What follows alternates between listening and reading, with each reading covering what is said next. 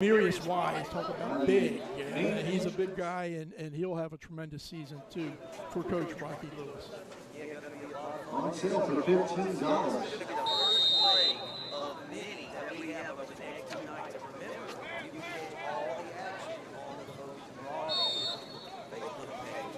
Pass is incomplete.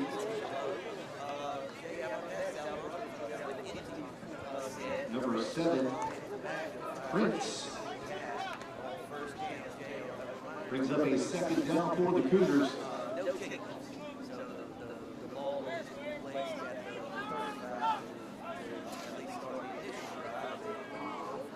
Yeah, there's some changes, as Sam will explain to you as the game progresses.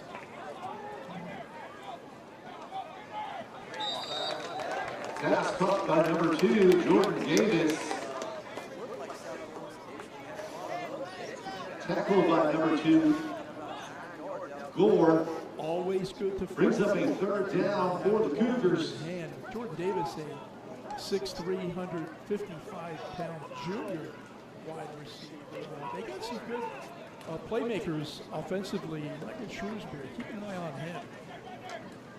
That's a first down run and then some. That is number 23, Ethan Number Overton. 23, Another Overton, junior. He's carrier. across midfield, dropping at 6, gain of about 10 yards. First down for the Cougars. First down. If you could, now he's diminutive, 5'6", $137. But when you're quick, you can get by with it.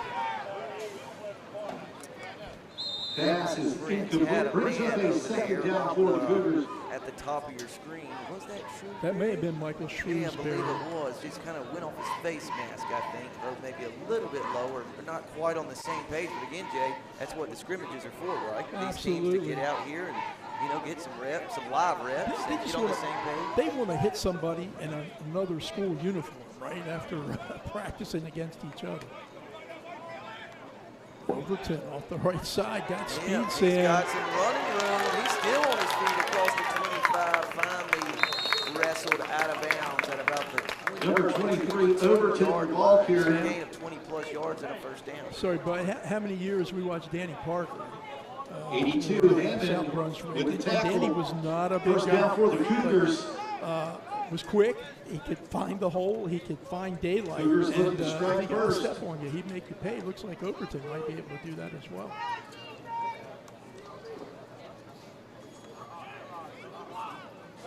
Boy, Jay, what an event Farm Bureau Insurance and Focus Broadband have teamed up to put on this weekend.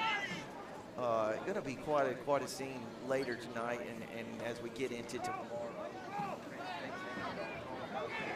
Looking for anyone to throw it to. He's got a man wide open, rumbling toward the goal line. Drop down there.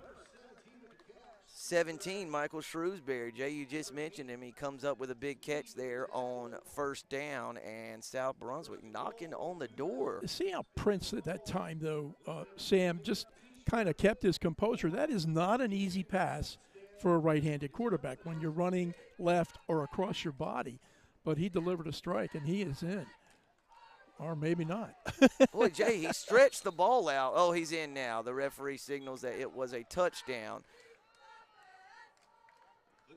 So it almost looked like the fumble was forced before Prince crossed, but then the referee signaled a touchdown, and head coach Rocky Lewis was telling Mr. Prince there, hey, don't hold the ball over. Like, you better make sure you're in if you do that. What does Saban tell him? Act like you've been there. Right. Right, don't do anything nutty. So South, we are going to kick extra points apparently. So South Brunswick on for the point after attempt. Low snap, good hold, kick is up. Chipped in by number 4, Pierce. Good, that was Reynolds. Cougars with the extra point. Makes the score the Cougars 7. South Columbus 0. For South Brunswick to Be reminded, ladies and gentlemen, we have a concession stand open. They have everything you want. And if they don't have it, you don't want it. Fast start to the 2022 campaign. We also have T-shirts for sale. I think you mentioned when you were talking The about main the Cougars entrance. last year. They were 6-5. See Al Martin for a special discount. Lost to North Brunswick in the first round of the state playoffs, but It was their first winning season in 10 years of football. And they also beat New Hanover along the way. So those were some critical milestones for the Cougars last year, and they're certainly looking to add to that in this 2022 season. So, Jay, let's take it a step further and remember 2 games we did. South Brunswick lost an absolute heartbreaker to North Brunswick and an overtime loss to West by 7 here at this field. So, I mean, South was, what, a play or 2 away from being 8-3?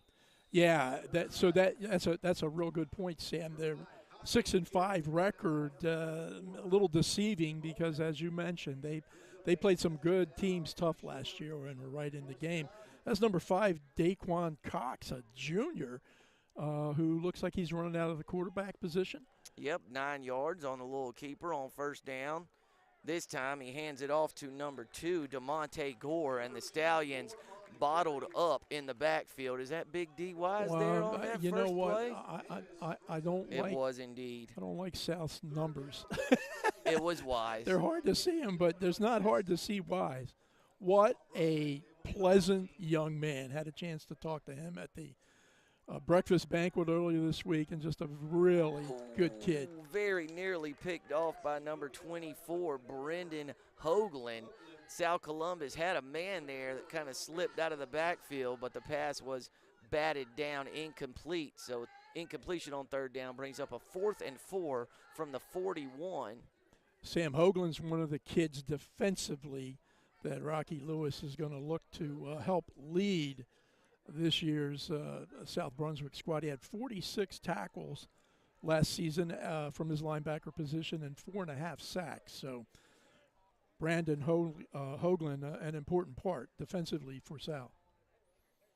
So South Columbus is going to trot out their punt team here on 4th and 4, 9.5 minutes to go in the opening quarter of the first scrimmage of the night.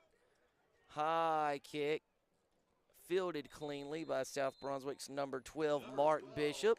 Jay, we're going to throw it down to our sideline reporter for the first time, Mike Moore. What are you seeing here down there, Big Mike?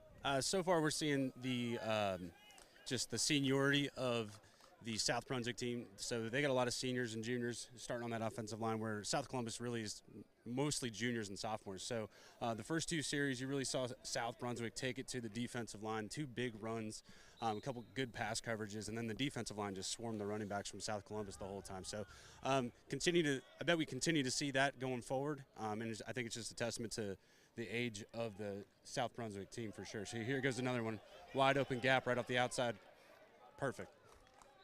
Boy, Ethan Overton of South Brunswick just threw a gaping hole in the right side of the South Columbus defensive line. And, Jay, South Brunswick kind of getting whatever it wants on the offensive side right now. Oh, they sure are. And that time, credit that, as Mike said, that offensive line really opened up a hole that time. Overton knows what to do with it when he gets to daylight.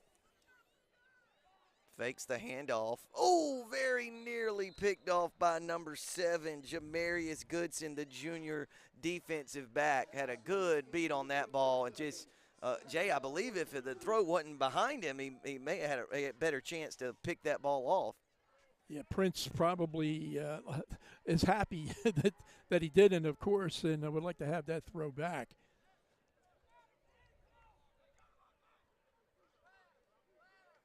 Roll out to the right. Oh, just under the arms of the intended receiver. That's Basil Abrams Jr., the senior tight end. Sam, how many years has Abrams been there, 7 or 8? So, Jay, it feels like even longer than that to me, because during my Beacon days, I covered him when he played youth football. So, I mean, I've been watching him play football for like forever. Half of my life. He's a good one, too. He Tight is. end linebacker, and hope he has a big senior season this year. False start. Well, that's too bad, because that's going to take a good gain off the board for South Brunswick. Yep, they hit Shrewsbury down the seam, but it was a false start against South Brunswick. Pre-snap penalty, so that'll bring up a 3rd and 15 from the 43-yard line. Sam, explain to those watching how does this at the end of 2 quarters, the next 2 teams come on?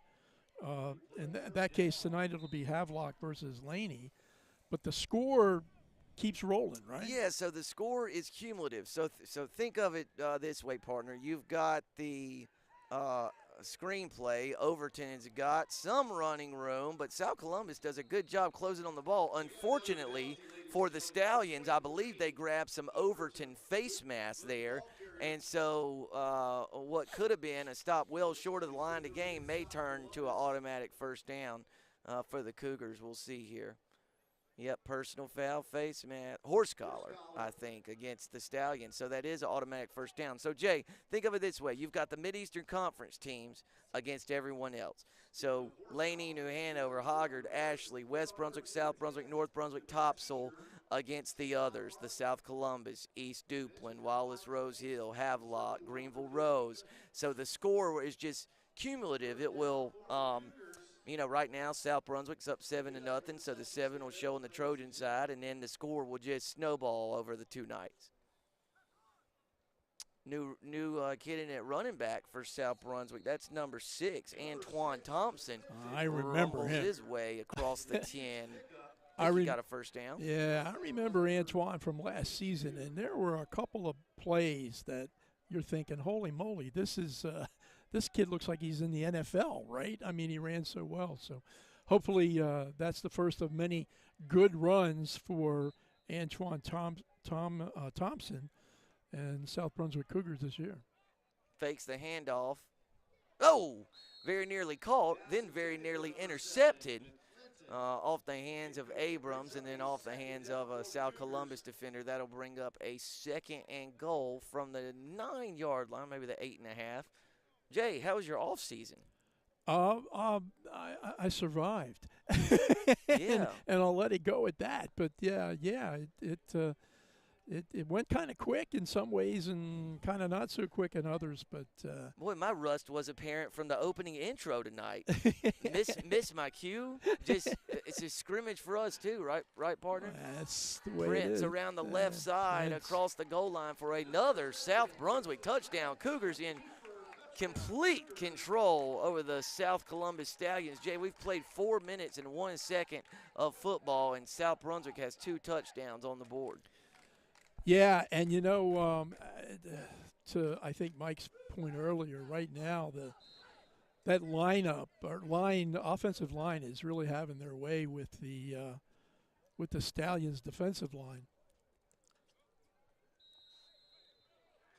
Jay, remember Declan Hall? I do. Kicker for South Brunswick? Well, they got another good one, it appears, and Mr. Reynolds Pierce has 2 extra points, and he's knocked both of them right through the middle there. So South Brunswick 14, South Columbus 0. Go ahead. Hey, you know who else they have? 21, the holder, is Nate Parker. Brother Danny's brother, right? So, and I remember last year, the heck did he do? Was it a problem holding the kickoff or holding the point after or a field goal or something? Game-winning field goal against New Hanover there at South Brunswick, where Nate Parker was the hero. That's right, yeah. So, but, Jay, I know we get into this every year, but what a job Rocky Lewis has done with the South Brunswick program. Yeah, Dominic Johnson, I think that time for the Stallions, Sam, but again, not much room. Hold on, Jay Bird. I just got to point out something. Sure. 44 in Dwight, who appears to be about Huck size. No, he's bigger than that, but pretty, not a great big guy. Just pulled up Demarius Wise, helped him up off the ground, and that defied physics. That's incredible. So, Jay, everyone on South Columbus just moved forward as if the ball was, set to be snapped. The only problem was the center was still sitting there with the ball in the turf. So that's one of those false starts against everybody. Is that the fumble Rooski or something or whatever they used to call it? Hey, you talk about Ian Dwight. Good player, by the way. 68 tackles Good last player. year. Yeah. I mean, he's all over the place. He ain't real big, but he's tough and good obviously high school strong. Football player. If he can pick Wise up, he's strong.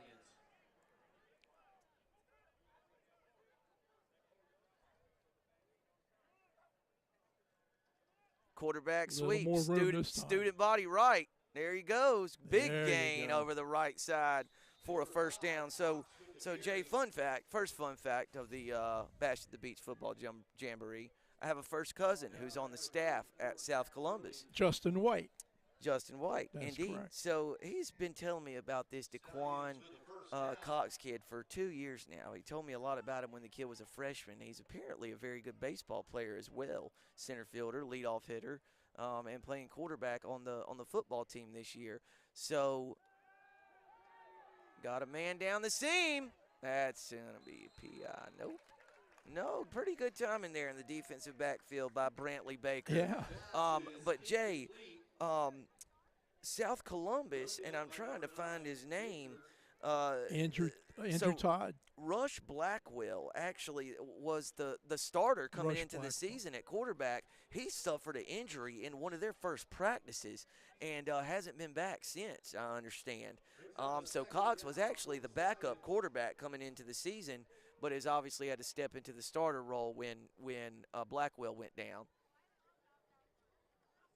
Fakes the bubble screen. Cox around the right side. He can Sam, go, guys.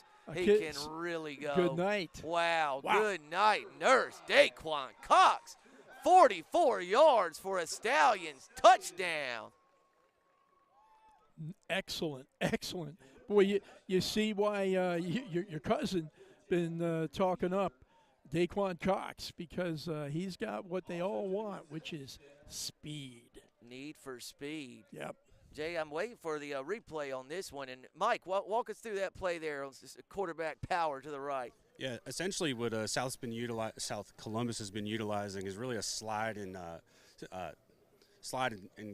curl their alignment around the defensive line. It's kind of what you do when you got smaller, faster guys versus some bigger guys who kind of just bull rushing straight ahead. That quarterback, man, he looked pretty good there. Mike, it looked, at least from up here, it looked like South Brunswick defenders kind of had an angle on him, and he just beat them down the sideline and stayed inside the pylon. Well, that's the big thing early in the season. You got to kind of learn your pursuit angles, try to gauge that speed. It's one thing you drill in during camp. Obviously, today it's all about kind of knocking that game rust off. They've been going head-to-head in practice for a couple weeks now, and it's really kind of ideal to kind of have these opportunities in this kind of format. And folks, you watching and listening out there, if it sounds like Big Mike knows what he's talking about, it's because he does. Played high school football in Ohio, played collegiately, I believe, Slippery Rock. And he's been down there with the big boys, as you can see looking at him, and his insight's terrific. It literally took us 7 years to get someone on the broadcast team who knew what they were talking about. Knew what they were talking about. 7 years later, and we have struck gold, folks. Yes, indeed.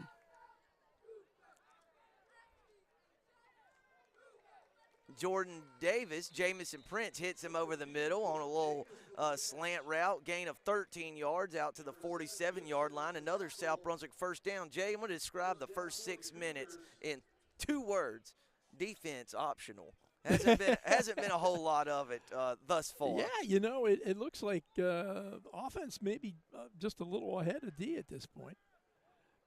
Corner route to Basil Abrams.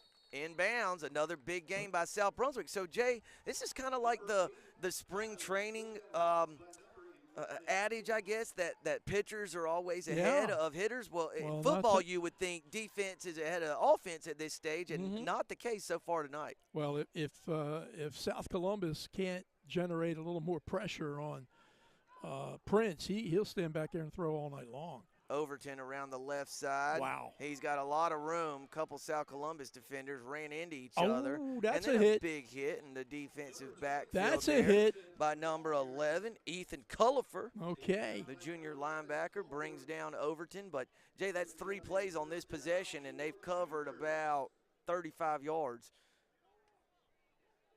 Ethan Culliper gets our first big time bang here on Focus Broadband Games for this year. Yeah, there you go. It's a good stop. Finally, some penetration there by the South Columbus defensive line. Jay, every time South Brunswick has been on this end of the field, my eyes are drawn over there to the inflatables. I mean, look what we got over on the far side of the field. You can see it in your shot. I mean, Kinda we've looks got like a a hoop shoot game over there. little circus going on, huh? Yeah. Rifles that one to Shrewsbury, who's good hit over there.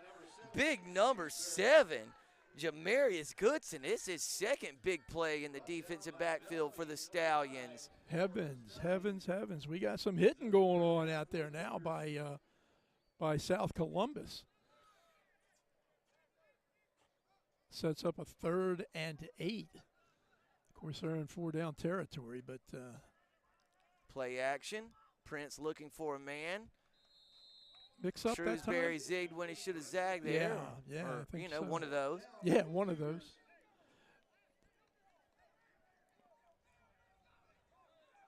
Aaron, you're talking about, all the kind of festivities going on outside the fence.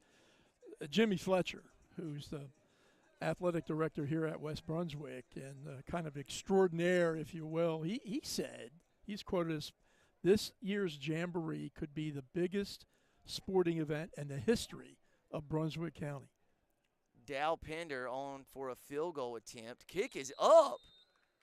Dow Pender, the lefty, splits the uprights. And South Brunswick increases its early lead to 17-7. How about that kick there, Jay? And sorry to stick with your point there. Biggest sporting event in the history of the county? Brunswick County. That's what Coach Fletcher said. Man, oh, man.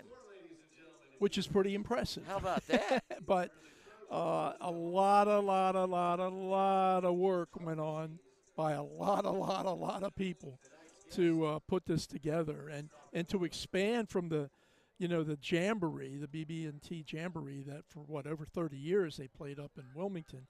That was 8 schools, all pretty local. 16 schools. 16. It's incredible. I mean, just got Eastern North Carolina covered. Jay, you think about the programs that are here in the history and the tradition. You've got Rose, who played for a state championship last year. Another big run by the Stallions of South Columbus. That time it was number 3, Dominic Johnson. Big Mike.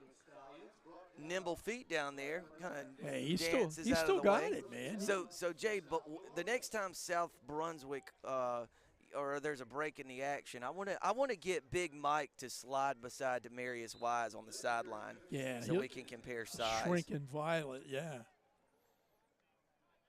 Nice effort that time by my Johnson. Big Mike says good job. Speed sweep around the right side, another big gain by the Stallions. And Jay, now it's South Columbus kind of having its way with the ball in the Stallions' hands. DeMonta Gore, that time on the carry, junior running back. And, geez, Sam, you're right. I mean, South Columbus kind of gashing that front unit for South Brunswick. Inside handoff, boy, all kinds of running room there. Inside the 10, brought down at about the 5-yard line. The official down on the field said that's a penalty. And it is a penalty. Flag drops at the 5. So Jay, Maurer called that, Sam. He called that penalty. 1st and goal at the 2.5 will be the result after the yardage is marked off. Mike Maurer, sideline reporter, official.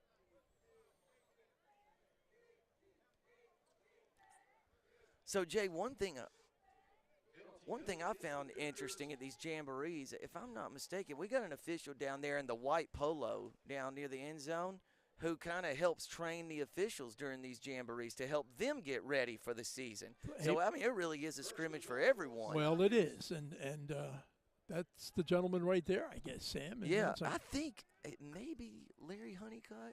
Nope, it's not. Good pickup on your part, pal. 1st and goal from the 2.5. Fakes the handoff. Good play by number 24, I believe that's Hoagland. It was Brendan Hoagland who stopped the ball carrier after Cox picked up maybe a yard to the 2.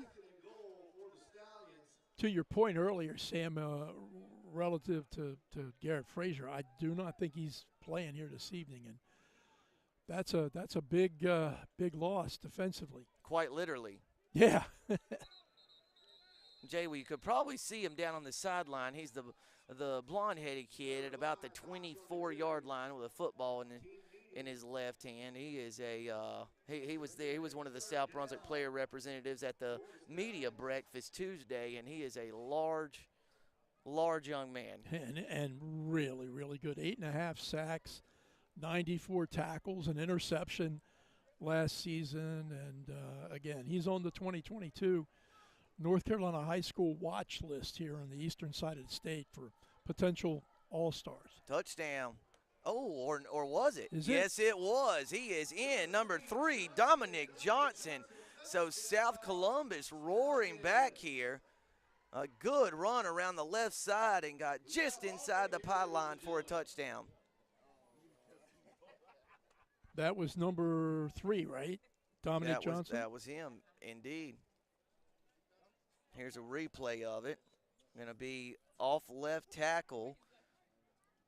And he was just inside the pylon there for a touchdown. Big Mike, what'd you see there before this point after try? What I saw was a perfect slide and seal to the left-hand side. I actually almost got run over by one of the wide receivers blocking a DB. It was pretty impressive. But, again, that allows those smaller offensive linemen really to just kind of get after it and capitalize on the aggressiveness of South Brunswick. So Pablo Castron, the junior kicker, misses the extra point attempt, so it's 17-13 in South Brunswick's favor. Jay, we have had 4 offensive touchdowns in the opening 10 minutes of game action here. So South Brunswick with a 4-point lead. The Cougar offense will come back onto the field and take over at their own 35. Yeah, Sam, you were talking about not only the success of the local schools, if you will, but these visitors who have come in from all around have just a rich record of success in high school football. In fact, last year, their combined record was 68-30. There he sails out. Look at there. Oh, Goodbye. What a throw. Goodbye. Jamison Prince to number 12, Mark Bishop, a 65-yard touchdown strike. And just like that, the Cougars increased their lead to 10 at 23-13. Let me tell you, he had time that play, as we indicated earlier, Prince, if you don't put some pressure on him, as we'll take another look at it. And he just delivered this one perfectly. And Bishop, wide receiver junior, he's a big target, Sam. He's a pretty good-sized guy, and he can go up and get the ball that time. All he had to do was catch it, and catch it well. He did, yeah. Just an incredible throw there, right on the money. And Bishop caught it in stride and scored. A low extra point. Kick is up. Kick is good. 24-13 in South Brunswick's favor. 1:53 left in the opening quarter here at the Bash at the Beach football jamboree. Jay, what a nice event they put together Tuesday of this week at the Dinah E. Gore Fitness and Aquatic Center on the campus of Brunswick Community College. Sam. First class, wasn't it? First class in every way, and from each of the coaches that participated and talked about the upcoming season, and a wonderful guest speaker. Fellowship of Christian Athletes actually put that banquet on, the breakfast banquet, and what's the name of the place that brought the food?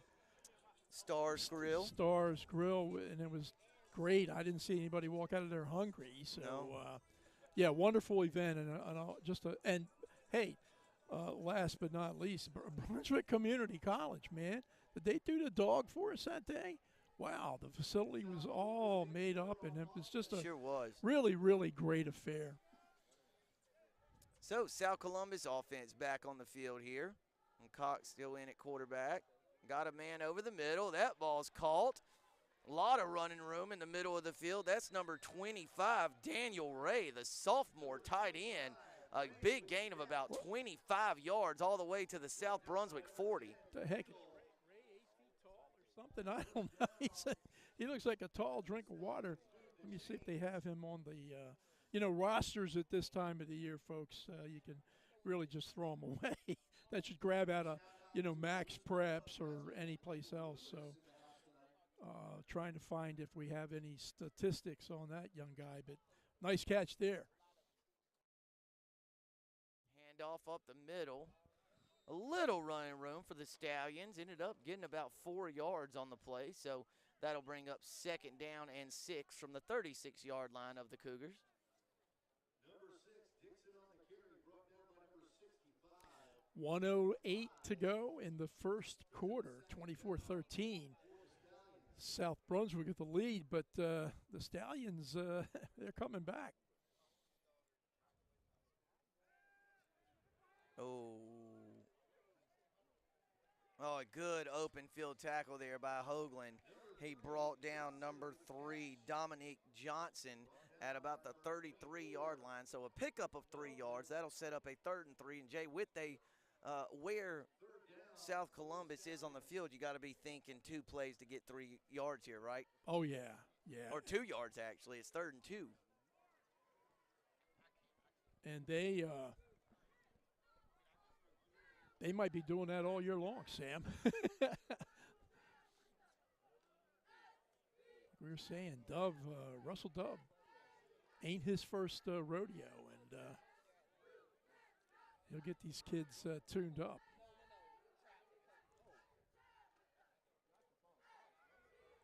Well, Jay, it's not dead. no. I think everybody acted Everybody as if the play else was going to thought, be blown dead.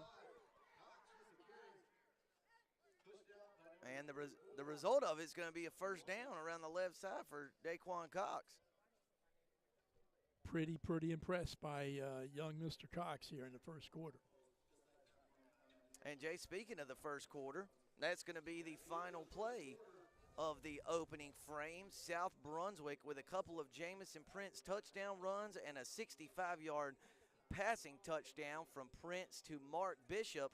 And South Columbus has a couple of rushing touchdowns on its own. So after a quarter of play in the first game or first scrimmage of the Bash at the Beach Football Jamboree, South Brunswick 24, South Columbus 13. Sometimes the simplest things have the biggest impact.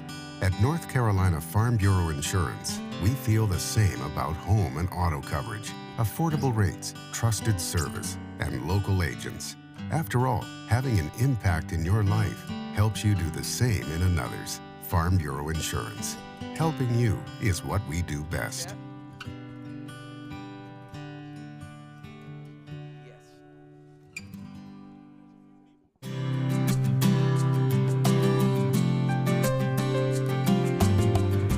We are a volunteer group that provide, basically we're called the Shallow Water Rescue Service for Oak Island and actually part of Brunswick County. Because we have shallow water boats, we can go into places where the Coast Guard can't go. Most of our calls come during the summertime, starting in the middle of June till the end of September. A lot of our vehicles were older. The truck that we're replacing,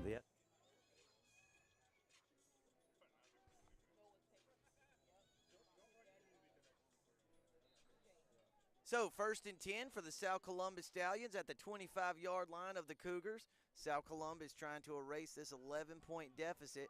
Cox is going to keep it around the right side. South Brunswick does a good job balling up. Ball's on the ground, and the Cougars have recovered at the 21-yard line.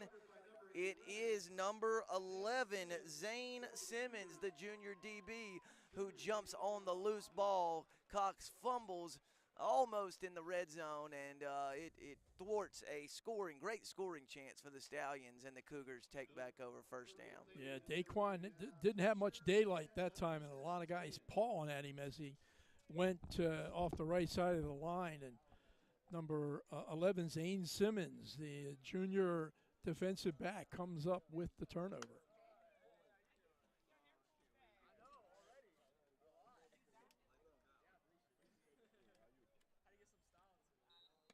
So 1st and 10 for the Cougars. Handoff left side. That is number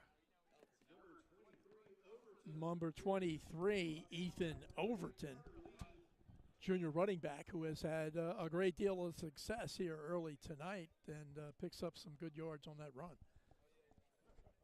Yeah, Jay, don't have any kind of official stats tonight, but Overton probably approaching the 75, 80-yard rushing threshold.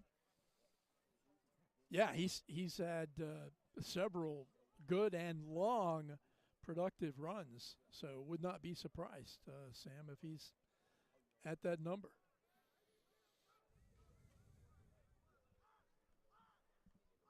Handoff up the middle. Overton brought down across the 35-yard line at the 36, so a pickup of 4 yards.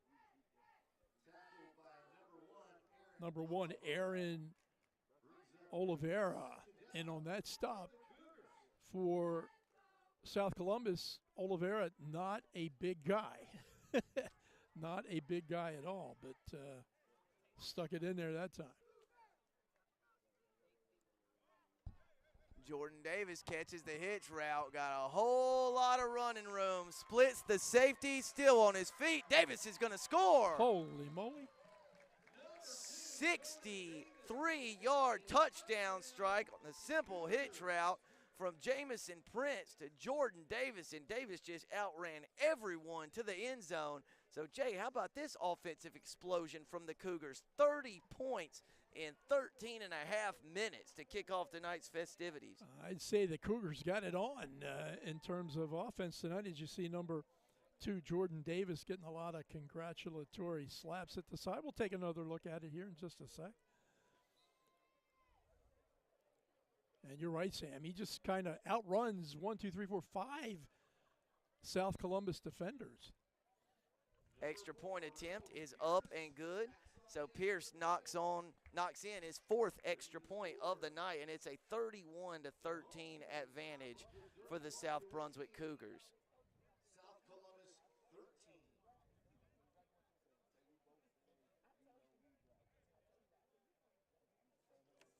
Well, you know, sometimes this game looks more like a 7-on-7 deal, Sam, than a scrimmage of sorts with a full contingent of players on both sides of the ball. But credit junior quarterback Jamison Prince for being pretty accurate here tonight.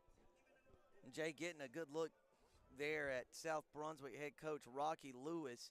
And I mentioned it earlier, and I know you've long spoke about your respect and admiration for him. Not an easy high school football job at South Brunswick, playing in the Mid-Eastern Conference. Every school you play has more students than you, but again, 6-5 last year, best season they've had in a decade or more. Yeah, he's got things going in a much better direction. Oh, sure. Look at that throw. Oh, man. What a throw from Cox to number 3, Johnson. And, Jay, it looked like it was going to be an overthrow, and Johnson got there, just couldn't quite haul it in. Little burst of speed there. So, listen, the thing we heard about Cox was run, but he showed that time he can throw it down the field.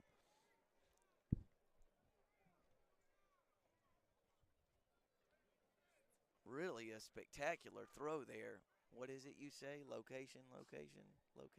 Yeah. Or location, not rotation. Not rotate. It's location. It could be like a wounded duck, but if it's in the right place, that's a good pass. I think that one had a little of each that time. Yeah, that was a perfect spiral and in the perfect spot.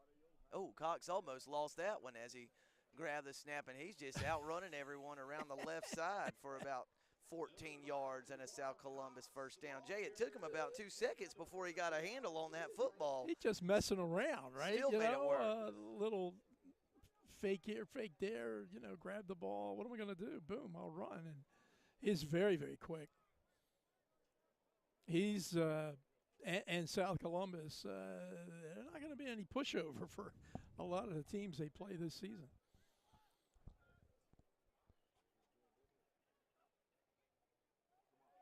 Cox rolls out to his right. Boy, he's just got nothing there. Not that time. 33. Noah Dwight in there on the sack. Good maybe a effort loss that of time. a half yard there, maybe. Yeah, lost about a yard. There haven't been too many losses of yardage or what you might call, good defensive plays here tonight.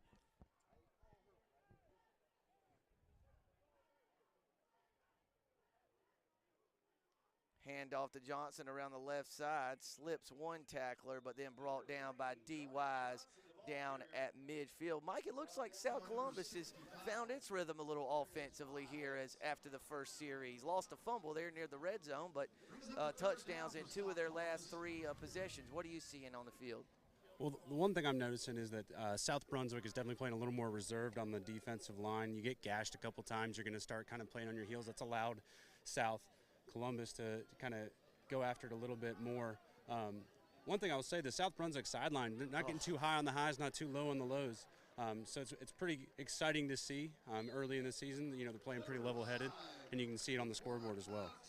Boy, Daquan Cox is he is tough back there. Jay, there was about 4 different times I thought he was about to get brought down behind the line of scrimmage, and the next thing you know, he's sprinting past everyone for about 40 yards. Yeah, Brendan Hoagland was like this close to taking him down behind the line of scrimmage, and once Cox beat him, off to the races. Cox going to have a pretty good year this season guiding South Columbus Stallions. Got a timeout on the field. South Columbus, after the timeout, will have a 1st and 10 at the 18-yard line of the Cougars of South Brunswick. South Brunswick leading 31-13 in the first scrimmage here at the Bash at the Beach football jamboree. Oh, Mr. Hickman, you asked me what I've been doing since we last met in February at the Mid-East Conference basketball tournament. How about you? You've been doing a lot of things. Little youth baseball coaching. Yeah. Had a fun experience in the Dixie Youth District Coach Pitch All-Star Tournament this summer. Indeed you did. Kids put on a great show. Charlotte came up a little bit short in the championship game against a very good Leland team. I was particularly proud of Charlotte's little right fielder, number 13, Huck Hickman. So was his mom. Yeah, indeed. And then he's going to turn his athletic prowess over to football. We're going to try our hand at football this fall.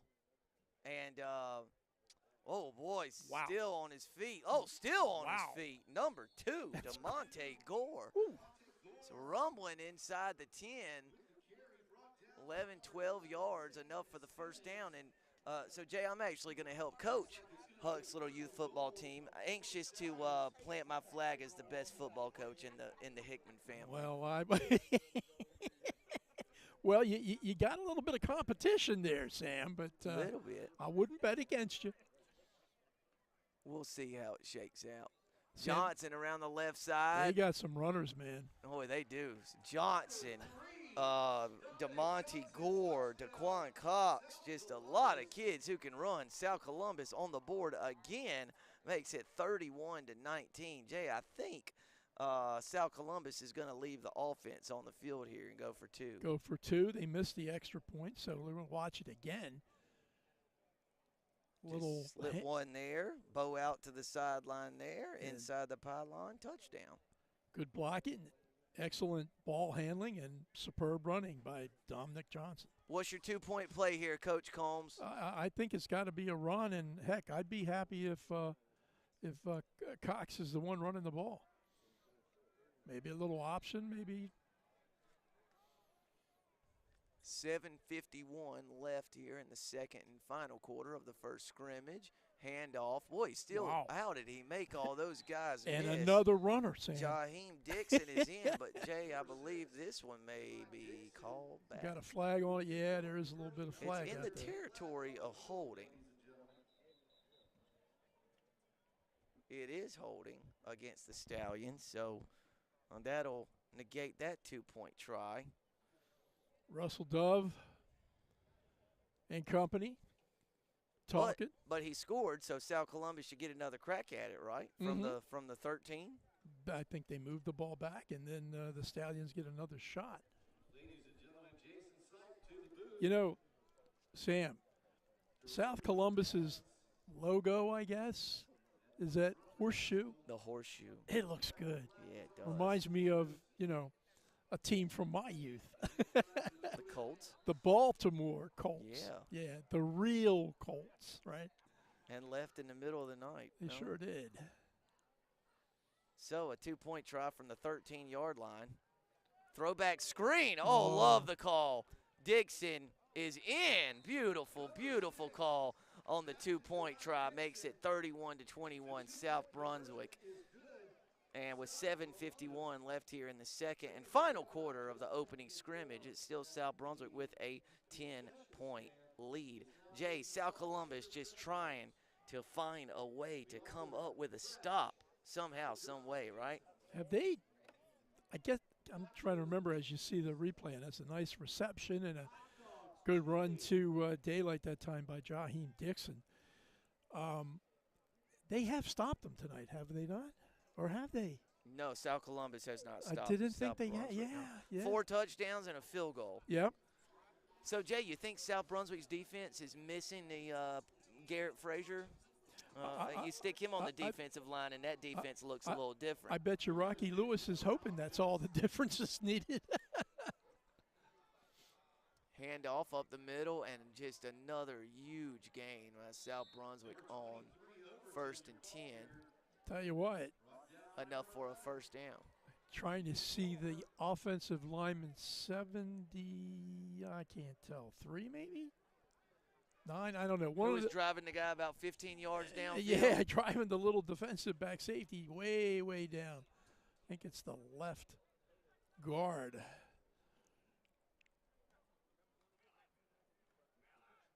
Another handoff, this time around the left side. Not much penetration that time, and many times here this evening by the defensive front 7 of South Columbus, and as a result, I think they're going to get the Cougars for a hold this time, partner. Well, maybe that's why there wasn't much pressure that time, Sam. Yeah, 66, Landon Litch had a pretty good hold on somebody there. And, Jay, if you'll excuse me, I'll be watching these Laney kids walk across the track. My goodness gracious. Oh, that's the next game up. Boy, oh, boy. And it should be a fun one, Havelock versus Laney. 2 quality programs for sure. Look at number 40 there. Yikes. You know what? I read Ty Little gained 20 pounds. Wow. Gee, many Christmas. And not. He looked like Jay Combs didn't out affect there. his speed either. Boy, South Columbus. Looky. Boy, a touchdown saving tackle by Cullifer. That kid can run, Sam. Last year there was more than one occasion when Antoine Thompson was maybe, the most impressive player on the field, at least for a play or two, and he's showing glimpses of that here this evening. Jay, here I thought the rain was gone for today. Okay. I'm going to have to call my very dear friend and weatherman, superb Howard Varnum, Aaron's dad, who kind of watches the weather on, I think it's Cloudy Dot Soup or something, I don't know. But anyhow, Howard predicted today in the midst of that monsoon that things were going to slow down around 4 o'clock, and by 5:30 we'd have a dry kickoff, and darned if we didn't. So, Howard, if you're watching or listening or whatever, please let us know what the forecast is for these next 3 contests. As Sam said earlier, next one is Havelock Laney. Then, maybe a matchup you'd see on Thanksgiving. Yeah. J.H. Rose and Hoggard, for Pete's sake. And then everything wraps up tonight with East Duplin, who's a pretty good team, against Topsail. You had the pleasure of interviewing a couple of the East Duplin kids around lunchtime on Tuesday, including the state champion in the 110 meter hurdles. Oh, a jump ball, and Abrams just goes up over 2 South Columbus defenders and hauls it in. So South Brunswick now 6 for 6 tonight in offensive possessions 5 touchdowns and a field goal, and that is the 3rd touchdown strike from Jamison Prince. How far was that one, Sam? About 18 yards. 18 yards. Wow. Putting on a show here this evening. Big Mike, looked like South Columbus had that one pretty well covered, but Abrams went up and got it. Yeah, South Brunswick's actually been kind of slowly rotating in their backup. Sam, not to call you on the spot, but that was the backup quarterback that threw that touchdown. And that was the backup running back that made a couple of those long runs. But impressive for the South Brunswick Cougars to be able to kind of drive the field against South Columbus with some of their second stringers in. Well, different cast of characters and same result there, Big Mike.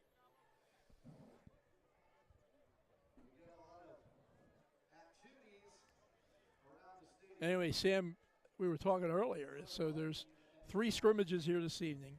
And then tomorrow night, August 13th, 5:30, 6:30, 7:30, 8:30, another 4 great matchups, starting with Pinecrest from, I think, over around Southern Pines. They'll be here to play West. Wallace Rose Hill will be here tomorrow night to play North. Want to see that one.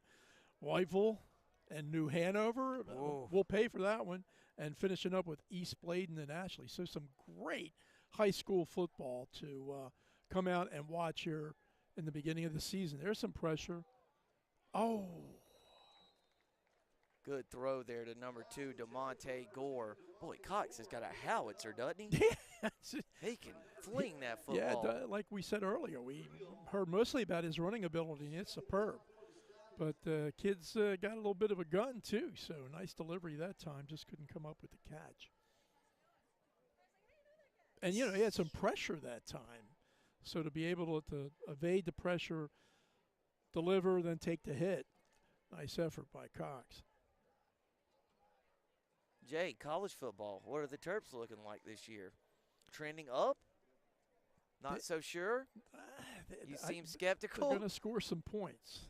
Oh, now that's a good little route out of the backfield by Daquan Cox. Like these 2 teams here this evening. Dominic Johnson with the catch. Hunter West with the tackle for South Brunswick. Yeah, the Terps are going to be okay. They've got, I believe, their entire offensive line back. They got Little Tua back. They've got some bona fide pro receivers. So, you know, their question will be, can they defend? Isn't that the problem for a lot of teams, right? Student body right. Cox around the right side, still on his feet, and then took a big hit around the 43-yard line. Who was that? 2-10? 10. Cooper Big Creel. Cooper Creel. Only a 10th Double grader. C's. Yeah. Let's watch him. Cooper Creel collision. And what a great name. Yeah. What a great name. Isn't that 2 double C's for South Brunswick? Don't they have a Caleb Combs? They do. Caleb is pacing himself tonight. Jay's grandson. I'm just hoping Luke is my cousin. That's what I'm really hoping. Hey. Oh, Jay, the always dangerous throw across the middle and late. And kind of. But South Columbus got away with it. You know, as well as on several plays tonight, Cox has kind of delivered a ball with a bit of pace on it. That time, you know, not so much. That floated across the middle. Yeah, and so he's kind of, sort of fortunate that time that South Brunswick did not intercept that one. Jay, I like the idea on 2nd and short. Sure. Around the 44, you know, because you're probably going for 2 plays here to get 2 yards. So on 2nd and short, why not take a shot? But maybe throwing it late across the middle into double coverage. Cox, you know, he's a young quarterback. He'll not be making those throws here in the middle of the season. Another short completion for the Stallions. I tell you, Jay, I've been pretty impressed with what South Columbus has been able to do offensively. They're looking pretty good here. I couldn't agree with you more, Sam. They've scored 21 points in a quarter and 2/3, and they obviously have some offensive weapons. If they can get that defense straightened out, again, they're going to tough opponent for a lot of schools this year. Deep ball. Not that time.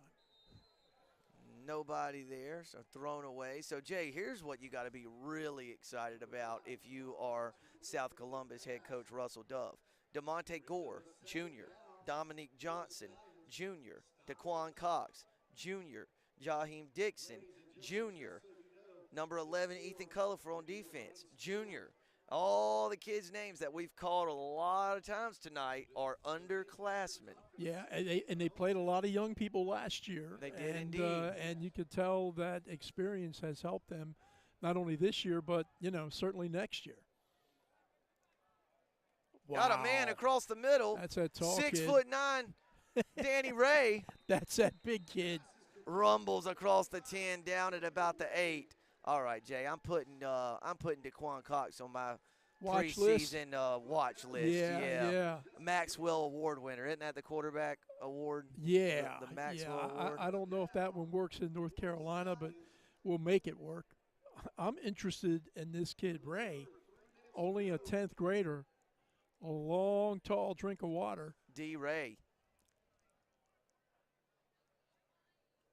Is it a fumble or was it a pop pass?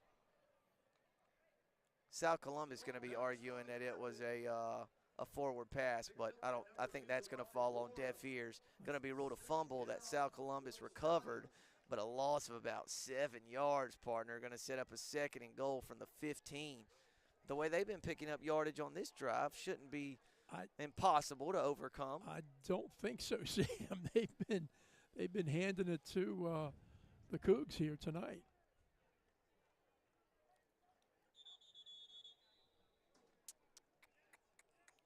Flag on the field. That's false probably start gonna go against the Stallions. Yeah. So 2nd and goal from the 20 now. So not impossible, but not as easy, that's for sure. So, Jay, let's see. Regular season kicks off what? A week from tonight. Yeah, at Whiteville versus North, I believe. North Man, Brunswick. you even say Whiteville like a local now. I'm trying. You're getting good. Because, 15 years ago it was Whiteville. And yeah, and I tried. That wasn't my, right. My dear friends from that part of the state, county, Columbus County, Miss Sweet Becky Hewitt, who still couldn't have taught you. That's impossible to believe. My 3rd grade teacher. That's she's like 18 years old, Sam. She couldn't have, and her sweet mother, Miss Sue Wells. They're from Whiteville, and they've helped me out a lot with my enunciation.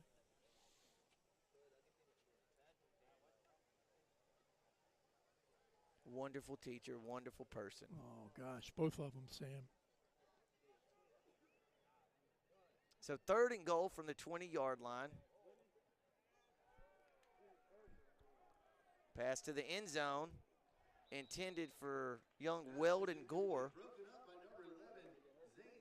Broken up by Simmons in the end zone. So, Jay, kind of our first desperation heave of the season coming up. But South Columbus is going to talk this one over with a timeout first. So, Jay, we're approaching the end of this one. Impressions got to be, you score 6 times, you have the ball 6 times. If you're South Brunswick, you got to love that. What have you seen from both sides? Well, you just hit the first one on the head, Sam. An excellent offensive output this evening by South Brunswick. Prince, and Prince has thrown well tonight. How many touchdown passes does he have? 3. 3 and 2 rushing touchdowns. 2 rushing, so he's had a great night. But I think he's capable of throwing a little better. I really do. Well, he threw for 2. Big Mike shared with us that as the backup quarterback who threw the 3rd. But anyhow, I just nevertheless a good offensive start of the season for the Cougars and for South Columbus. I kind of like their spunk. I mean, they came out, a couple of hard rights to the jaw, and could have cashed it in right there, but didn't. Came back and have hung, 21 points on the board and possibly more. Not this time. Well, I shouldn't say that. Well, it's 4th down, so yeah. he's battling to stay on his feet. but a good job of staying home on defense by South Brunswick. So, Jay, South Brunswick rather, plenty of time to tack on here, but looks like at the very least, South Brunswick going to come away with a pretty convincing victory here in the first scrimmage of the night. Here's the fun part of this. So if this game ended right now, 38-21, that means Laney takes over against Havelock, leading 38-21. That's right? correct. Yeah. So, and I forgot who gets the ball. So the ball just stops where it is, whatever down in distance it is. Okay. And say say South Brunswick, the clock runs out and South Brunswick had a 2nd and 9 at the 14. That's where Laney will take over 2nd and 9 at the 14. And Little going to come out there with 20 extra pounds. And Laney's backup quarterback is, as I understand it, Ty's little brother. Come on. There's another Little. Colby? Another Yes. Little. Good night, nurse. Yes, another Little will play quarterback at Laney after Ty. Colby. Good stop that time. Jay, I want you to see this Havelock tight end, Javante Vereen. I think I read something about him. I'm going to get my notes out here in a sec and see. He looks like $1.5 million. Big Mike, South Brunswick, South Columbus. South Brunswick 38, South Columbus 21. Overall impressions from the #1 sideline reporter in the game. I think the biggest takeaway is kind of something you mentioned earlier, which is how kind of cohesive both offenses looked throughout this time. Normally defense, like you said, is going to be kind of ahead of the game this early in camp. But both teams looked real solid. South looks real good. South Brunswick looks good with all the depth that they have. South Columbus is going to have a solid team this year, I think, and particularly next year with how young they are. Big Mike, money analysis as always. So, Jay, I think we might get one more snap out of this one. Any parting shots? No, just so much fun being back to high school football. Amen, partner. It's just a great time of the year, and certainly the first scrimmage tonight has set us up for what hopefully will be just another terrific year of high school football.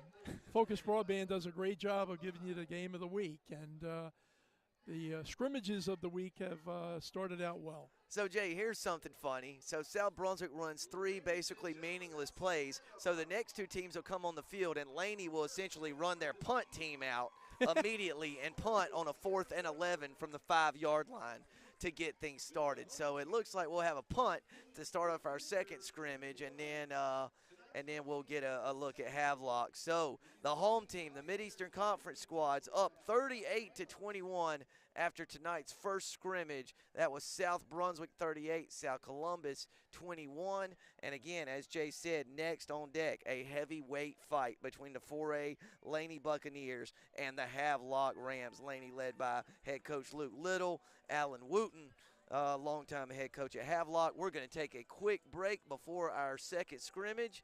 And thanks for joining us here on the Focus on Focus Broadband for the Farm Bureau Insurance and Focus Broadband Bash at the Beach Football Jamboree. Sometimes the simplest things have the biggest impact. At North Carolina Farm Bureau Insurance, we feel the same about home and auto coverage, affordable rates, trusted service, and local agents. After all, having an impact in your life helps you do the same in another's. Farm Bureau Insurance. Helping you is what we do best.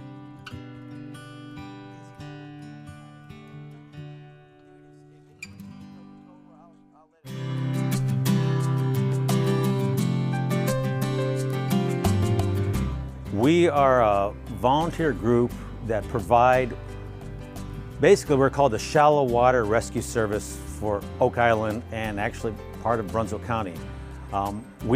Because we have shallow water boats, we can go into places where the Coast Guard can't go. Most of our calls come during the summertime, starting in the middle of June till the end of September. A lot of our vehicles were older. The truck that we're replacing, the SUV, is a 2005. Even though it doesn't have mileage, because it's in this salt environment, it's starting to deteriorate, and we have to be able to rely on it. When we have a call, we don't want to have to question oh, is it going to make it there, or are we going to have brake issues? And so we rely on people like Focus and our donations to help us get these vehicles so that we can still provide the service that they want us to provide. Time is of the essence. We can't not have a vehicle start or have a brake issue when we start getting dispatched. If somebody's caught in a rip current, they don't have the luxury of waiting. It feels that they value our service and they're putting back into the public knowing that we provide a service that's valuable to Focus's customer base. I mean, our goal is to make sure everybody goes home safely. Come here, enjoy the beach, be safe, and it's great when a company like Focus helps with monies so that we can still provide that service.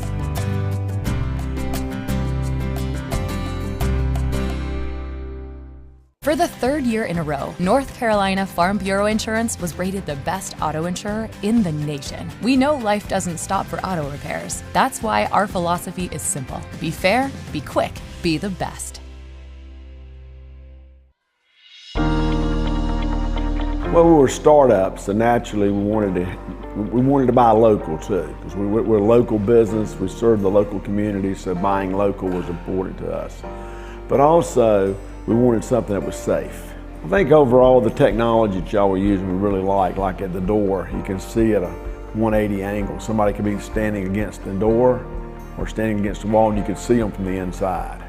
And they did a great job presenting it to us, and it just seemed to be the best overall solution. Most of all, the service we've received has been excellent. When we have a problem, they know who we are, they know where we are, they send the same personnel a lot that understands our systems and our people.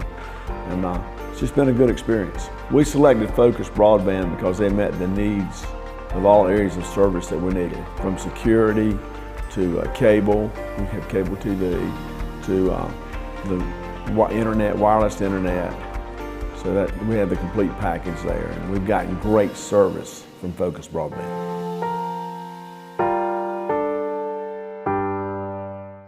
North Carolina Farm Bureau Insurance is proud to be named one of America's best insurance companies by Forbes.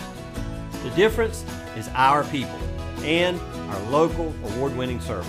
North Carolina Farm Bureau Insurance, helping you is what we do best.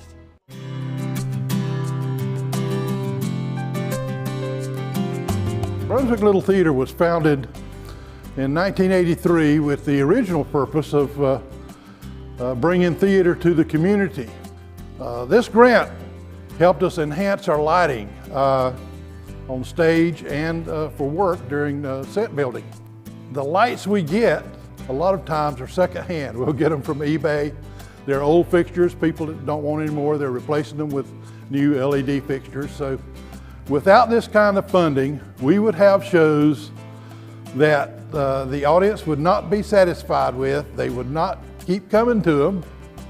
They wouldn't be paying for tickets, which is, again, a good portion of our revenue, the ticket prices. But we are absolutely dependent on the other half, our donations from private donors as well as companies like Focus Broadband.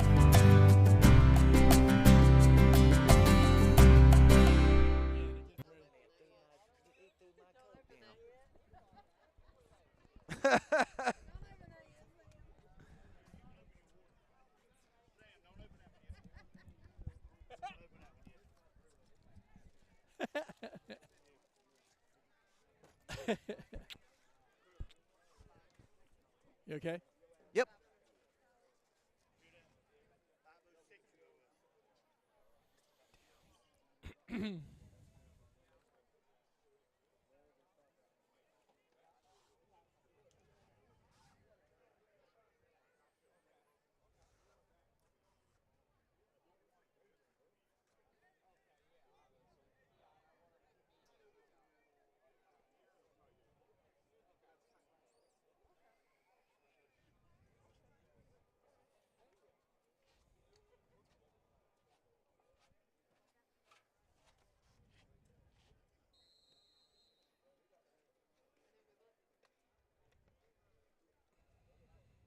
Yes.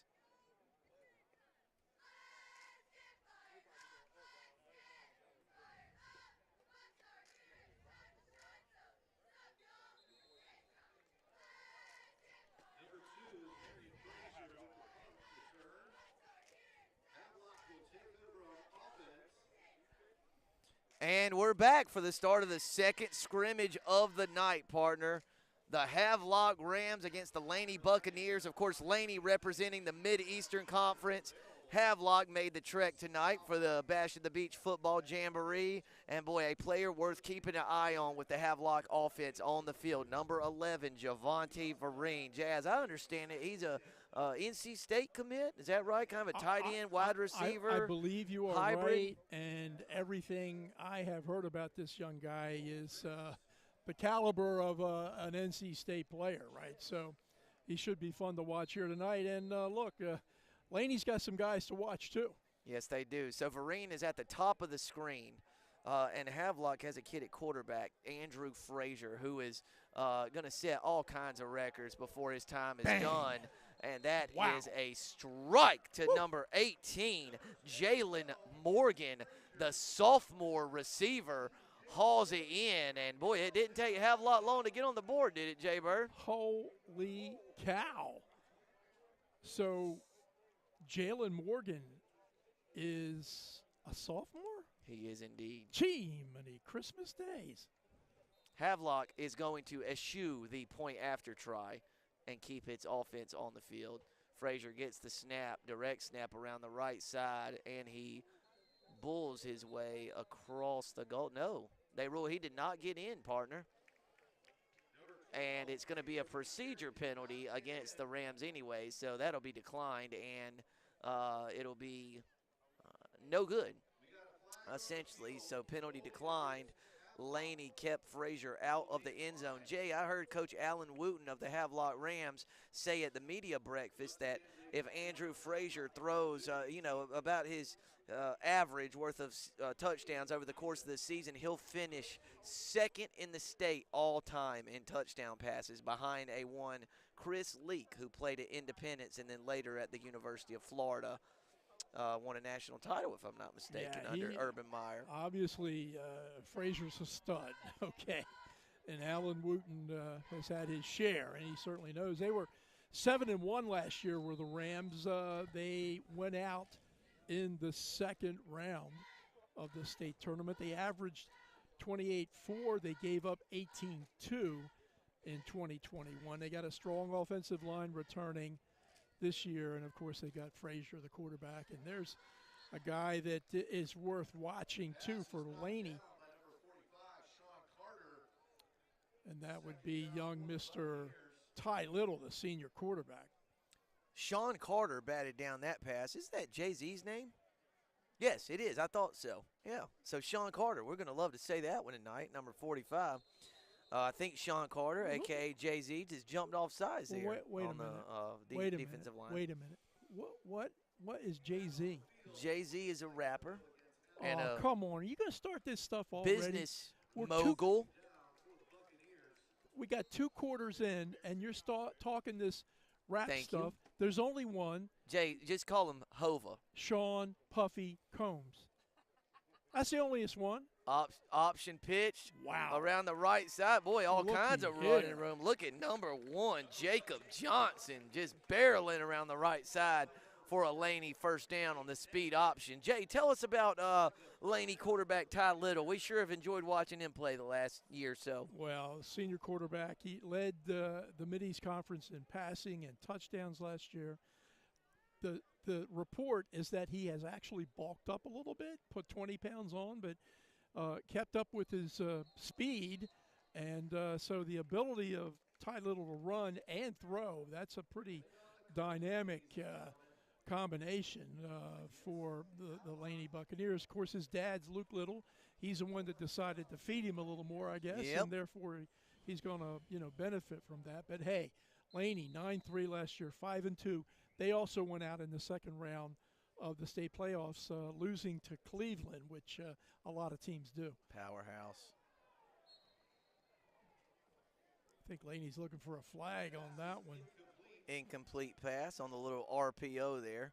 So that'll bring up a 2nd and 5 from the 38-yard line. Jay, just something of note on Laney's first series, you know, they kind of go to the line and do kind of the fake, you know, hard count and then look to the sideline for the play. Well, twice it's drawn Havelock offsides. Well, and hopefully Big Mike will, you know, chime in on that. But you can do that when you got 30 seniors on your team. These kids have been through it. Quick little smoke screen, now screen type play there, and big yardage along the right sideline there. So some offensive firepower on display early in this one. Let me tell you a little bit about the kid that caught that ball. That would be number 6, Hampton Roderick, a 10th grader, right? Played on JV last year as a freshman, caught over 1,000 yards worth of passes, and clearly is the fastest player on the team. So anytime they can get the ball to Roderick in the open, look out.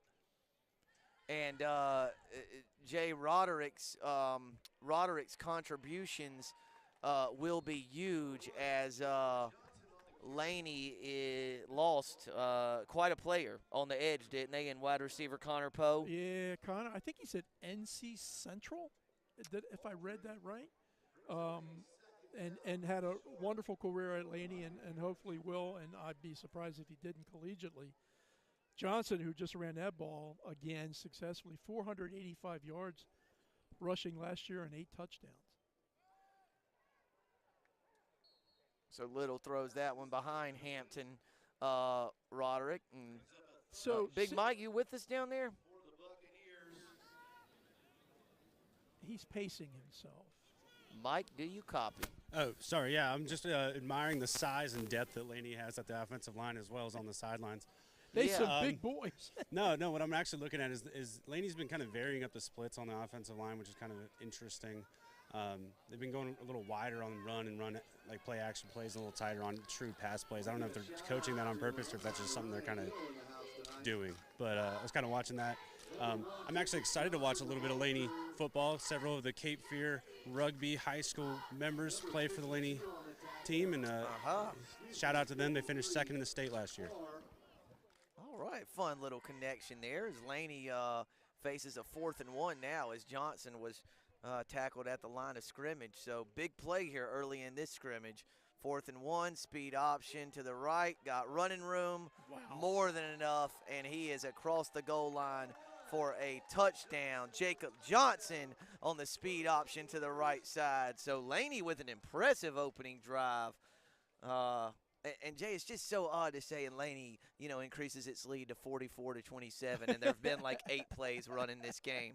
Again, we got a cumulative score going on for the Mid-Eastern Conference teams on the home side, or the Trojan side, if you will, and the visiting teams on the guest side of the scoreboard. So we'll try to keep that straight for you. It sort of kind of makes it fun, Sam, I think. Extra point attempt is up, and it hits the top of the Bojangles there on 130. That ball was crushed. Smoked. Impressive place kicker there. Is that 43, Josh Quinn? I thought he said 88, Charles. 88, I see it now. Had the wrong kid running off the field. Yeah, Vioral. I think we're going to have to learn how to say his name, because my guess is you're going to be saying his name a lot if you do any Laney games this year.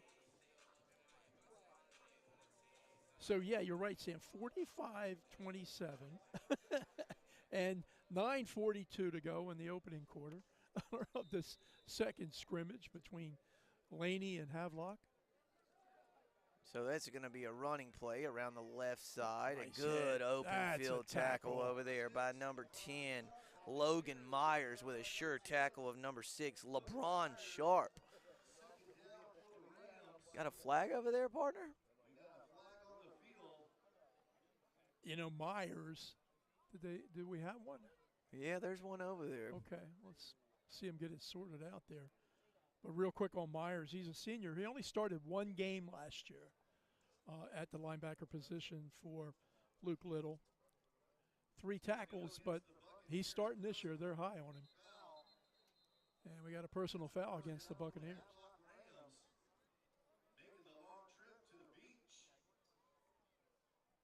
So, Jay, some extracurricular activity after the tackle there on the far sideline. So, and Jay, here's a good look at Vereen. He's right at the bottom of the screen here, number 11. That is what a Division I football player looks like, folks. Yeah, all day long.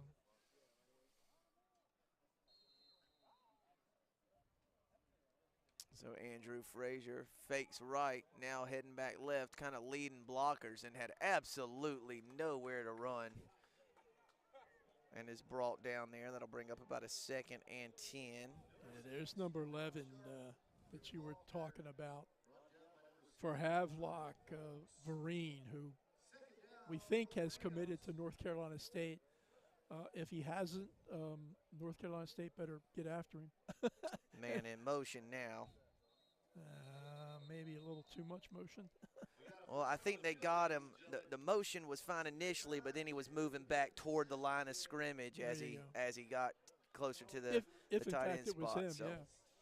Yeah, if that's who the penalty was indeed on. Well, he sure didn't think so, did he? I'll tell you what, I like what you say when you look at Vereen, and that's what a D1 player looks like, because he does look like as you say, an athlete, right? Yeah. He's cut. I mean, he is one impressive-looking young man. Plenty of time. Wow. Jeez. Is there anything Andrew Frazier cannot do? Well, he even kind of carried that ball like a loaf of bread that time. He did. And got away with it. Well, Jay, there's a kid, number 6 on Havelock. His first name is LeBron. Andrew Frazier was kind of carrying that ball like LeBron. You know, he just palms it out in his hand like that. Yeah, he was, wasn't he? So 3rd and about 6, we'll call it. Frazier hands off around the right side. And maybe got back to the line of scrimmage. You know, number 15, Marcus Johnson, from his defensive position that time, really caused that play to go back inside, and the Laney tacklers did the rest. Nice play by senior Marcus Johnson. Contain.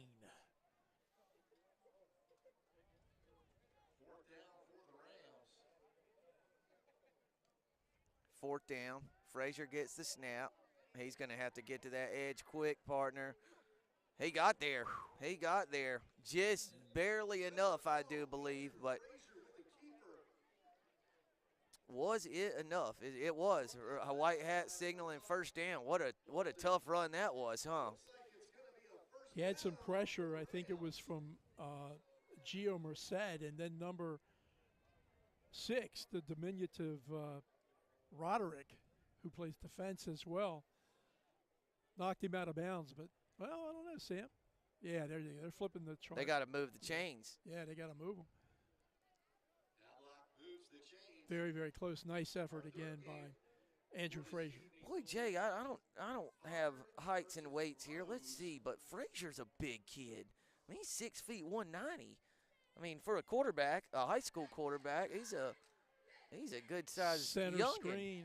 Oh, referee made a nice tackle there at the 28. Knocked down number 7, Jonathan Williams, a sophomore. What are they feeding these kids in Havelock? Well. That's a 10th grader. Well. I mean, Jay, this Havelock, you talk about powerhouse programs in eastern North Carolina, and Havelock might be at the top of the list. That's for sure one of them, yeah. There's LeBron. Look at him. Look at LeBron leading his blockers. So, guys, listen, everyone, team time out here. On the field tonight, we've had Jay-Z, LeBron, and we've had a Sean Puffy Combs reference. Yeah. We're mid-season all over form? the pop culture game. Are we really? Early on in this scrimmage. They're all rappers, you said? Well, LeBron plays basketball. Oh, yeah, that's right. He makes movies now, too. Yeah, Huck loves the Space Jam movie. I bet he does. Loves it. Over my head, but, you know, what ain't. Frazier in the shotgun. Tunnel screen to Javonte there Vereen. He is, Sam. Oh! Woo! So he got tripped up and then knocked down, and now they're going to get Laney for a personal foul penalty. But Jay, there was no whistle. He thought he was down, but there was no whistle. Then he got hit. That's kind of a tough one to go against Laney. hard to really blame a kid for going to make the tackle when there's been no whistle. What would Yogi Hickman say about that? He would say, "Good job, defender. We'll eat this 15 yards."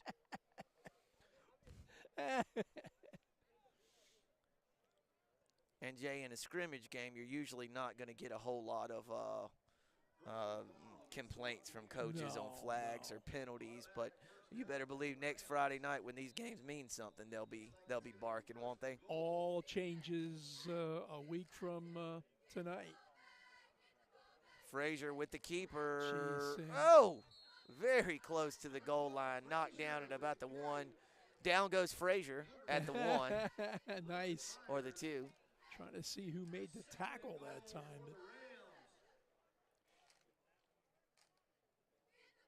Boy, Havelock has some good-looking kids, as does Laney.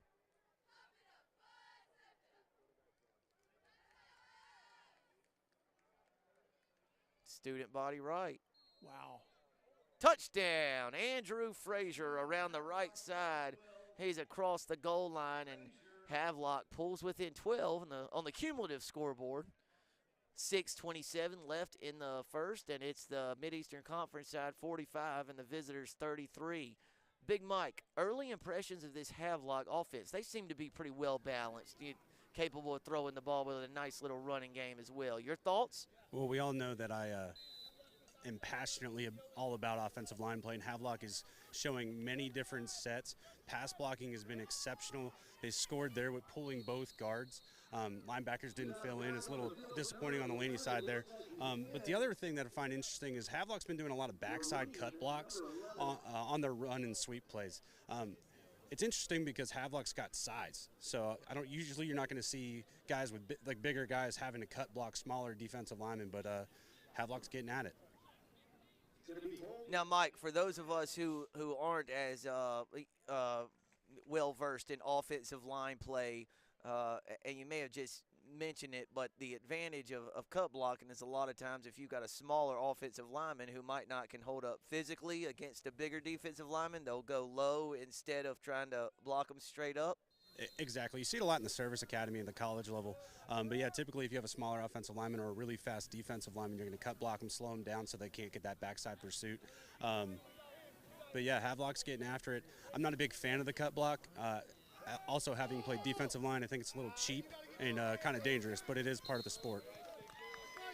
Boy, a good throw and catch there. That was number 7, Jonathan Williams, who did a nice job coming back to the ball and making the grab, but probably even better play by the Laney defensive back, standing him up at the 1. Was that Pearsall? Yeah, it was Pearsall, and of course, they had the 2-point conversion on the play before with Vereen, but the holding penalty wiped it off. So Laney saves a couple of points on that play. You know what, Jay? We're not usually ones who are hoping for rain, but what it has done today is it has made it much cooler than you would expect at 6 o'clock on a Friday evening in early August in Brunswick County, right? Well said. Oh, man, what a great break on the ball. Oh, boy. Oh, Jay-Z and number 1, Jacob Johnson. A little meeting in the backfield there, and a heck of a play by number 2. Was that Marion Frazier who broke up that pass? Boy, he closed on that ball beautifully, didn't he? Nearly picked it off. And had he picked it off, that was what they call, a pick 6, I think? Yeah, if he could have held his feet, he had a lot of running room. And there's Frazier again. Boy, talk about a good 2 plays, and then good pursuit of the ball. Number 1, R.J. Manning came in and cleaned up that. But, boy, Marion Frazier going to put those 2 on his highlight tape, Jay Bird. Sam, is there any chance that Marion and – I was just thinking the same thing. Are Marion and Andrew related? They're built differently. Yeah. Marion is a little smaller, clearly, but 2 superb athletes. And that was 48 there, Marcus Osborne, who jumped into the neutral zone there. So that'll be the 3rd neutral zone infraction against Havelock in the first, 6 minutes and 10 seconds of the first quarter. Have to get Big Mike to to weigh in on that. But, yeah, I guess, early season scrimmages, practice, all that kind of stuff, trying to get that timing down. Well, Jay, and another thing is you're not really watching film on your opponent before a scrimmage game. So, I'm not even sure Havelock would know necessarily that that's how Laney operates, where they get to the line and do the hard count. And so a little lack of a familiarity maybe. Maybe. Mike, care to weigh in there on those offsides penalties, and especially early in the season? Early in the season, a lot of it's just a defensive lineman trying to be aggressive, trying to, knock some rust off. But really a hard count's all about the quarterback and the timing of it. You see it at the highest level with Aaron Rodgers. He's got one of the best hard counts in the game. But back to what I said earlier about the splits at Laney, they are definitely, when they're tight, they're passing. When they're wide, they're either doing a play action or a run. So I don't know if they're coaching to it, but I would highly recommend against that because it's something you can easily see on tape later on in the season. So, Jay, we got two things going on here. We've got a hold in the offensive backfield, and then we've got an illegal blindside block down the field. So not exactly sure. I think the blindside block will supersede the holding penalty. So both live ball penalties, I don't think you can take both of them. So I think or no, maybe because the blindside block was so far down the field, you take the 10-yarder back here and make it, about a 1st and 21 or 22? Well, we'll let the officials kind of sort it out, but you did see a glimpse of Ty Little being able to run the football pretty effectively on that play. A scramble, but made good yards. Well, we got a knock in the head. A hold. Yep. So the holding penalty will be taken by Havelock. When they put their fist to their head, that's targeting. Targeting. Okay. Yep.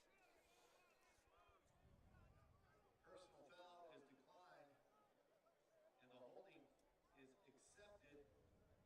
And the sprinkle has gotten a wee bit heavier, Sam Hickman. It has indeed. Not a deluge, but it's more than sprinkling.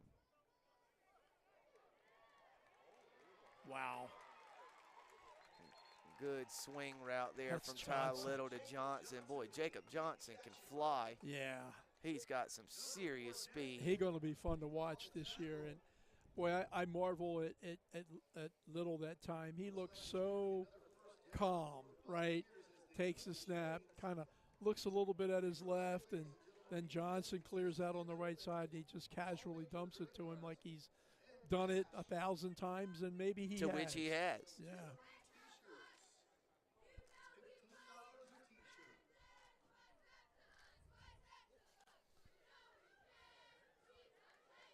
That's Johnson again, and, he's not afraid to go between the tackles, Sam, and he can get you on the outside. He can get you on the inside, too, as he did on that play.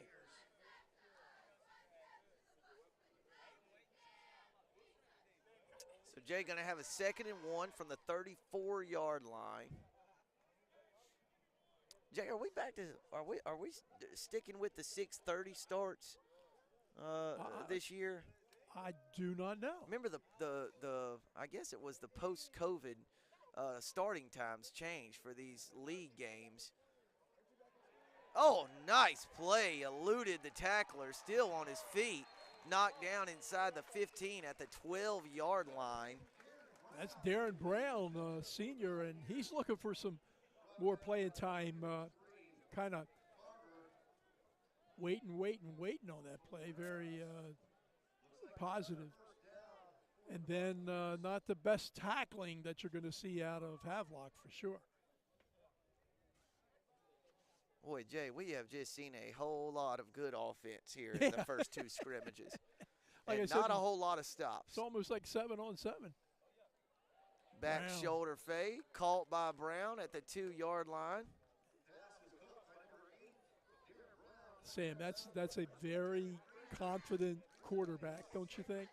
Yes, indeed. That would throw that ball down there like that. Little. over 2,000 yards, I believe, last year through the air.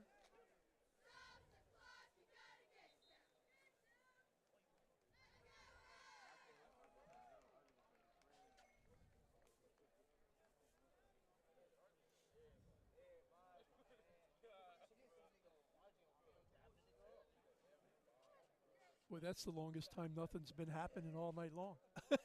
Yep, indeed. Handoff up the middle. Touchdown, Laney Buccaneers. So, Janie, that's 2 touchdowns apiece for these two teams? Yeah, Xavier Bolden, senior, crashes up the middle. That offensive line that Mike's been talking about did a great job that time.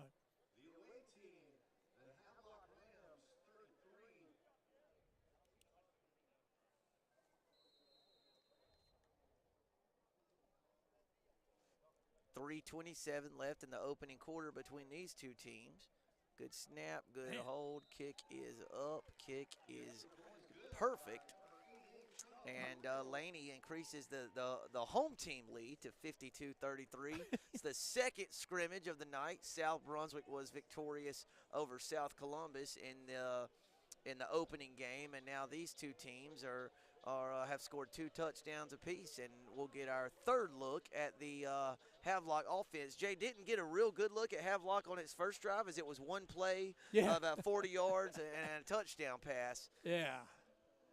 But they're going to show you some stuff for sure, and they got the resources in which to do that.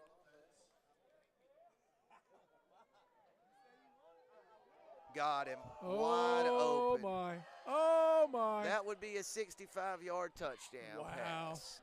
Boy, that is Dominic Young on the receiving end of yet another Andrew Frazier strike.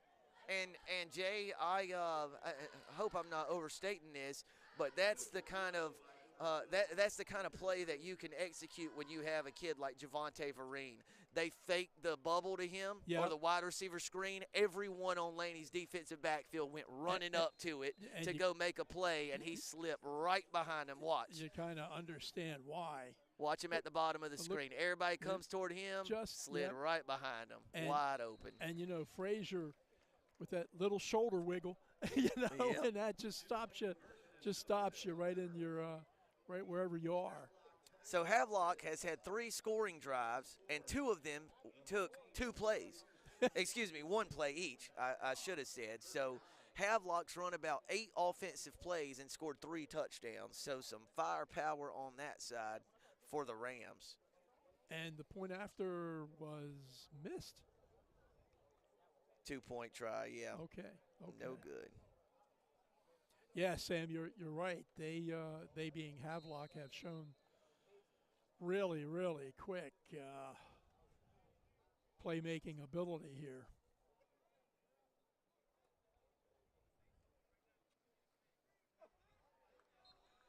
RPO, incomplete, roughing the passer. We got a flag, too.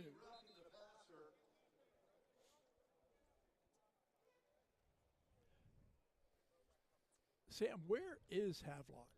So Havelock is in the Swansboro area. And how far right is that from here? South of Newbern, probably 2.5 hours. Yeah, some of these schools are coming a long way. Yep, Rose is in Greenville, which is every bit of 3 hours away. Wow. And I think the team that West is playing tomorrow night, Jimmy was saying that ordinarily, West kind of being the host school, if you will, would probably have one of maybe the last game of an evening, but it's such a long drive for Pinecrest to get here, they decided to play them early. Look at little Reed. Speed option to the left. Jacob Johnson makes a guy miss, then he's thrown out of bounds late. And all kinds of flags.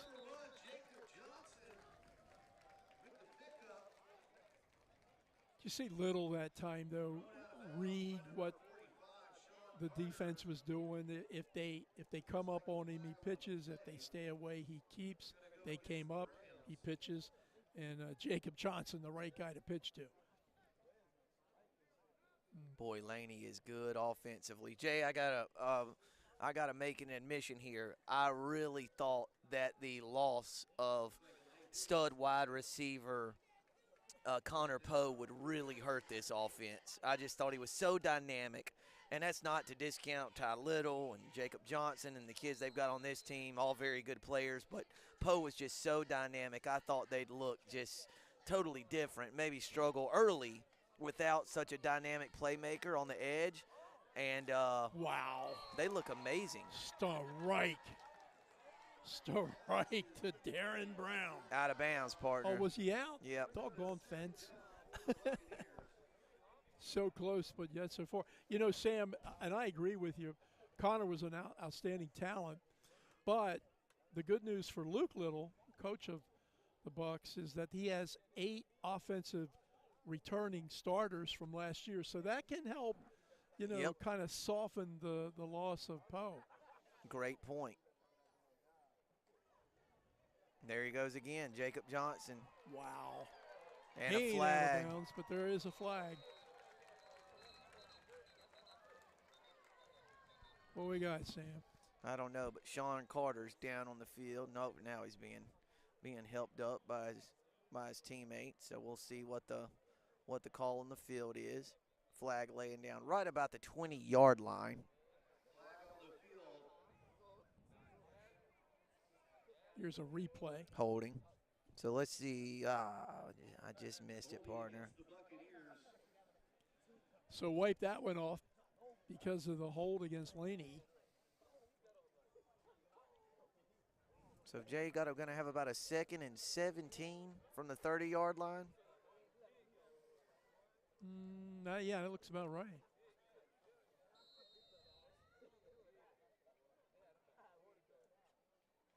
Little does look beefed up back there.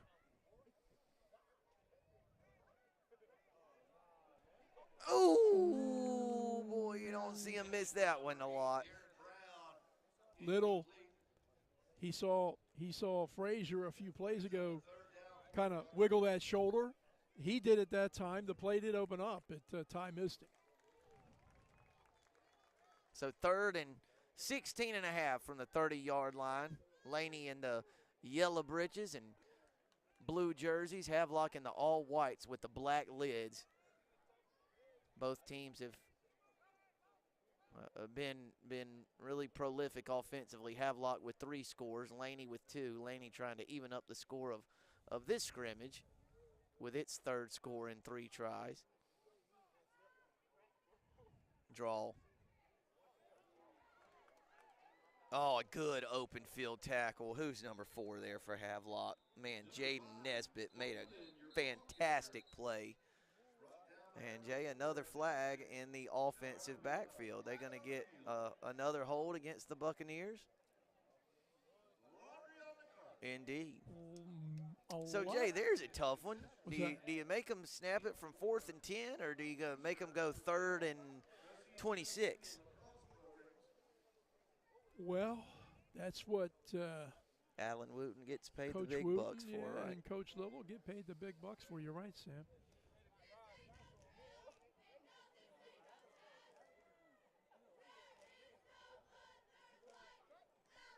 And they're going to go for the long one. So we got a 3rd and, let me count it off, 54 here. It looks like. Let's see. So the 34 would be 23rd. It's about a 3rd and 30, Jay Bird. That's a long way. It is indeed. So they're going to try and get some of it back here, but Havelock does a good job. Oh, man, I thought they had him bottled up. They do not. And he's going to score on 3rd and 30, a wide receiver screen where Havelock had about a half dozen players over there to make the tackle. Can't bring them down, and Laney scores his 3rd touchdown in 3 tries. That is another touchdown for Darren Brown, I believe, number 8. Was indeed. And Coach Wooten will not be happy with the there you go right there. Some not so good tackling by the Rams. And Darren Brown takes advantage of it. Holy cow, 58-39, Sam. Jay, there have been 6 touchdowns in this scrimmage, and we haven't played 10 minutes. Well, have not played 10 minutes, and there have been 6 touchdowns. I'd say both offenses are in midseason form, huh? And both defenses. And the defenses? got some work to do. Not so much. So last year, Havelock only gave up 18 points a game, and defense was an issue for Laney at nearly 25 a game. Boy, just like gaping holes in the run game. Only about 5 yards, but had a quite a crease to run through there. But Jay, I'm stealing off your hard work here. I see that Havelock returned 4 starters on the offensive line. That is correct. And they're 8 deep on the defensive line. And Nesbitt, and of course you mentioned Vereen a lot. Another kid, John Williams, is one of their strong players.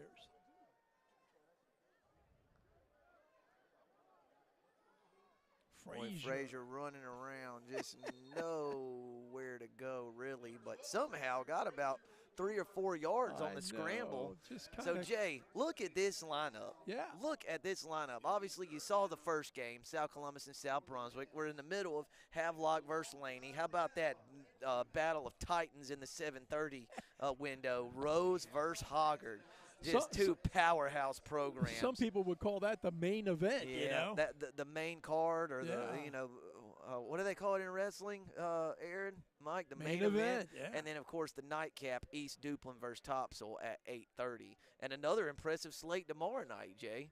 And we'll get into that in just a minute. First, we got a 3rd and 4 here. Wide receiver screen complete, first down and a lot more. Number 7, Jonathan Williams, just a sophomore. I just mentioned his name, and they're very high on him. So, Jay, how about this slate tomorrow night? 5:30, we've got Pinecrest versus West Brunswick.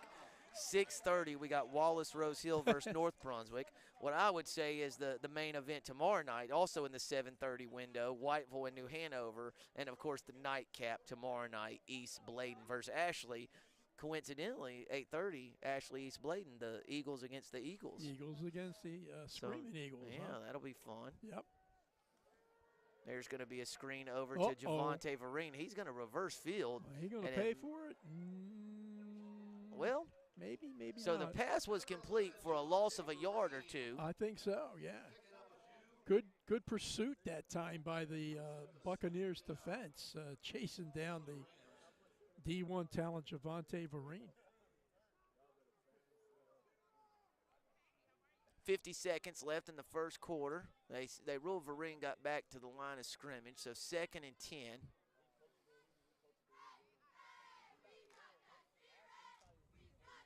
Three receivers to the bottom of your screen, a couple to the top. Deep ball. Wow.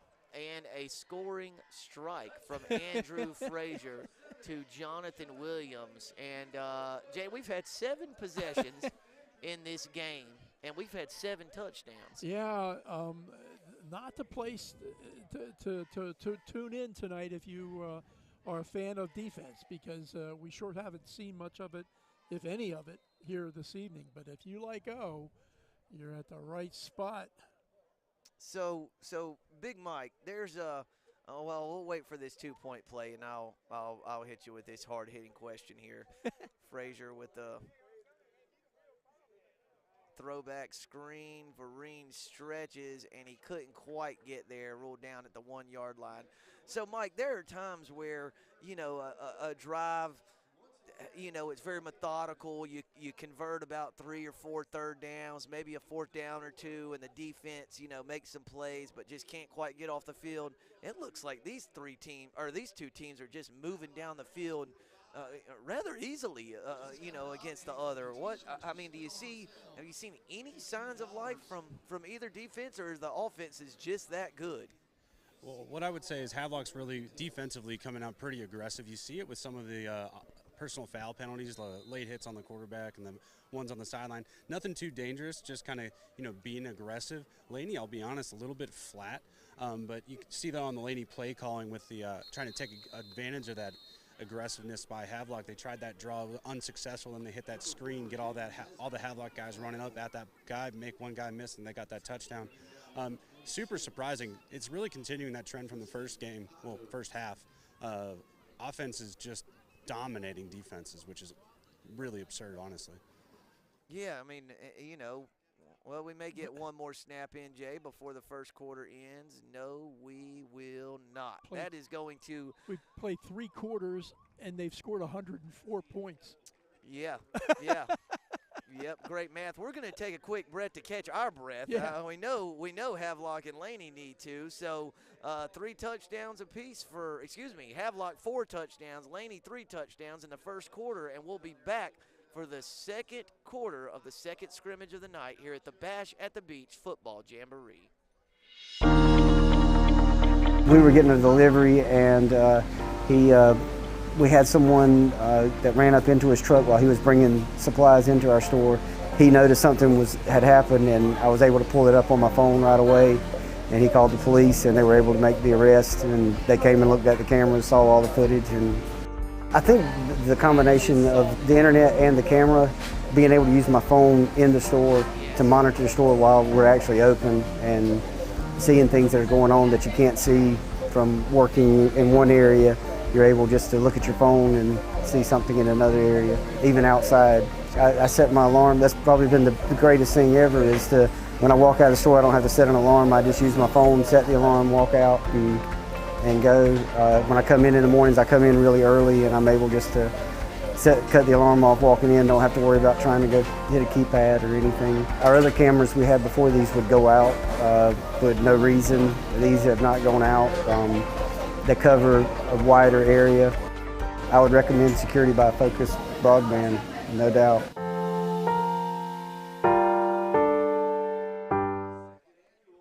And we're almost back for the start of the second quarter, tonight's second scrimmage.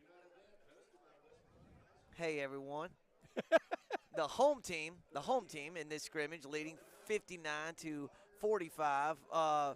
Jay, points hard to come by, obviously, here in the early going. There was 7 touchdowns in that first quarter. Having fun? Yeah, I am. It's crazy, though. Looking for a couple of interceptions or tackles or something. A sack, perhaps? There you go. Boy, the defenses are coming to play now. That's Joe Lee Hickey, number 56.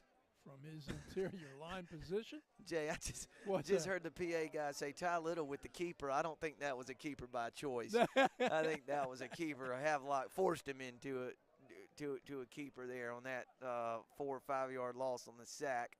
So a 3rd and 15. Can Havelock's defense force a punt? Cut the tension with a knife. Delayed draw. Oh my God. Might he? He's there. First down. Sam Hickman. Hickman. Oh boy, oh boy. A star is born. Double J's. He 485 yards rushing last year.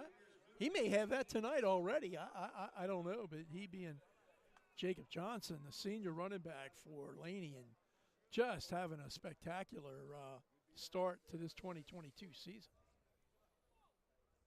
So 1st and 10 for the Bucks at the 47-yard line of the Rams. Sam, look how much bigger Little is than Johnson. Overthrow. Oh, boy, he missed it. Not happy either is quarterback Ty Little. Nor was his father, head coach Luke Little. Yeah. they seem to have had a little disagreement there. I wonder, so J.P. Price is his uncle? Is that how it works? That's correct. Yeah. Okay. Yeah, you got it. Uncle J.P. at Wyville. Remember, they played each other in this event last year. Yeah. Oh, golly, that won't happen a lot. Had a receiver open there in the middle of the field, and it was dropped. Number 18. McCallum, Dalton McCallum. D-Mac. D-Mac. Nice name, by the way. Hope he gets. He's related to Jim. Oh, okay. Why was I thinking it was Hometown Heroes? I don't know, but Jim's a great guy. Our hometown. He does a wonderful job. Doesn't he? Our hometown. Here's a wonderful job right there by number 8, Zach Now, Sharp. I knew that our hometown was running out of quality guests when they interviewed Jay Combs a year or two ago. Yeah. Just kidding. Just no, kidding, partner. no, it was like a last minute thing. Please, please, please. No way. And I said how much, and they said 50, and I said, well, how will you take 40? and Aaron, God bless him, did, and Jim, so wonderful. But yeah, that's a good show, and he does a wonderful job.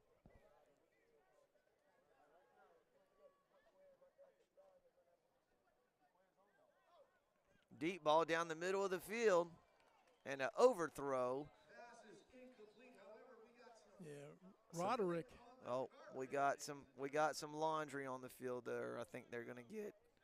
I think that's Havelock with a penalty of some sort. Roderick was the intended receiver, and I think he was thinking that maybe he got fouled, but there is a flag. And Jay, that was on 4th and 13. I mean, it's just not in the cards for anyone to get a stop. Holding on the defense. Okay, so we're repeat 4th down. Okay, 4th and 3. Will they get a stop? No. Yay or nay? No. Absolutely, unequivocally no. But I'll defer to Big Mike. He's the prognosticator. Pass. A pass or he's passing? Speed option to the right. First down, Jacob Johnson. I was wrong. I said I'm 85% guessing on what they're going to do. That's not 100, boys. But I was 3 for 3 before that.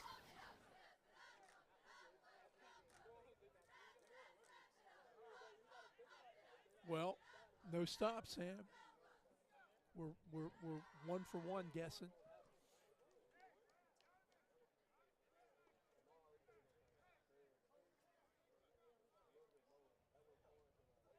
Jay Bird, I'm just dying for a stop, man. One stop.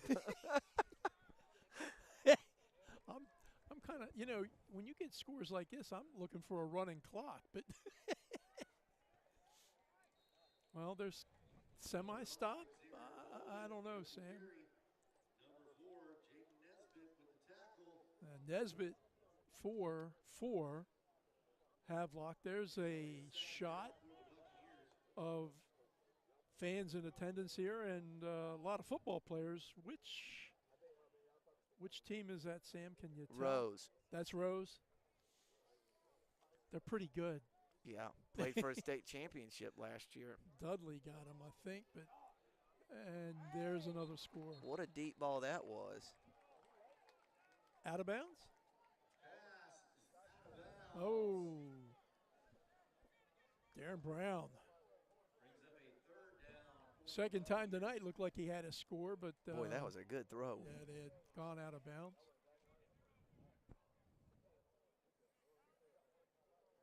Sam, I don't have any weights on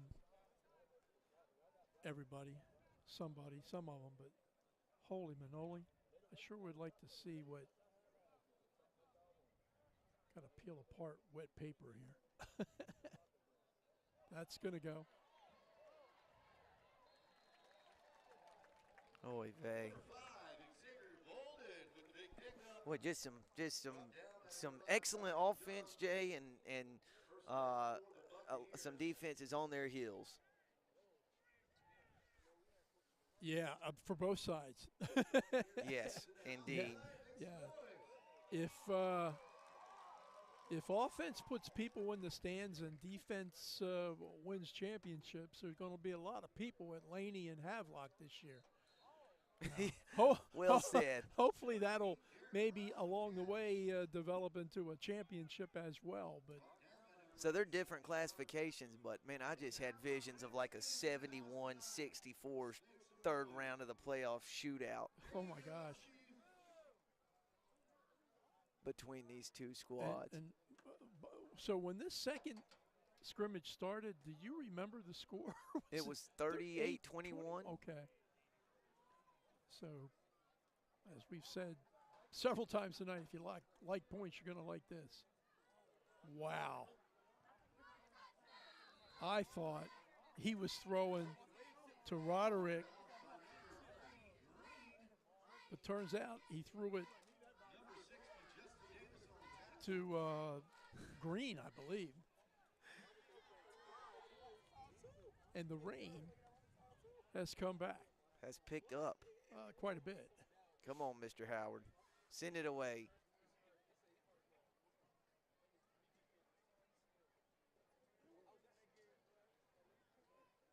Ball's on the ground, partner. Johnson alertly fell right back on top of it.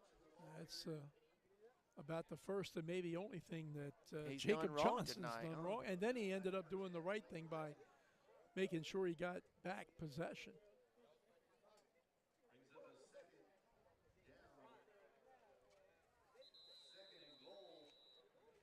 Oh my gosh, they're calling a timeout. That's not the best thing Not for ideal. me and you. Not ideal. So 8:04 left in the second quarter of the second scrimmage of the night. Jay, still don't know how. It's so much easier in a real game to say West Brunswick leading, Laney or what. You got two teams playing. So this is an 8-team scoreboard. Excuse me, a 16-team scoreboard. Yeah. So we've got the home team leads 59-45, and the rain is picked up Significantly. But Jay, we've had probably 16 to 17 possessions in the two scrimmages, and I think 14 of those resulted in 13 touchdowns, 1 field goal, 3 stops. It's either offensive efficiency or defensive ineptitude. I'm not sure which. I'll tell you what, another statistic, I don't think it's rained here in 14 days. And we wait all year to get this thing going, and looky here. I'm telling you. Yeah, that's a bad stat. As the boys are getting out the plastic. We got a celebrity up here joining us. Well, not joining us, but walking near us, and new West Brunswick head football coach, Mr. Caleb Pardue. Caleb, please do something about this rain. Incomplete pass as Ty Little rolls to his right. Notice that they're covering up the equipment, but not covering up, well, Mrs. Littleman is. Very close. Very close. They're covering up the equipment, but the poor announcers. Now, Nathan Evers is opening up another one. If only this flag right here, Jay, was folks, he's wrapping it around my neck. He's trying to choke me to death. Call somebody. They could have just told us to stop talking. They didn't have to put bags over our heads. Touchdown. Another one. Holy Manoli. Who's number 3 there for Laney, Number Jay 3 for Laney would be Kajarius Green. Well, Kajarius just made a nice catch for a touchdown, and another touchdown strike from Ty Little. I think I'm a little out of sorts here right now, but Aegis maybe. I don't know. We'll have to find out from Coach Little. What was his last name? Green. K. Green. I got that one. K. Green. I wonder if he's any kin to RJ from North last year. Big Mike, take it away, partner. I just want to go ahead and give a huge shout out to number 57, the center for Laney. He had a heck of a series that entire time. Havelock's massive nose tackle, number 78, kind of like a Casey Hampton or a Warren Sapp-sized guy. 57 took him one-on-one several times, and then he just, again, double team blocks, everything. He played a perfect series that game, that drive, and he looks gassed. But shout out. Mike, good shout out, good observation. And that number 57 you're talking about is one Malachi Thomas. He's a senior for the Buccaneers. And Mono y mano in the trenches. And 78 is the huge guy I think Mike was talking about. And I was trying to find just how huge he was, but I can't find him on either roster. So, Jay, what's really staggering to me is I mean, Laney's 4A and Havelock is not, but look at the difference in the numbers on the sidelines. Like, Havelock has what, maybe 25 kids dressed tonight? And Laney's got, looks like at least 40 maybe. Or maybe the difference isn't that drastic. It just feels like Havelock barely has any kids dressed. How do you know Havelock didn't have sense and put half the kids on the bus out of the rain? Maybe so. You know? By the way, new quarterback in for the Havelock, Rams? number 14, Donovan Darden. Oh, another great name. Yeah. Oh, nice move. Oh. Jay, do you see what number 3 on Havelock just did? I mean, he had a perfect opportunity for like a kind of a blindside block, and instead he just held his hand straight up. He knew the kid couldn't make the tackle, so, you see a lot of kids there licking their chops. They're going to lay that guy out. He just kind of set a pick, more like in basketball. Didn't get flagged, obviously, and the big run stood. Could you tell who ran that ball? Was it 5? 5? That's what I thought. So that would be Dominic Young, who showed some jets on that play. Well, Well, there's a stop, Sam. There is a stop. And Sam, left end zone, lots of blue. Who might that be? The Vikes, the Vikings of Hoggard. And they brought a few players with them. Yep, only about 80, it appears. We'll have to get a shot at that end zone. Maybe not that many. There's a bunch, and they're all good. 2nd and 12, speed sweep around the left side. He's got running room, folks. Very, very, very close to the line of game, but we got a flag over at the 29-yard line, Jay Bird. And there's that Hoggard Viking team that has come onto the field. They'll go next in scrimmage 3 against Rose, and that's like we were saying before, a prime time a matchup for sure.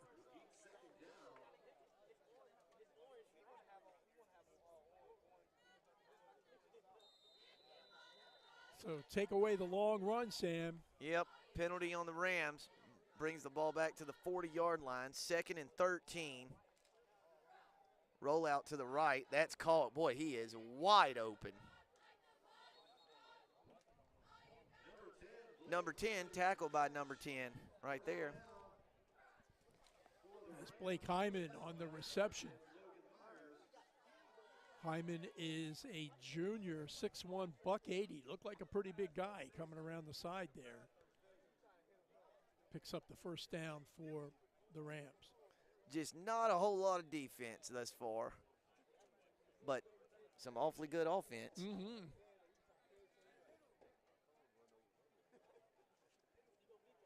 So 1st and 10 at about the 23-yard line. Big hole up the middle. Runners down at about the 16-yard line, so a gain of about 7.5 yards. Let's bring up a 2nd and 3, or long 2. 20, Cullen Williams picked up the yardage that time for Havelock, trying to kind of carve into this 21-point advantage for the Mid-Eastern Conference teams.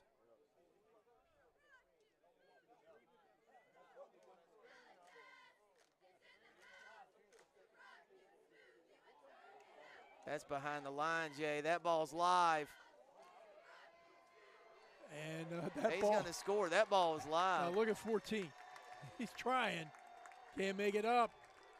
Now, Jay, here's a wrinkle. We got flags back here at the 21 or 22-yard line, so I'm not sure what to make of. So that's number 12, Caden Robinson, but lots of flags all over the place.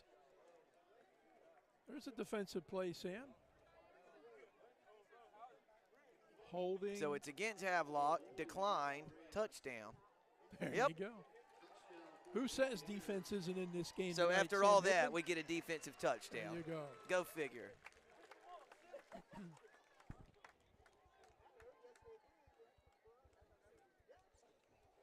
I'm trying to remember, Sam. The last time I put a helmet on, which was 1,000 years ago, I'm pretty sure my team didn't score 72 points in the season, right? And we haven't played a whole game here tonight. Now, a lot of that was a lousy quarterback. That was me, right? But not all of it. 72 points. Well, and we still haven't played a full game. I know. We got 5 minutes to go. 5 minutes and 6 seconds left would be the. What's the over-under? I don't know, but it's over. Yeah. That's a good one, man. That's a good one.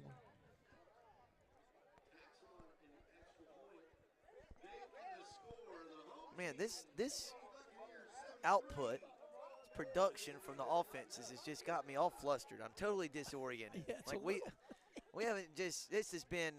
I'm a little shell shocked, I guess. I just didn't anticipate 118 points through 42 plus minutes of game action. Yeah, I feel the same way, and I mean we kind of know this is a different setup for sure, and unlikely this would happen during a regular season, but it's happening right now, and we're so used to seeing kind of competitive efforts. This one tonight a little out of sync. Big Mike? Well, what I would say is that return for a touchdown on the defense was probably the first real significant play the Laney secondary's had. They've been kind of getting chewed up, at least from what I've seen down here. The defensive line's playing pretty solid, though.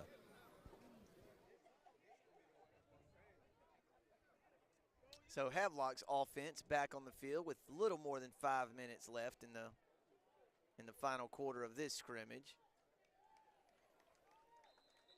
Donovan Darden, backup quarterback for Havelock, keeps the ball, and looks like Logan Myers from his linebacker position.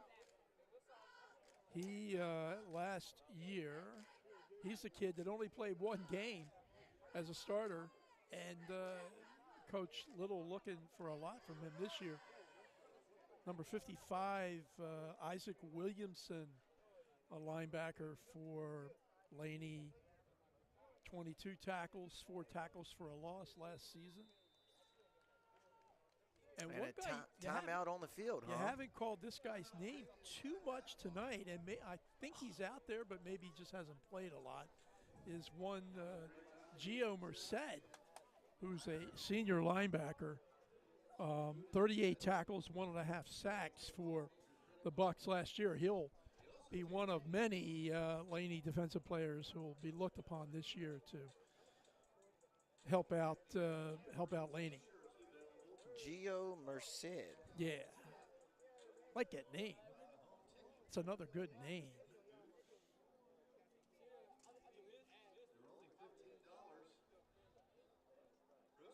Sam, we got to get one of them T-shirts, don't you think? I understand they're selling T-shirts. I haven't seen them. I wish they'd hold one up. I trade the T-shirt for Papa John's. you keep the T-shirt. Give me the pizza. You want the pizza. All right, yeah. Everybody, I've seen this before. He's hungry. He's hungry, and I can't promise anything. Now, he's already almost done a game, and he's hungry. I'm hungry for a defensive stop in any game. Well, I mean, Laney just scored, but that didn't really the count. Buccaneers just gave you one. Maybe they can do it again. I just kind of miss watching Andrew Frazier play quarterback already. Yeah. He was fun. He's a good player.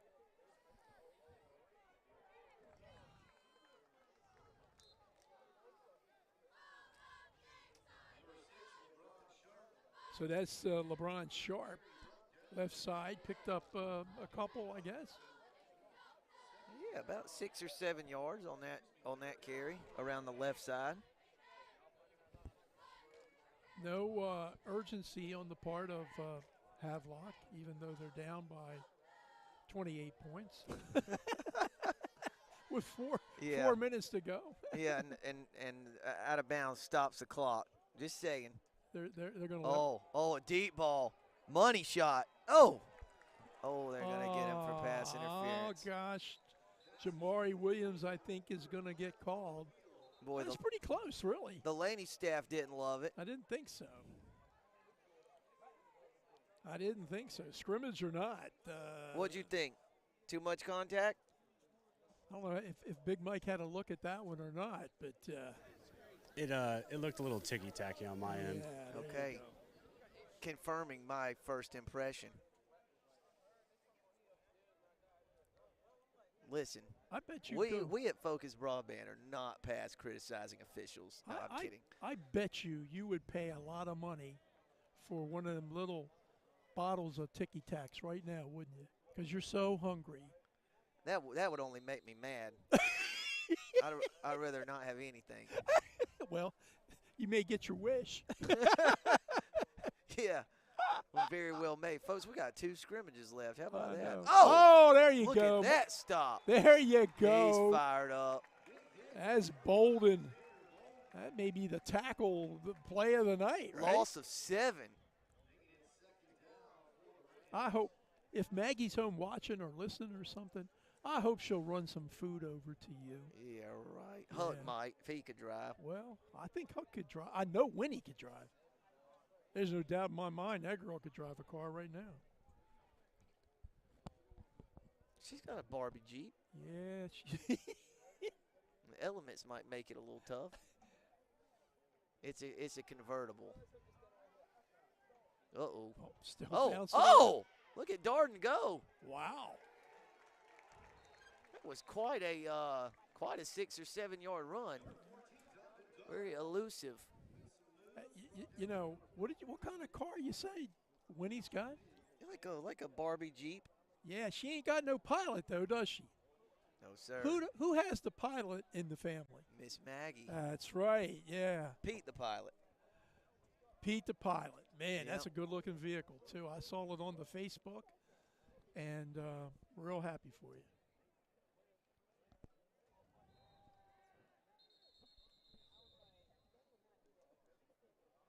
Dead ball.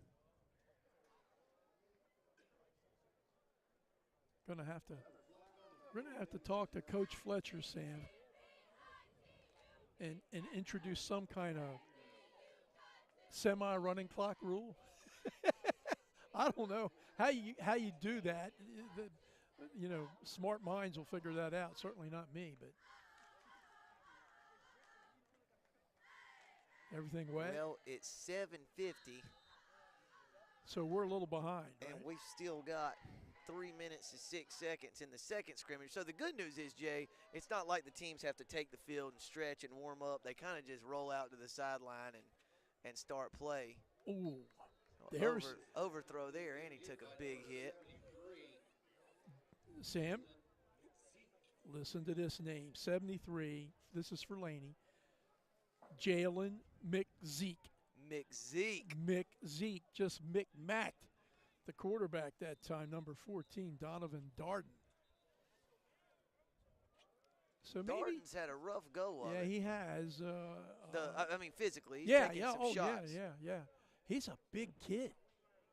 He is a big guy. I don't think we have him on. Well, yes, we do. Sam. Look at how big he is. 10th grader, 6'4", $195. I don't know what kind of basketball team the Rams got, but he might be on it. So is Andrew Frazier also the punter? He just came onto the field on 4th down. Well, he likely could do anything he wants, but and I would guess do it very well.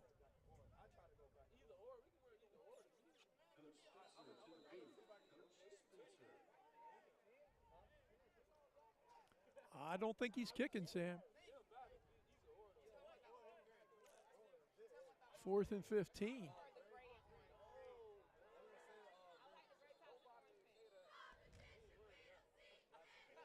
Going to have a timeout, Laney here. Okay. So, Jay, your Havelock. Your backup quarterback has to come off the field, I think, after taking a big hit. Maybe a referee saw something, needs to be evaluated maybe.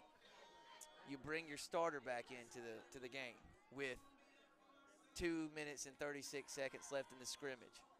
I am telling him, do not take a hit under any circumstances. If you feel pressure coming, chunk it as far as you can out of bounds.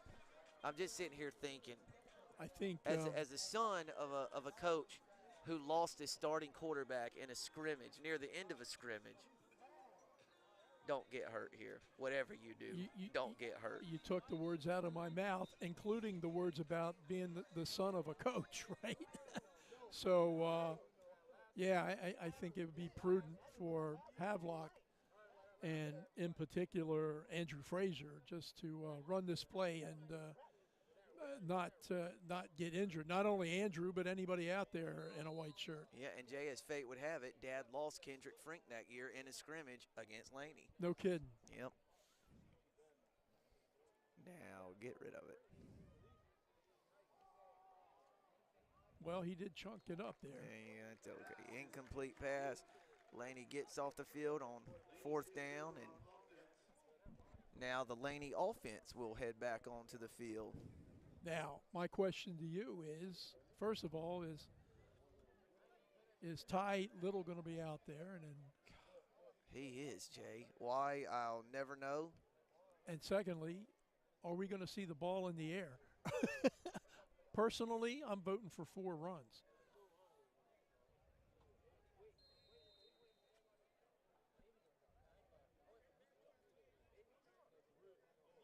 The problem is I think one of the runs will probably pop. And then we got to change a possession and a few more plays. Touche, the way things have gone tonight. Yeah, you're right.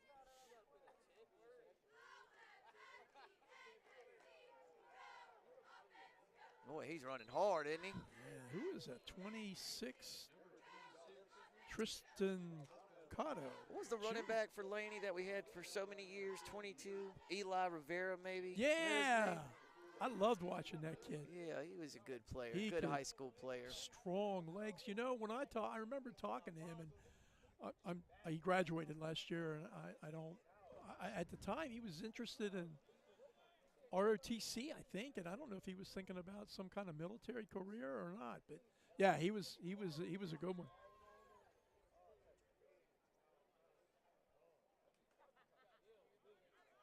Ty Little around the left Ty, side. Yeah, get down, son. Get down.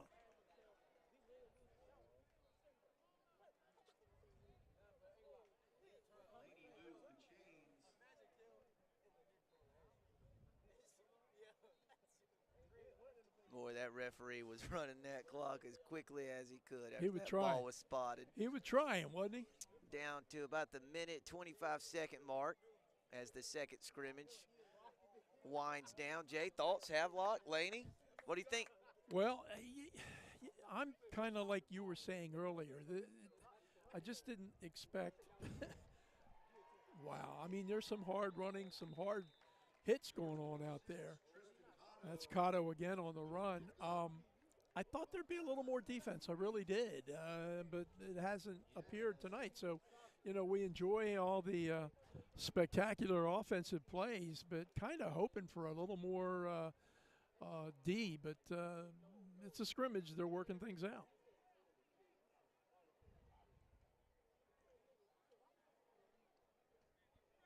All right. As good as we could have hoped for, Jay. Was tackled shy of the first down marker, inbounds. So South Brunswick and Laney have teamed up to outscore South Columbus and Havelock by a score of 73-45, 118 points in what amounts to 4 quarters of football. May get another snap in this one on 2nd and 11 from about the 26-yard line. Laney's going to throw it.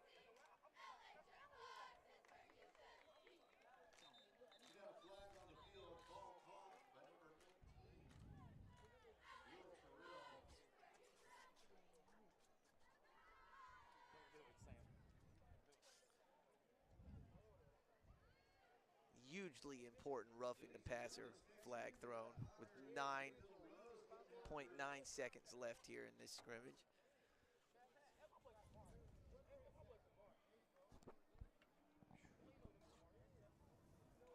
Jay Bird, you got some wet material there. I do, partner. I do, but you know we'll overcome and adjust. Adjust and overcome. Is that what Mike taught us? That's it, right, Yeah. Mike? Head nod, affirmative. Nah, he talking about adjusting bones in people. That's what he talking about. Mike's physical therapist, doctor of physical therapy, I believe. So maybe we should treat him a little kinder than what we do. Incomplete pass, clock stopped with 1 second left. Gee, Christmas. We're a second away from being at the halfway point and a quarter of a way through the Bash at the Beach football jamboree. Laney bringing the field goal unit on. Yeah, this is interesting. May as well practice it too, huh? I'd like to have a post-game interview with Coach Little here after this one. Come on up, let's talk through some things.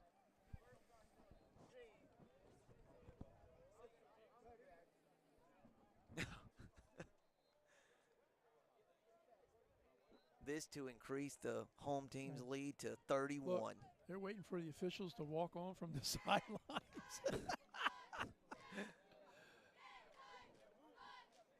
This ain't rubbing it in, is it, Sam? I hope not. Because now it's 76-45. Walk-off field goal. Kind of like Kevin Mottsinger at Wallace Rose Hill last year at the end of the scrimmage, calling timeouts with 40 seconds left in a 56-7, one-sided affair. We are going to take a break before the third scrimmage of the Bash at the Beach football jamboree. Come back with us after the break for Hoggard against J.H. Rose, a matchup of Titans in the third game on the slate tonight. We'll be right back here on Focus Broadband.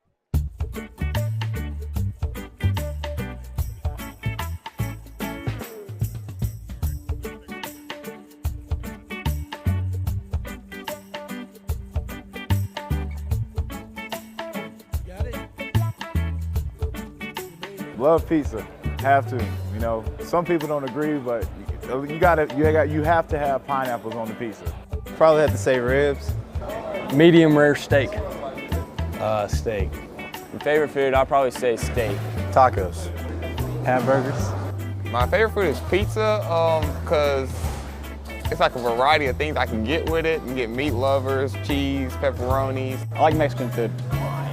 You got varieties.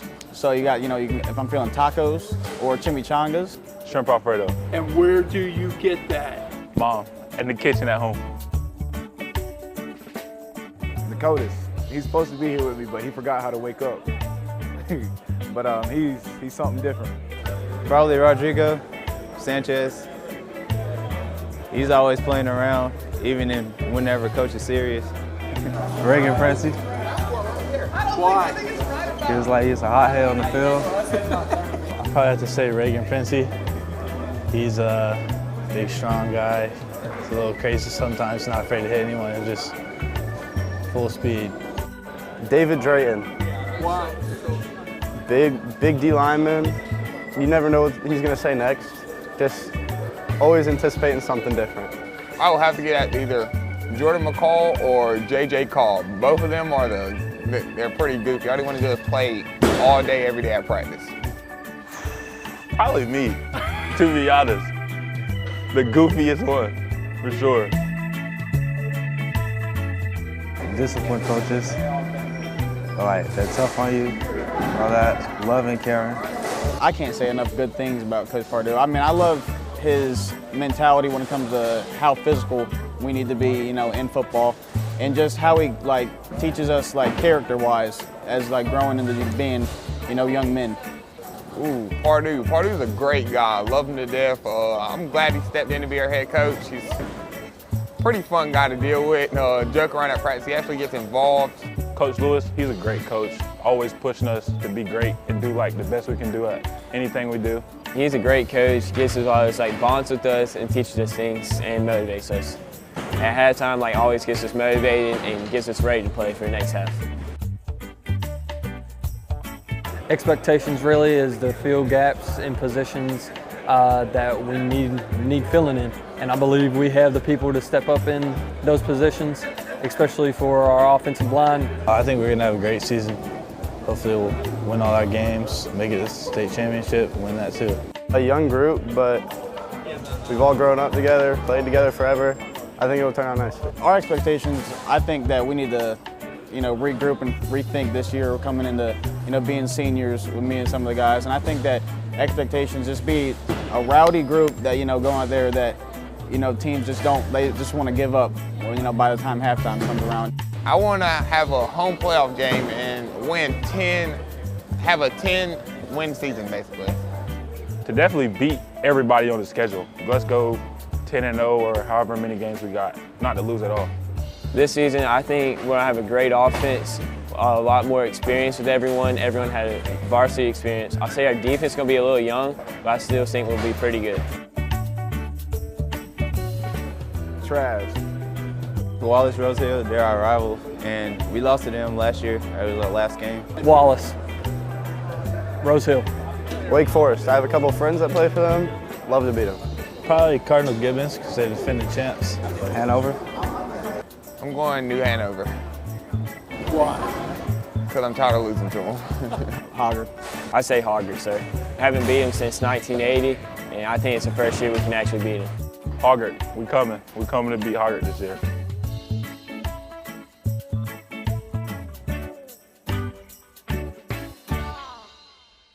Sometimes the simplest things have the biggest impact.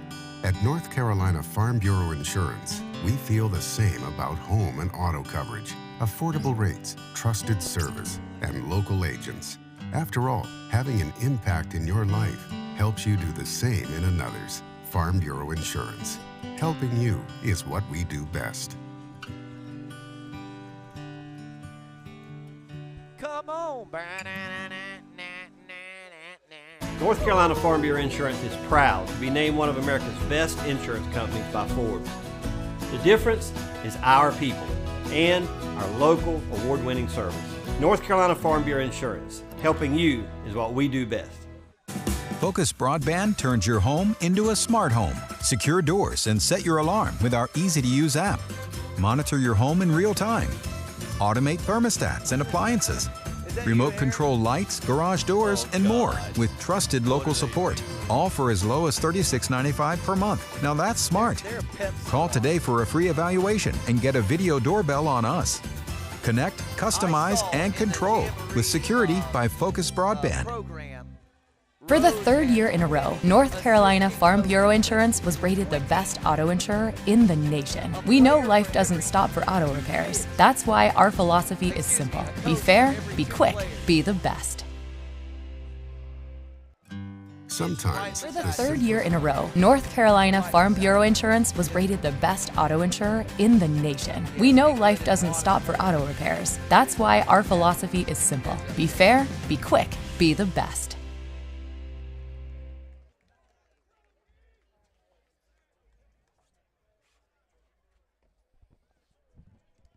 Am I coming on the air?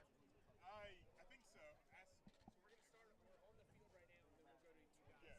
We're on the field to talk to the camera, and he'll cut to you when he's ready. So. Got it. Once again, ladies and gentlemen, we're keeping a running score. The home team tonight will be Hoggard, the away team J.H. Rose out of Greenville, North Carolina. And that's, you said 3 hours from here, probably, give or take? Huh? 3 hours from here, give or take? Mm-hmm. Yeah. Yep, right at it. We are. Yeah. So it'll be on Facebook. It'll be on Facebook at Focus Broadband. Yep. And we're set for the start of the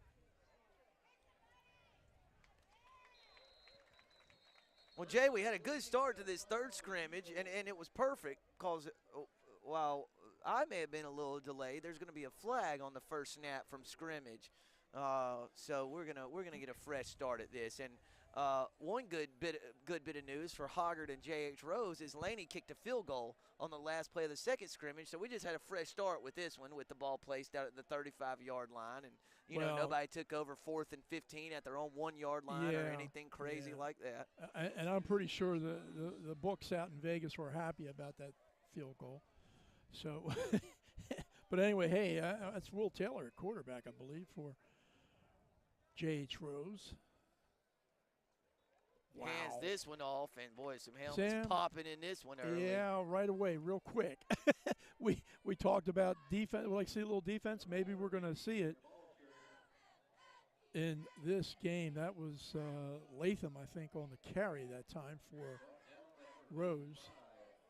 Tackle delivered by 55, Anthony David, junior defensive lineman for Hoggard. Now, Jay, as you're watching this game, remember, J.H. Rose played for a state championship last year. Oh, look at the hit. Sam Wan. Okay, some defense has Number appeared. 21, Samuel Reagan Prenti, the linebacker, laying the wood there for the Vikes. Prenti, junior, speed and can put pressure on the quarterback, and looks like he can lick pretty good too. So 3rd and 13 for the Rampants. Man in motion slipped a little bit there. And a little bit of a wet field, Sam. A little bit of a wet field, and the receiver slips down. That was number 4, Jackson Latham, the intended receiver. So that's probably going to bring on the punt team, J.H. Rose punt team. Or we sure didn't see much of that in the first two scrimmages here this evening. We certainly did not. But you know what? I think there was a good chance that Latham would have come down with that ball had he not lost his footing. So Rose, I don't know, Sam. Rose just foot on the pedal here in the early going. 4th and 13, we're going. Wow. Holy cow. Go route, pass incomplete, no and flag. Hoggard's offense coming on the field. They'll take over 1st and 10 at the 32-yard line of Greenville Rose. So here we go, partner. Trying to see who was defending that. Number 6, I think, Jermaine Armour, defensive back, junior for the Vikings, coached by Craig Underwood. He's one of 3 coaches in this 2-day affair that played and coached in the old Jamboree, and of course this is the new version of it. Along with J.P. Price and Battle Holly? Battle Holly, and I want to get to you about that name before the next 2 days are finished.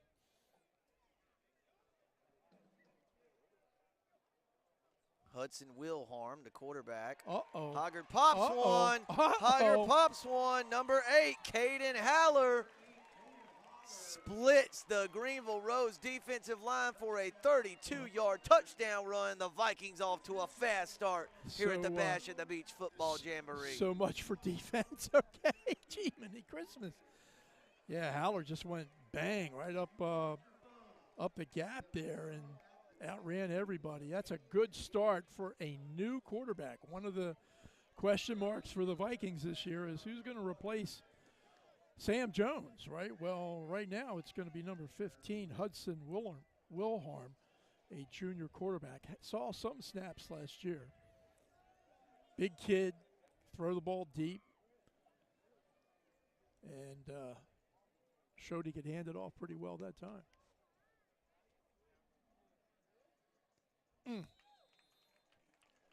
Yikes. Who do we have blasting kicks now for Hoggard? Well, let's see. Is that number 1? Noah Young? Is listed. Noah Young. Oh, sorry. Sorry, partner. And he nailed that one pretty good. Anyway, last year the Vikes 11-2, 7-0. I think they won the last 2 conference championships. They lost in the 3rd round of the states to Panther Creek. They averaged 27.6 points per game. They only gave up 10.3. They're always a team to beat because they do that. Sam, they just come at you. 6, Jermaine Armour, I think, on the tackle, partner. Yep. Armour, couple of kids are on the North Carolina high school watch list. Okay, Jay, I've been waiting on this one. Yeah, you say it. Tackled by Deke Badak-Pindu. Badak-Pindo. You know what? I think you said it pretty close. It's Deke Badak-Can. Tackle. Yeah. Can tackle. Yeah, and does well. I'll tell you who else who does well, Mike Yingling and Jason Smith. Yingling, the sacks leader. Yeah, I think he was the defensive player of the year last year in the conference. I think. I'm not sure about that. I shouldn't say. Jason Smith, an offensive lineman, and he is a stud. Yeah, he was player of the year in 2021. 13 and a half sacks for Yingling. Mentioned Prenti, number 34, Quintel Green, linebacker. He'll hurt you. Did indeed interview him after the media breakfast Tuesday. So 3rd and 17. Oh, good throw and catch. That's going to be the first down of the night for J.H. Rose. Jay, how about that throw? Will Taylor can sling it. He slung that one, and I'll tell you, Kendurius Geddes? KD caught that one. And that ball was arriving right as he came out of his cut. Yeah. I mean, that's what it's supposed to look like, That's folks. what it's supposed to look like. You're right, Sam.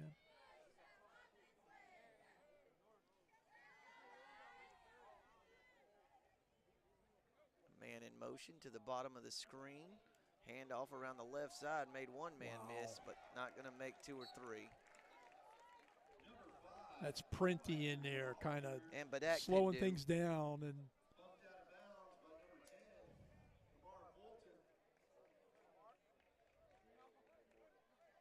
Big Mike, you know any noticeable differences on the field with these two teams so far? I'm getting a sense of a little different level of speed, maybe some closing speed. Anything jump out at you in the first 4 minutes? The big thing that jumped out at me was the Hoggard defensive stop. So shout out Hoggard defense there. But Hoggard actually has 2 pretty sizable, lengthy rush ends. They're varying it up between a 3-point stance and a stand-up rush. 19 had actually a really good fill on that last run play. He stopped the pulling guard or the running back, whoever it was, trying to come kicking him out, which allowed the defense to kind of come through and make that tackle at the line of scrimmage. So it was pretty nice. But, yeah, go defense. yeah, Mike, at 19 is the kid Yingling that we were talking about, who's the reigning defensive player of the year in the Mideast Conference. He is a good one.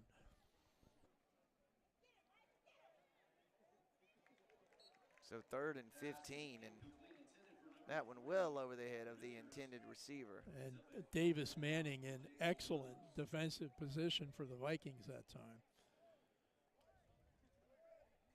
J.H. Rose, Coach Will Bland last year, 11-5, 5-1. 3A state runner-up. They lost in the championship game to Dudley. But the thing you got to remember is they started the season 0-3. 0-3, and made it to the state finals. Scored a bunch of points, 32 a game. Gave up quite a few, 27.5.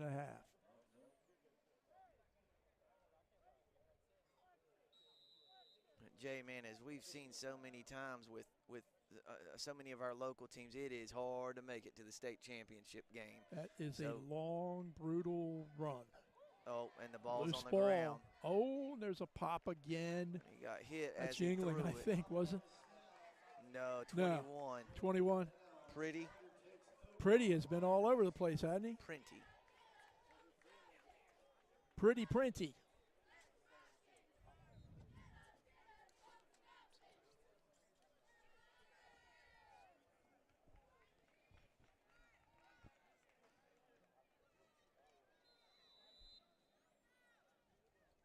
I'm going to have to.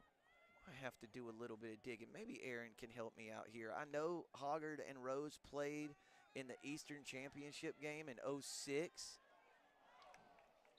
Also played each other in 2003. Jay, you probably remember somebody off that J.H. Rose team, the 2003 Rose team that played Hoggard. Had a running back named Andre Brown, played at NC State, and then later for the New York Football Giants. Yeah, I think Aaron's told me about that cat. He was a good one.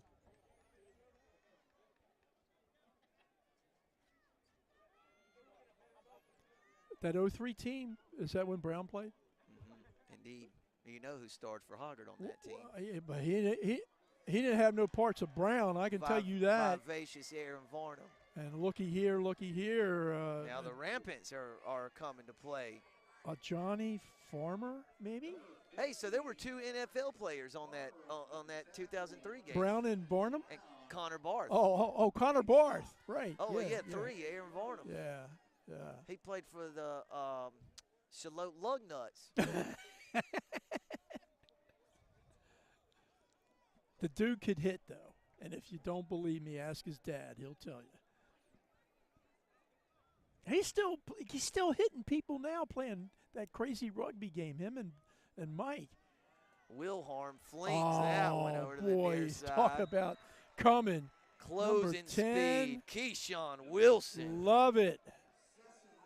Love it. What a play that was. We're seeing, despite the quick, long touchdown, we're seeing a little better defensive play here, and we're going to see a punt.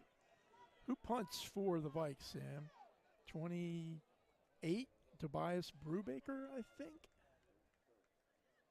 Rugby-style punter. Okay, it's not live, is it?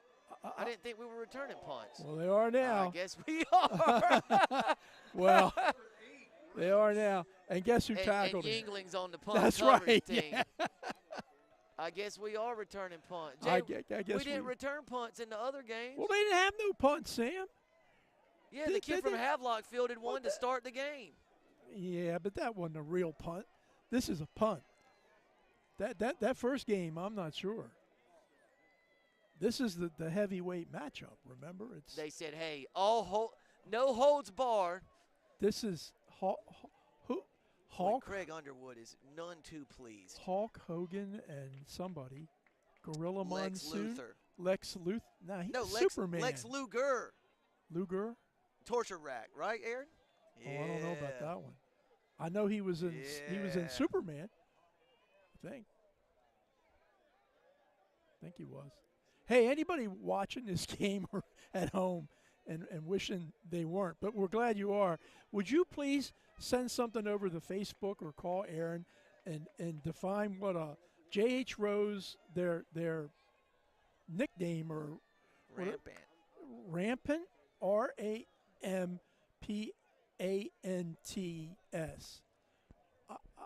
Rampants, Ramparts, Rocket? I think it's Rampant. Okay. Well, we'll find out. Again, first caller to Aaron. Well, he ain't going to get nothing. Can win a Focus Broadband TV shirt with an extra large logo. Ain't going to get nothing, but I'll tell you who's going to get something. Number 13, Malachi West. Is that how you say that one? Yeah, defensive lineman, along with help from his friends.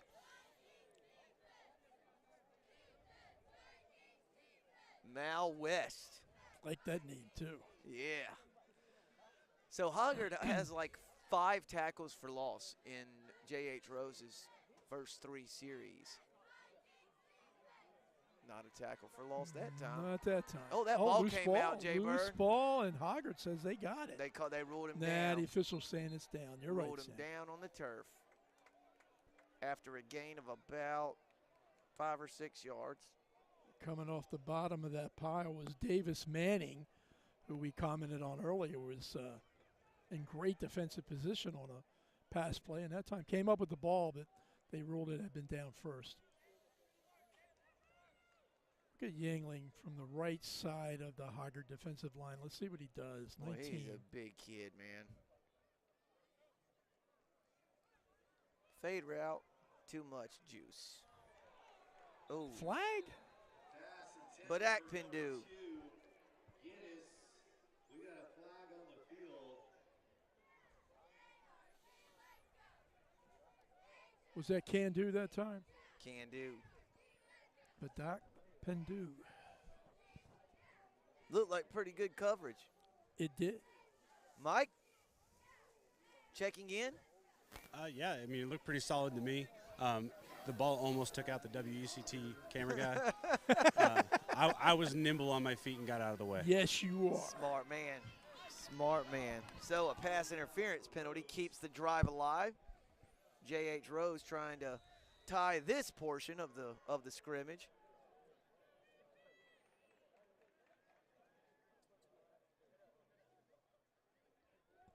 Boy, Hoggard plays some defense, don't they, Jay? Yeah, and that time number 50, Asif Ismail, maybe. Getting dark out here. I can't see. Rocket Ishmael. Oh, wait a minute. We got a light on. Oh, no, we don't. It's okay. We're good. Maybe a little wet. 4.5 minutes left in the first quarter of this scrimmage. Fade route. That is some defense, Sam. Boy, what a play. Is that Armour? That's Jermaine Armour. You know, the Ravens got some guy this year, like a 4th round, 5th round pick out of Alabama. Defensive back. And I think his last name is like Davis Armour. And they are just going nuts about it. Player, huh? Yeah, it looks like it. They may have snuck one. Maybe Jermaine Armour will do the same thing.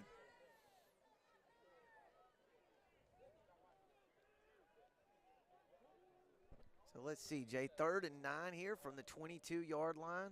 Sprint out right. Armour again. Yeah. Pretty good coverage that time. Number 10, Wilson was the intended receiver. Pretty nice throw by Will Taylor that time. Jay, look what we have here. Oh, my gosh.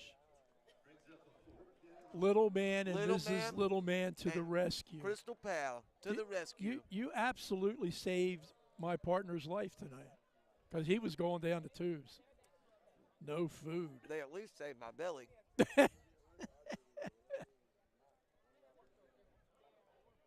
Nice delivery that time. And that's good passing catch. Taylor to Latham. Boy, Taylor's got an arm on him, doesn't he? Yeah, he's...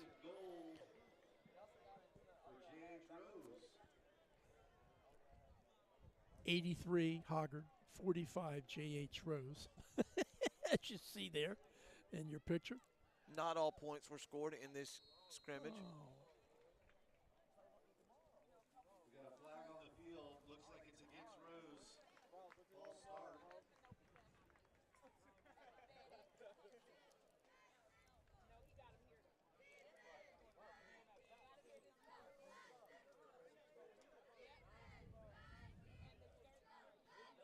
So let's see what we had here, Jay Bird.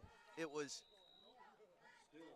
38 to 21 in the first scrimmage. South Brunswick 38, South Columbus 21. And then I'm going to have to work backwards from here. We've had Hoggard started when they had 76, so it was Laney also scored 38. Wow. Nice catch by Geddes. Looked like really good defense by Fulton that time for the Vikings. So Laney 38, Havelock 24. So we had 38-21 and then 38-24 okay. and now 7-0. Okay. In Hoggard's favor, that's correct. Sell them all those luxurious homes that you're doing these days for Clayton has really sharpened your math skills. That's a compliment, by the way, you know. Well, you folks at home, there's a compliment in there somewhere. I'm going to give, with Aaron's permission, I'll give Nathan Evers $10. if he put the camera over here so you at home can see what this moron's eating. Eating like he's going. It's like his last meal. You never know. You just never know. That's right. Night's not over, right, Sam? Penalty on Rose backs him up to about the 8-yard line where it's 2nd and goal, handoff up the middle. Oh, he bounces around the right side. And then we've got a flag again. This one in the area of offensive holding. That's too And bad. it is indeed. Kind of a cool little move that time by Janari Carmichael, a senior running back for J.H. Rose. But wipe it off because of the holding call.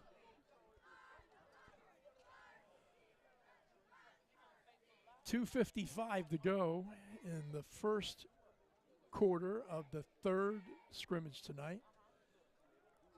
7-0 advantage in this quarter for Hoggard, and as you can see, 83-45, the Mideast Conference prevailing thus far over the visitors. So, Jay, again, South Brunswick 38-21 winners over South Columbus.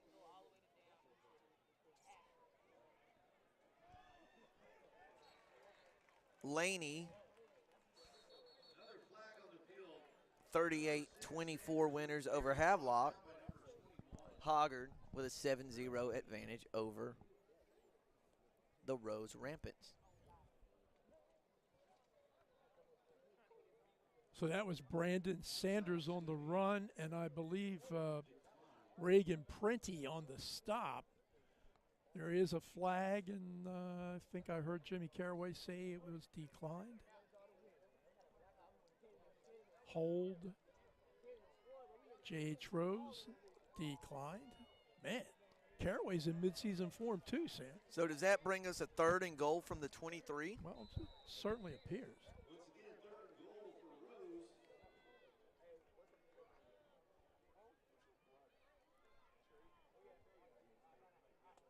Oh, wow.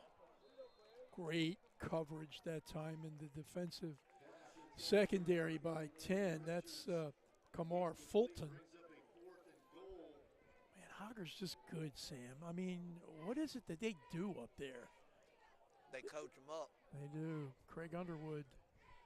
I don't know if I mentioned it or not. He's another one of them guys that actually played and coached in the Jamboree.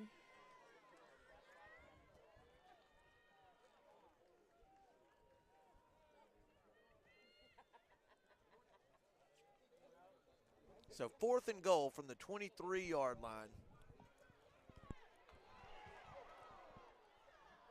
Oh, a heave. Batted down about 2 or 3 yards deep in the end zone. So, boy, Rose had a 2nd and goal from the 3-yard line on that drive, Jay, and ended up turning the ball over on downs. So, Sam, I'm since we're, more familiar with and actually, do the games here in the Mideast Conference principally, happy to see somebody else have trouble with Hoggard. Yeah. Hoggard, you 3rd or 1st and 3, and you end up being 4th and 30. And well said, Jay Bird. I tell you, Rose's defense is tightened up here in the last couple drives. Yeah, that's number 7 on the carry that time. That's Naz Session. Only a 10th grader. You don't see, as you look down the Hoggard roster, just a rough count, maybe 4 10th graders on a very huge roster number-wise. If you're a sophomore playing at Hoggard, you got to be awfully good. Corner route, great throw by Wilhelm. Open receiver there was number 7. Is that Session? Yeah. And, nice toss that time by the junior quarterback, number 15, Hudson Wilhelm. That sounds like a quarterback to me. Sounds like a lawyer. Well, eventually, but, maybe this will put him through law school, huh? That'll put you through law school. Or a dentist. Hudson Wilharm, DDS. I couldn't catch the number running that time. Was it 5? 8, I do 8? believe. Oh, 8. Oh, Howler. Howler. That's right, Howler. And some good blocking at the point of attack by that offensive line.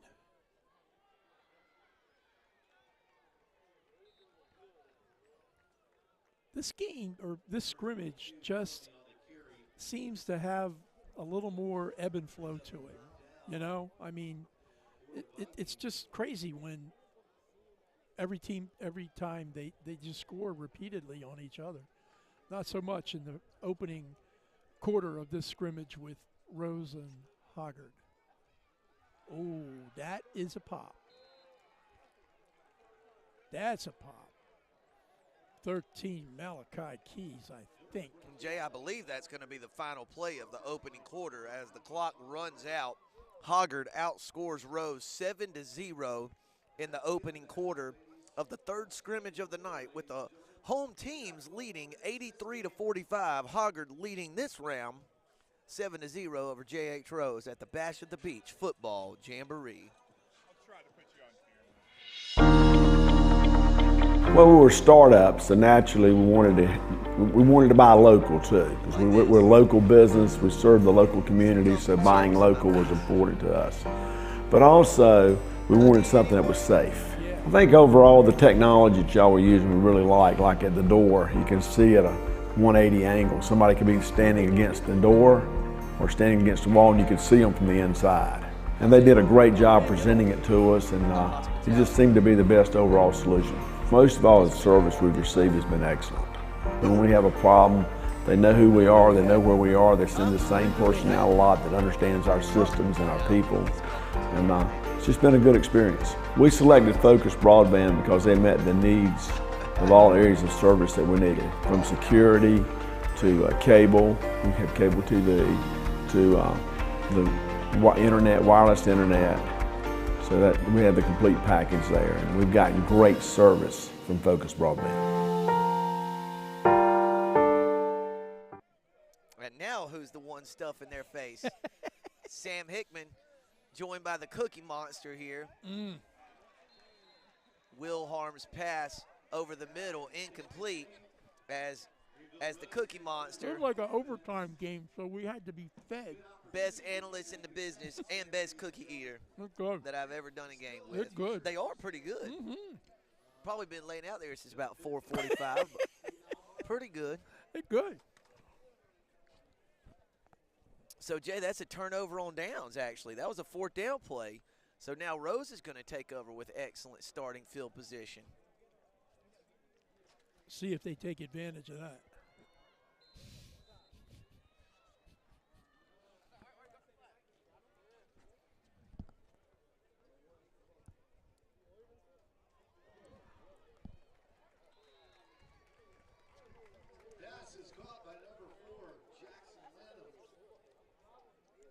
So, Jay, my brother and dad used to always, it's like the most complimentary term they could use for really good football teams. They always say they're so sound. They're so sound.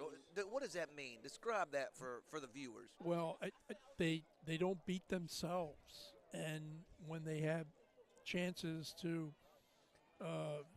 make a play, they don't miss those chances very often. It doesn't mean that, everything always goes their way, but I think what it does, sound teams, what's the old saying, like, they're lucky. Yeah, well, they make their own luck, if you know what I mean, and I think sound teams do that. And clearly, both these schools tonight are probably fall in that category, but, this evening, at least early on through 12 minutes and 1 minute here of the second period, Hoggard just looks like a very sound unit.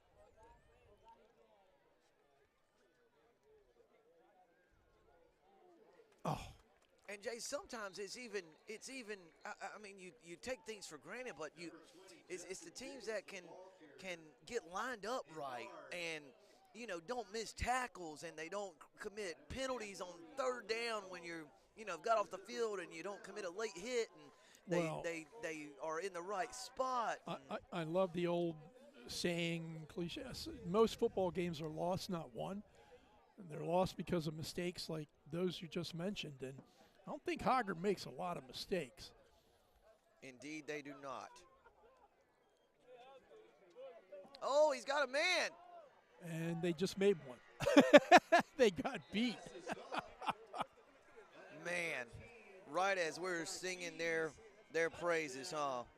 That's Malachi Keys with the catch. Will Taylor with the throw. And this second quarter, pending the extra point, could be tied up. Starts with a bang, huh, partner? Watch it again. Boy, what a beautiful ball that was. Some kind of breakdown, I guess, in coverage, or somebody fell down, or something happened out there. But it's kind of slow developing, Jay. For a second, I thought maybe the receiver lost it in the lights maybe. or couldn't find it. He kind of had a just puzzled look a bit, and then it just kind of dropped right in his lap. Kind of not one of those sound defensive plays you're accustomed to seeing Hoggard run. That is right there, stopping the two-point conversion up the middle. Yep. Was that a fake extra point? Mike, did anything catch your eye there on the deep ball? Hoggard was it a busted coverage or a receiver run right by the corner? What happened there? I think that's a true testament to athletes are going to athlete, man. I think he just beat the defender from Hoggard. It's been a huge battle in the trenches. Of course, I'm going to talk about it. Hoggard's defensive line has been stout and solid. I want to give you another offensive line shout out to the left guard for Rose. He's about a head shorter than everybody else on the Rose offensive line. He's been battling, especially against the Hoggard defensive line, who has, I think, a senior heavyweight on the interior. But it's just great to watch actual high school football with offense and defense. I think the sun had to go down, the lights had to come on, and that really kind of sparked a little fire underneath these two teams.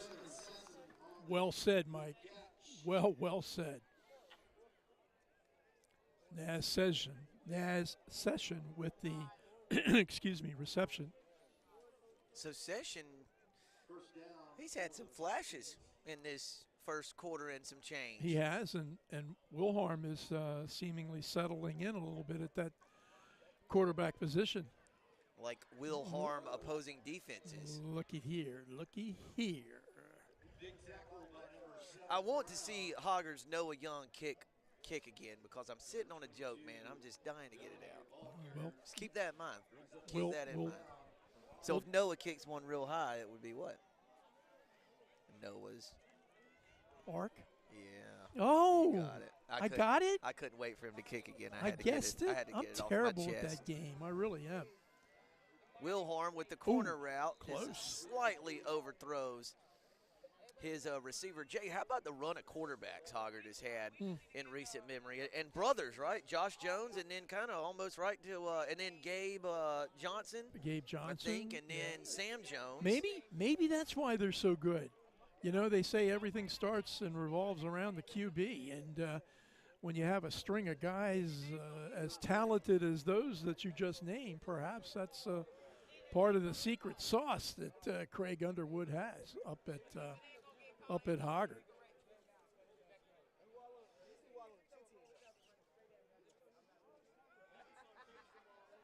Oh, he's got all kinds of running room, Jay Bird. They had the perfect play called for that defense. And on 3rd and long, Hoggard picks up about 30 yards and a first down to Session. That's Session with the catch. But, man, how about the lick Wilharm took? He knew he was going to get belted, but hung in there, waited for the play to develop, tossed it out to Session, and then got rammed hard to the ground, but popped right back up. Good play by Wilharm and, of course, Naz Session. Only a 10th grader, by the way, is Session. Talked about it. If you're a 10th grader and you're playing at Hoggard, you got to be pretty good.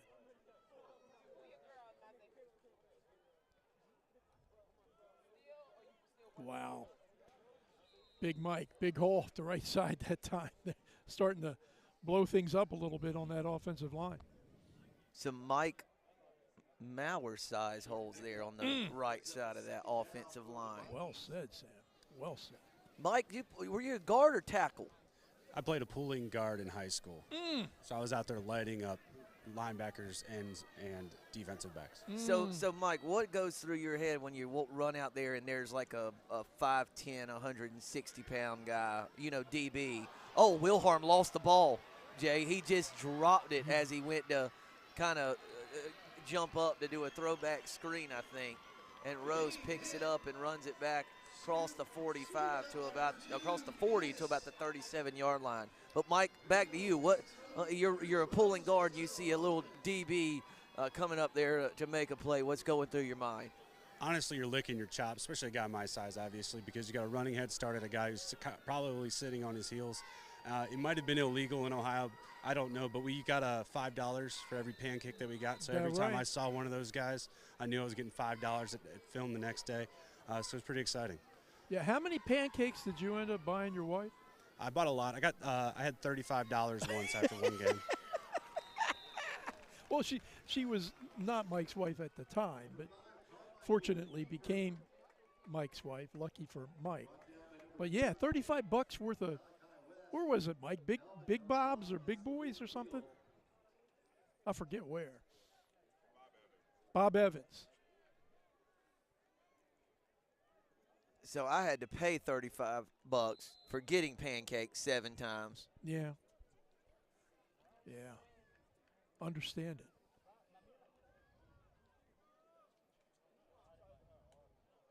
Jay, now this goes against everything we've talked about in the first 2 games, but it seems like these 2 offenses have maybe had a little tougher time finding their footing, but I think that's a credit to the defense being played. Yeah, I think so too, Sam. Often wrong, but never in doubt. But I would vote for stout defenses on both teams, as you're seeing it, and play out in different ways, just as you did there on that incomplete pass. Who was that? Gosh, I wish I could see the numbers better. 4 was the intended receiver. And who was the defender? 21 maybe? Was that Printy? 23? I don't know. I can't see the numbers so good. But anyhow, yeah, I agree with you, Sam. I think the lack of offense so far has been more, or should be more of a testimony to the good defenses from both teams.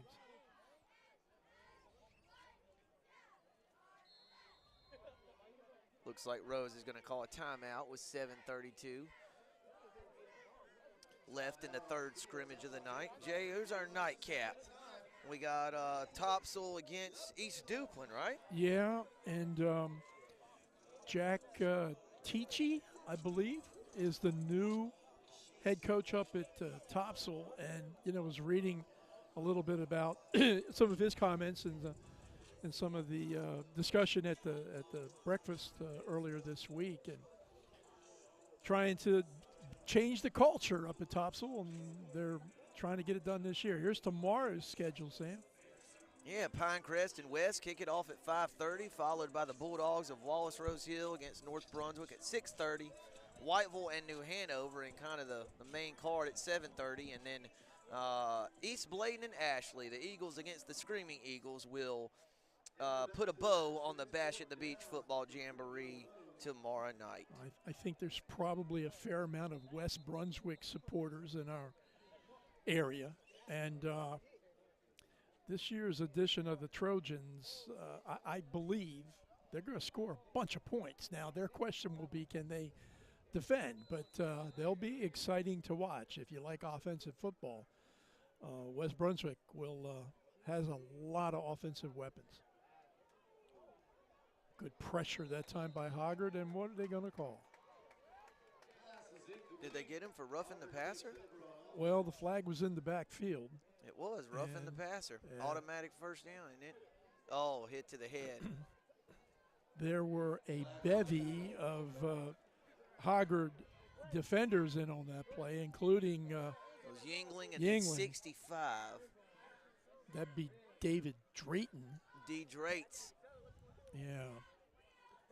This kid Yingling, he's he's a heck of a ball player. He's a specimen. Yeah, I'm not sure. Talked to him earlier this week and forgot to ask him what about next year, but we were too busy finding out what they like to eat, what they like to sing, who was the craziest man on their team. Yeah, you know. And didn't one of them say David Drayton? Could have. I think one of them did say David Drayton. Could have. Never know what's going to come out of his mouth. Yeah. Keeps it light, keeps it fun. You know, and darn it, Sam, I think there should be more of that than less, particularly at the high school level. Gosh, it should just be fun.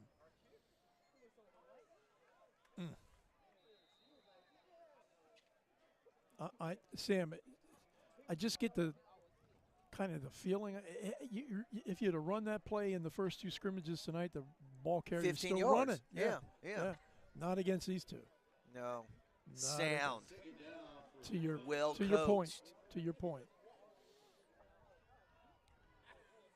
Remember, though, we said earlier, the J.H. Rose last year started 0-3 on the year and ended up losing in the state championship game to Dudley. Oh, good catch and run. Big catch by number 12, Boyd. Another first down. So Jay Rose threatening to score here and could take the lead, at least in the 3rd scrimmage of the night against Hoggard. Yeah, at that play, number 5, Jacob Supak, looked like he was kind of in between, you know, and as a result. Do I wait and make the tackle, or do I make a play on the ball? And he got kind of caught in no man's land a little bit. Yeah, there's a hole. Yep, and there's a hole, score. And there is a score. Wow. Number 9 there, Nixon with the touchdown run from about 14 yards out, and J.H. Rose with a 12-7 lead over the Hoggard Vikings in the 3rd scrimmage of the evening. There was a hole. You're going to see it on this replay, Sam, banging up front. And, man, is he quick to the hole, quick to daylight. Number 9, Nazir Nixon, a junior. And then a quick slant is converted. So Rose with a 14-7 lead, the 3rd scrimmage of the night over the 4A powerhouse Hoggard Vikings. Good football game, Jay. There's Jack Teachy's Topsail Pirates, eager to take the field for the 4th and final scrimmage of the night. And Jay, I've not had the pleasure of meeting Coach Teachy, but by all accounts, super good dude, they say. Yeah, he was impressive and at the banquet, and what I've read about him is impressive. And he's not making any kind of. He's saying, look, we're rebuilding. This is a years-long process, right? Years-long process. We're changing the culture. We put in a new offense. We put in a new defense. We put in different special teams. We've got more different coaches. I mean, so hopefully the people up in Topsail will be patient. And who was not patient there was that 54? 54. For the Rampants or whatever it's called. Jenkins. Yeah, Malachi. Mal Jenkins. So this is interesting. 5:50 to go here in this 2nd quarter, and a little bit of, punching in the jaw right now to Hoggard. Let's see how they respond. They respond well. Oh, fumble, flag. Juggle. Okay. Close. Number 7, Sam, that's Session. He's been very active here in the last 10 minutes. Sorry, I had to take a quick break and chat with Farm Bureau agent, my insurance agent, Mr. John Surigao. John could play. Played at North Carolina. He could play. Was with the Bears for a short time. He could play. Quite a player. Yes, sir. So Jay, he'd be fun to have a conversation with one day. He played at Northern Durham High School. They lost two or three games in his high school career. Wow. Had about 25 college football teammates sacked by J.H. Rose. Yeah, worm turn a little bit here, but yeah, go on about John. Yeah, played at Northern Durham with Sharon Peace. He was the Shrine Bowl MVP. The backup quarterback on his 1993 state championship team at Northern Durham. was a starting defensive back at NC State. That was their high school team's backup quarterback. He That's was incredible. a starting defensive back at an ACC school. That's incredible. All 11 of their starters on offense were college football players. Oh, no. Well, Sam, uncharacteristic play for the Vikes. Got a flag on the field, though. Let's see. Is that roughing the kicker? Maybe. Yeah, so, Jay, this is the tough one when you're going in a scrimmage and special teams aren't really live. I mean, the punter dropped the ball and goes to pick it up. At that point, he's a runner. Yeah. And it's not really live, and so they go and hit him. So if you go and hit him and it's not live, then you get a flag thrown on you. But I don't think that's roughing the punter in normal circumstances. I think it may have been a penalty just because they're not live, and they're just supposed to let the punter get the kickoff. But I don't know. See a lot of hands, going all different kinds of ways. Yeah, Coach Underwood's got an opinion. He does indeed. And I think the one official was telling Coach to please stay back. Please retreat to the sideline. He looks like a pretty big guy, Underwood. I mean, I wouldn't mess with him. No. It's a meeting of the minds here at around the 25-yard line. Let's see how this plays out. It looks like it's going to play out favorably for J.H. Rose. So, Jay, let me ask you this. Jay, you got a casual football fan who has no idea what's about the event that's going on, the Jamboree, and they drive by and they see a scoreboard and it shows 83-59. And they drive off the road? Is that what you're going to say? What goes through their mind? I don't know. Oh, so how's this worked out? Very good question, Aaron. What happens when one of these teams gets to triple digits? Yikes. Whoa. Then this is really going to be a challenge to your math capabilities. You and Aaron, by the way. So they got Rose for an unsportsmanlike conduct penalty. So Rose takes over on downs, but then 15 yards is marked off back. So now Rose gets the ball at the 41-yard line of the Vikings and takes over possession. And it looks like Rose has now got their second-team offense on the field. Jay, that's number 12 for Rose, backup quarterback. Is that Owen Boyd? Owen Boyd, senior, getting some time in here. OB. Tough when the guy you're playing behind, Will Taylor, is also a senior. So, barring, bad things that would happen to Will, Owen Boyd. And we don't wish that? No, of course not. And Owen Boyd just needs to take advantage when he gets the chance. This is one of them. Oh. No.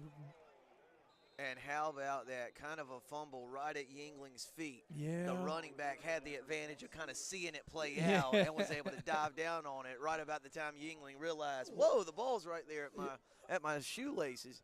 Well, as you said, maybe some reserves in there now that getting some time, but the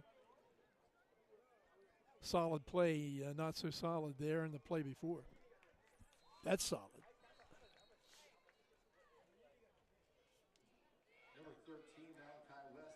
Sam, I thought the story you were going to tell about John, and maybe I'm getting your celebrity friends mixed up.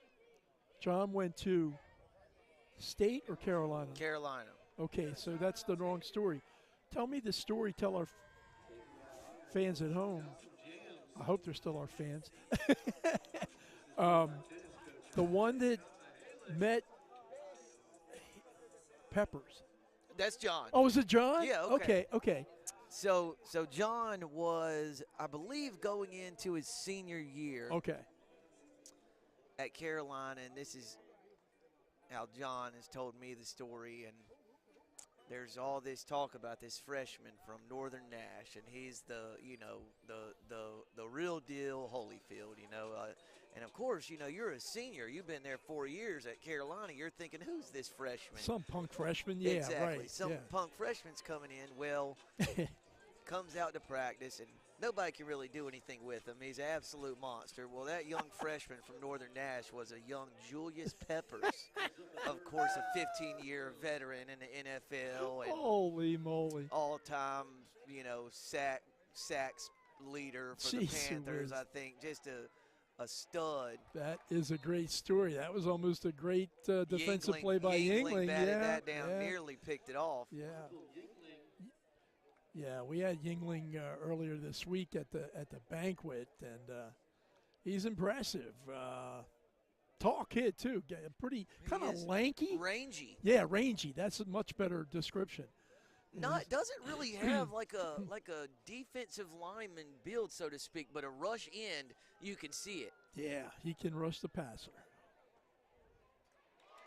Oh, he caught that ball. No, oh, he dropped it. Man. Now, what a great play. Jay, so that took me back right there in that split second to a Hoggard safety that we covered recently, Jackson King.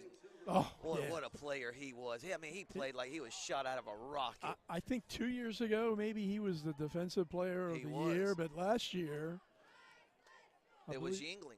Was it Yingling was so 2 years in a row a Hoggard defender that, but yeah, King was great. Big Mike, 4:09 left in this one. What do we got? Hoggard's kind of last stand here, chance to tie this one up. I definitely think so. Going back to what you were talking about, Sam, about sound teams. So after that last J. Rose touchdown, the defense immediately came over to the sideline. No yelling, no nothing like that. They just knew where they needed to go. They got coached up, came out here, stuff them forward and out. So shout out Hoggard sound team. Lineage, I guess. Yep, year after year after year, more of the same with the Hoggard Vikings. And I tell you, Jay, it's tough to do what come into a spot like Craig Underwood did, where you follow the guy, you know, and he followed the guy, Scott Braswell. And, man, if Coach Underwood, he's just kept it right on going. Talk about somebody going. Oh, man, a good play. Number 10 came up with a strip there, knocked it loose, but it bounce out of bounds. Will stay with the Vikings. When Mikel Bellamy that time, other than losing the ball and lucky for the Vikes, they retained possession, but he was kind of loping around that left side that time.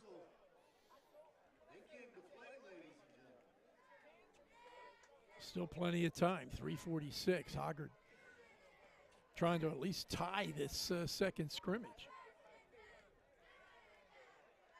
Throwback screen, drop, incomplete.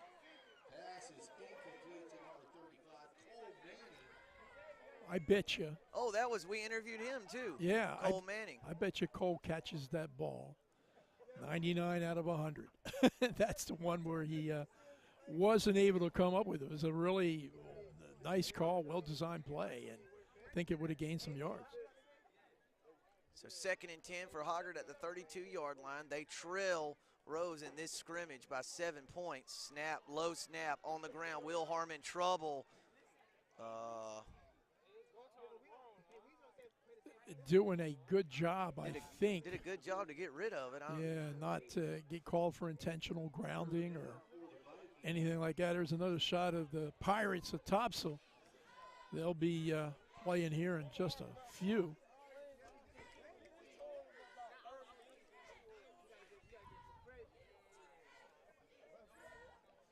Not that it matters, Jay. I'm just still a little puzzled as to how that wasn't grounding.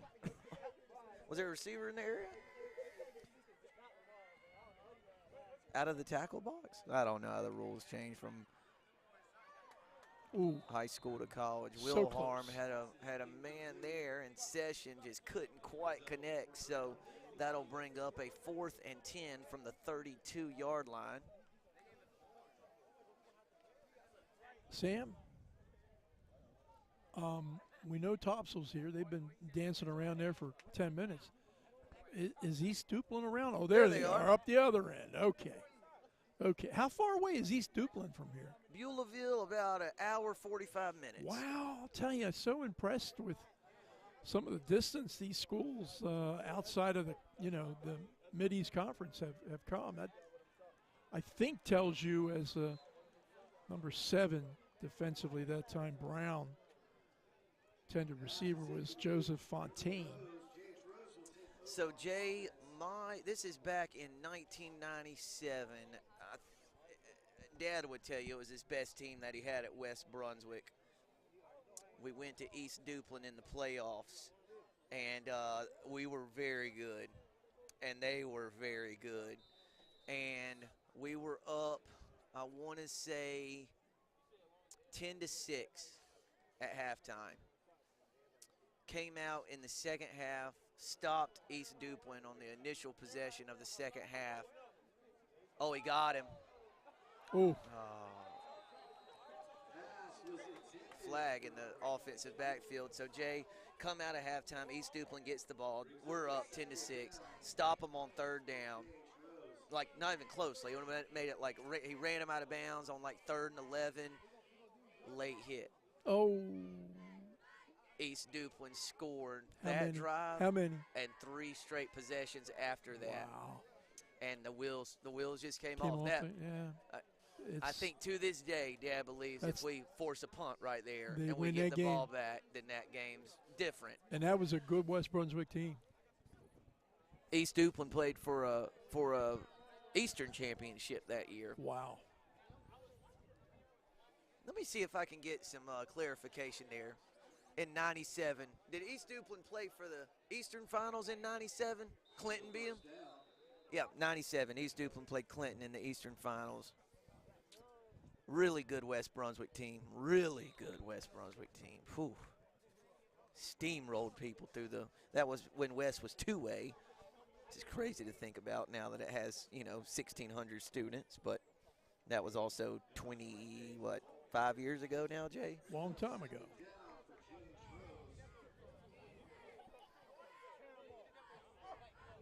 Well, Hoggard needs to defend here for the next couple of downs if they want a shot at tying this thing up.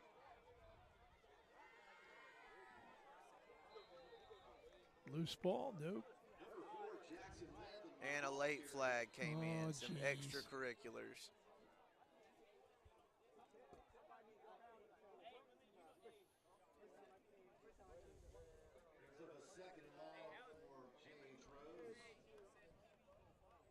No flag? A flag. Yeah, it's against the offense. Okay.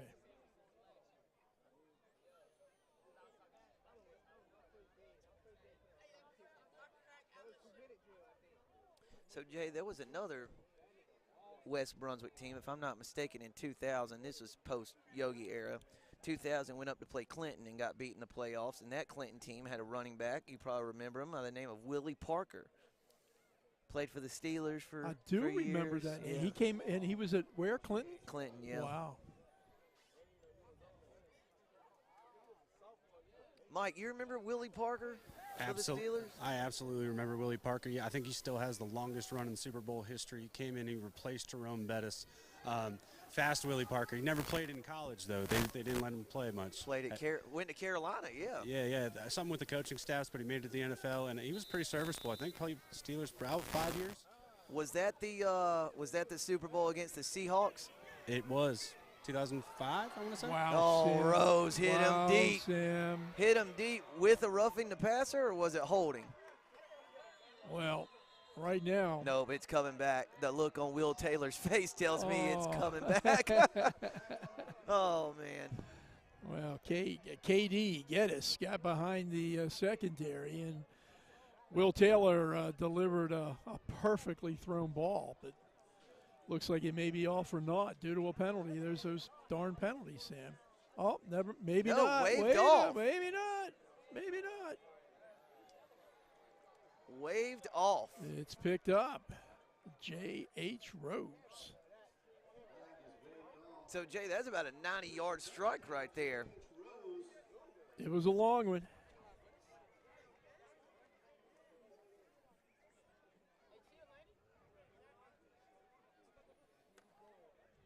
So if they convert here, Sam, they will have reduced a fairly significant advantage for the Mid-East Conference teams, the home teams, quote unquote,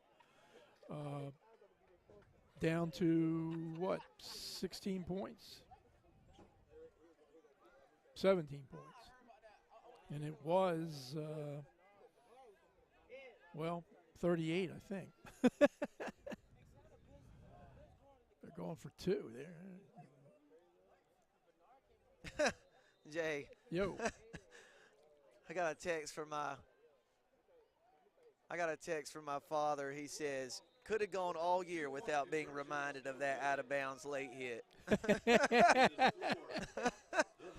Sorry, Dad. Touche, Yogi, touche. What softened the blow for him after the game was he said, you know what, I've got a really special 10-year-old at home. And let's see, Brett would have been 11, probably more of the 11-year-old. He saw something in the 10-year-old. I think he saw something in all of you. The 10-year-old was devastated. That's a long ride home, Jay. 2.5 hours or 2 hours. And it would be. Knew you had a chance, you know? Yeah, yeah. Well, 1:46 to go. See if Hoggard can't change things around a little bit. Picked. Pick off. Oh, deflected pass and picked off by the Rampants. Number 8 is Roach, Jameer Roach with the interception. Another flag. Another flag. Yeah, you know, second half of this quarter, things have kind of gotten a little off the shelf. Good pressure that time, too. By 24, that was Jordan Daniels of J.H. Rose. So the Rampants can just kind of run this one out unless they decide not to. Or they couldn't. Or they couldn't. Yeah. So Jay, I want you to talk us through this this new look beard of yours. Oh. I didn't see you with a beard for 7 years. Sam, 6 years. I never had a beard in my entire life. So, and you look so distinguished. You know, earlier this year, I had a little run in the hospital that thought was 3 days, and it ended up being 3 weeks. And so, while I was in the hospital, you know, I wasn't shaving or anything, and I looked in the mirror and I said, holy moly, I kind of sort of grew a beard. And my wife said, you know, I think I like it. And I said, well, okay. And as long as you're good with it, I'm good with it. And I actually tried to trim it up a couple times and not very good with trimming. So she said, I thought you were still growing a beard. I said, well, okay, I will. So here it is, you know, for what it's worth. So Miss Darris wins. Miss Darris wins, yeah. You know Eddie Jones? I do. I've always told Eddie, you have the best beard. Oh, my word, looky here. Boy, Rose found a rhythm. Oh, boy, look what's going on down the field. Down the end, they're still going at it, yeah. Eddie Jones. And another flag on Rose after the play. Grow a beard and, you know, overnight, and it takes me 2 months. But, yeah, so, right, the soundness, Sam, we were talking about each of these teams. And I don't know that it's been real apparent here in the last few minutes. What do you think? Against Rose? Yeah, was it one of these, Jay? Right in the face of the defender after the play. And it was 50 yards away from where the play ended. Yeah, so just, I know. But you know, just something that had to be done with 42 seconds left to limp into the finish line here of this one. Yeah, the pace of this two-quarter scrimmage was going well until it wasn't. Boy, I just hope folks understand. Let these two teams meet again in November, and it will look different. Not saying the result would change, but these, I mean, Jay, 2-3 months of football, I mean, these teams improve dramatically. They'll look radically different from now to mid-September. Oh, yeah, clearly. And yet I truly believe that both these teams will use these, 24 minutes of play tonight will help them prepare for their respective season openers next week. Undoubtedly.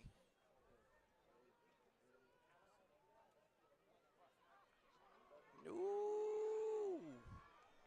Good run of about 10 yards down to about the 36-yard line. That's Brandon Sanders looking like Barry Sanders on that play and kind of showing he's ready for next week.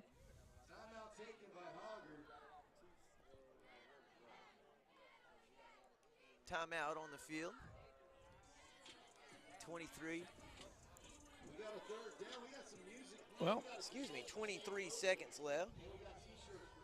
Maybe a what do they call it? A teachable moment coming up.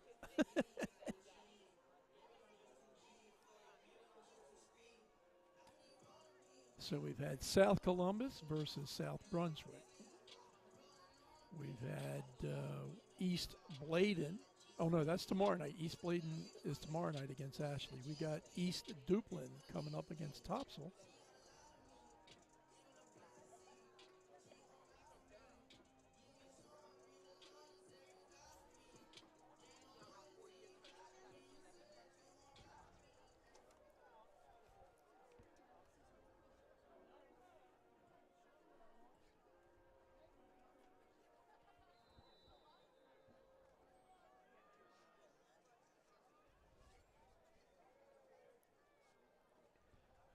Back to action. Number 25 for the ball carrier. So, Jay-Bird, is that going to do it? Looks like it, Sam. The Jays Rose has narrowed the gap between the Mid-East Conference teams and the visitors, 83-65 with a 3 scores by Rose here in this scrimmage, and just 1 for Hoggard. Yep, 18-point difference now. The Mid-Eastern Conference teams leading 83-65. We'll take a short break, I think, before the final scrimmage of the night between Topsail and East Duplin. Be the 4th and final scrimmage of the first night of the Bash at the Beach Football Jamboree, sponsored by Farm Bureau Insurance and Focus Broadband. Thanks for joining us here on Focus Broadband TV. We'll be right back for the start of the 4th and final scrimmage of the night.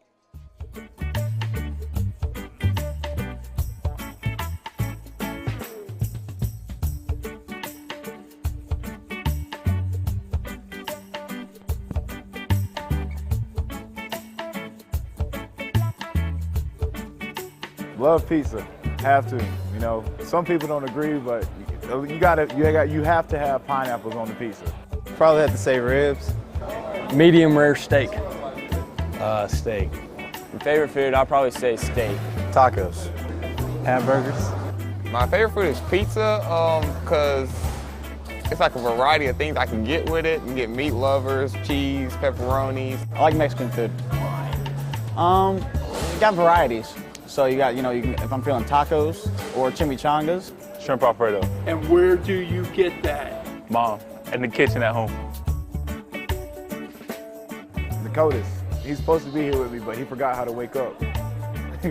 But he's something different. Probably Rodrigo Sanchez. He's always playing around, even whenever coach is serious. Reagan Princey. Why? He was a hothead on the field. I'll probably have to say Reagan Princey. He's a big, strong guy. He's a little crazy sometimes, not afraid to hit anyone, and just full speed. David Drayton. Why? Big D lineman. You never know what he's going to say next. Just always anticipating something different. I will have to get at either Jordan McCall or J.J. Call. Both of them they're pretty goofy. All they want to do is play all day, every day at practice. Probably me, to be honest. The goofiest one, for sure.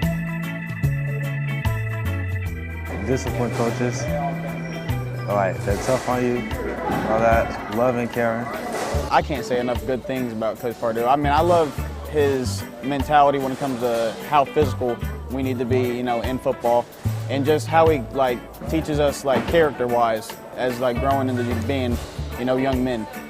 Ooh, Pardue. Pardue's a great guy. I love him to death. I'm glad he stepped in to be our head coach. He's a pretty fun guy to deal with. Joke around at practice. He actually gets involved. Coach Lewis, he's a great coach. Always pushing us to be great and do like the best we can do at anything we do. He's a great coach. Gets us all this like bonds with us and teaches us things and motivates us. At halftime, like always gets us motivated and gets us ready to play for the next half. Expectations really is to fill gaps in positions that we need filling in. And I believe we have the people to step up in those positions, especially for our offensive line. I think we're going to have a great season. Hopefully we'll win all our games, make it to the state championship, win that too. A young group, but we've all grown up together, played together forever. I think it'll turn out nice. Our expectations, I think that we need to, you know, regroup and rethink this year. We're coming into, you know, being seniors with me and some of the guys, and I think that expectations just be a rowdy group that, you know, go out there that, you know, teams just they just want to give up, you know, by the time halftime comes around. I want to have a home playoff game and have a 10-win season, basically. To definitely beat everybody on the schedule. Let's go 10-0 or however many games we got, not to lose at all. This season, I think we're going to have a great offense, a lot more experience with everyone. Everyone had a varsity experience. I'll say our defense is going to be a little young, but I still think we'll be pretty good. Trash. Wallace, Rosehill, they're our rivals, and we lost to them last year. It was our last game. Wallace, Rosehill. Wake Forest. I have a couple friends that play for them. Love to beat them. Probably Cardinal Gibbons, because they're defending champs. Hanover. I'm going New Hanover. Why? Because I'm tired of losing to them. Hoggard. I say Hoggard, sir. Haven't beat him since 1980, and I think it's the first year we can actually beat him. Hoggard, we coming. We're coming to beat Hoggard this year.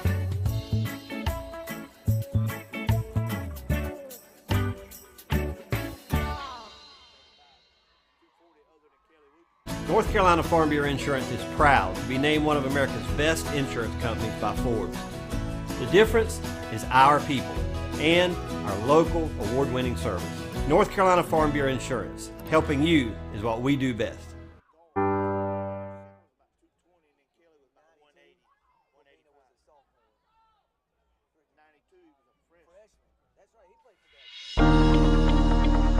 Well, we were startups, so naturally we wanted to buy local too, because we're a local business. We serve the local community, so buying local was important to us. But also, we wanted something that was safe. I think overall the technology that y'all were using we really like at the door, you can see at a 180 angle. Somebody could be standing against the door or standing against the wall, and you could see them from the inside. And they did a great job presenting it to us, and it just seemed to be the best overall solution. Most of all, the service we've received has been excellent. When we have a problem, they know who we are, they know where we are, they send the same person out a lot that understands our systems and our people, and it's just been a good experience. We selected Focus Broadband because they met the needs of all areas of service that we needed, from security to cable, we have cable TV, to the internet, wireless internet, so that we had the complete package there, and we've gotten great service from Focus Broadband.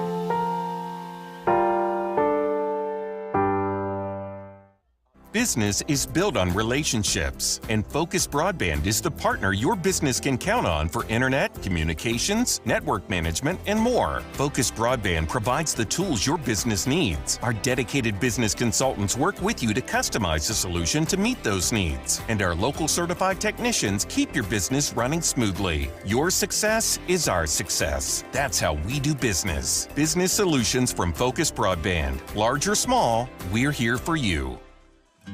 Sometimes the simplest things have the biggest impact. At North Carolina Farm Bureau Insurance, we feel the same about home and auto coverage, affordable rates, trusted service, and local agents. After all, having an impact in your life helps you do the same in another's. Farm Bureau Insurance. Helping you is what we do best.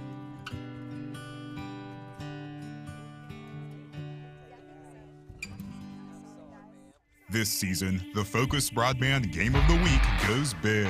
The biggest games, the biggest highlights, and now the biggest sideline reporter? Guys, I'm only 6'4". The Focus Broadband Game of the Week. Watch high school football live on Facebook and Merge TV. Friday nights, only on Focus Broadband. And the biggest logo. Get in the game with Focus Broadband. North Carolina Farm Bureau Insurance is proud to be named one of America's best insurance companies by Forbes. The difference is our people and our local award-winning service. North Carolina Farm Bureau Insurance, helping you is what we do best.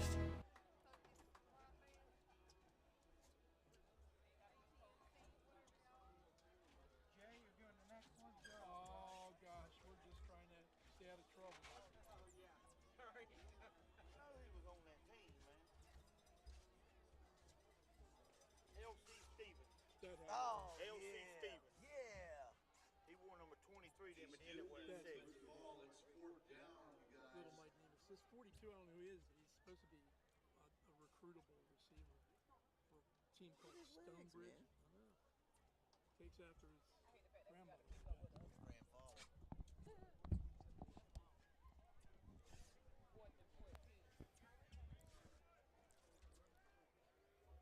And we're set for the start of the fourth and final scrimmage of the first night of the Bash at the Beach Football Jamboree. East Duplin gets the ball first. Oh, he's got a man wide open down the field. Pitch, catch, dragged down at the 5. Big time catch by number 9, Jesse Kleinsmith. I called him Jesse. Jay, number 3, Avery Gaby. You spent some time with him. I did. Tuesday. That's the state champion in the 110-meter hurdles. How about that? Impressive kids. Very polite, East wasn't Duplin? Yeah, all of them. We're good. There's Gaby battling for extra yardage. Yeah, Gaby's a fullback, and he doesn't look like a fullback, right? I mean, he's kind of not built like your 230-pound fullback, but kid's some kind of strong, and for sure he can run. He is one of the 2022 or on the 2022 North Carolina High School watch list, along with teammates Darren Bonilla. He's a kicker. Jackson Gauze, who's a linebacker. Oh, he walked in, didn't he? Number 10, Neziah Hall, rumbles in from about 3 yards out for the game's opening touchdown. Jay, between J.H. Rose and East Duplin, this game may be in the visitors' favor before the night's over. So you have such a better memory than me, but remind us all of last year. What was the gap when they started? Wallace Rose Hills started against West Brunswick down by about 42 points, and won. About 12 minutes later, they were up. They were up. East Duplin kick is up and good. And you're right, Sam. That margin now is 11, and it was 30-something when after the first 2 scrimmages tonight. So, Jay, we got a new look group with the Topsail Pirates under first-year head coach Jack Teachy. He spoke a lot about the changes for the Topsail program Tuesday morning's media breakfast. Tell us a little bit about his message. Well, his message was simply this. Look, he's taken over a program where he's really changing everything, including the bare basic fundamentals. Wow. As somebody on that Topsail 10, Des Leaf, pays attention to Coach Teachy. But anyway, he talked a lot about focusing on fundamentals, focusing on technique, a complete changeover in terms of what they do offensively, what they do defensively, what they do on special teams. And he was a big proponent of, kind of being where your feet are, right? Wherever you are, be there and work towards where you want to go. And it looks like at least the pitch and catch. first two plays coming out, looks like that new philosophy is working well. That was Lambert, the quarterback, Jack Lambert. And Jay, I don't have an 88 on my Topsail roster. And nor do I, which is, again, Evan Ellis maybe? Maybe it was 82, perhaps, yeah. That's a problem. There's an 82 out there as well. There's a problem early on with rosters as teams are trying to figure out who they got and who they are. Tell you what. Big-time defensive play by number 12, Jackson Goff. Yeah, East Duplin knows who they have in Jackson Gauze. They got about 28 kids dressed over there, East Duplin. Well, and one of them is Dante Hall. Dante Hall was second-team All-State in 2021. He is a free safety. He is a running back, and needless to say, he got game.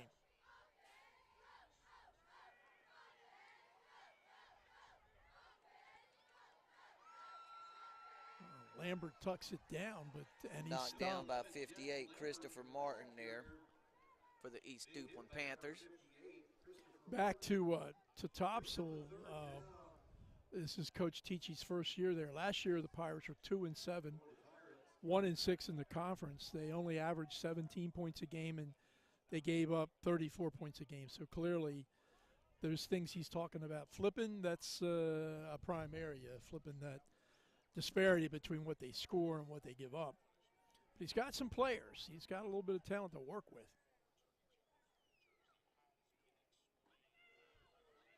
Straight into the teeth of the East Duplin defense on 3rd and long, so that probably bring on the punt team for the Topsail Pirates. Yeah, Cade Kennedy in on the stop that time for the Panthers of East Duplin. And you're right, Sam, there is going to be a punt. Looks like 42 maybe, Jacob Buzzkirk. Back to punt for Topsail.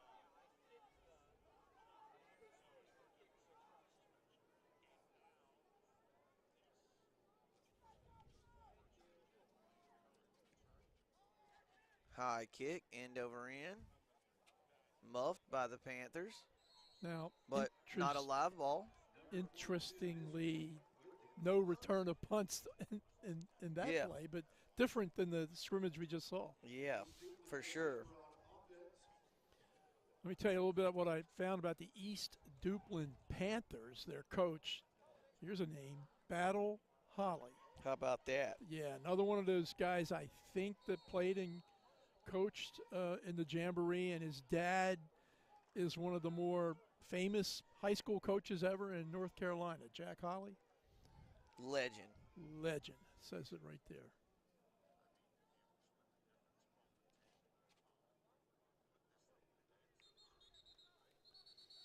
And a whistle's going to stop that. Jay, what's interesting, I don't see a number 1 dressed out for East Duplin. I was looking for Mr. Dante. Maybe he's not here tonight. Oh. That's a possibility. That's a possibility. 11-2 last year were the Panthers. 6-0 in the conference. Made it to the 3rd round, where they were defeated by Wallace Rose Hill. I think the interesting point here is beat Wallace in the regular season. In the regular season, that is correct, and they lost to him in the 3rd round of the state playoffs.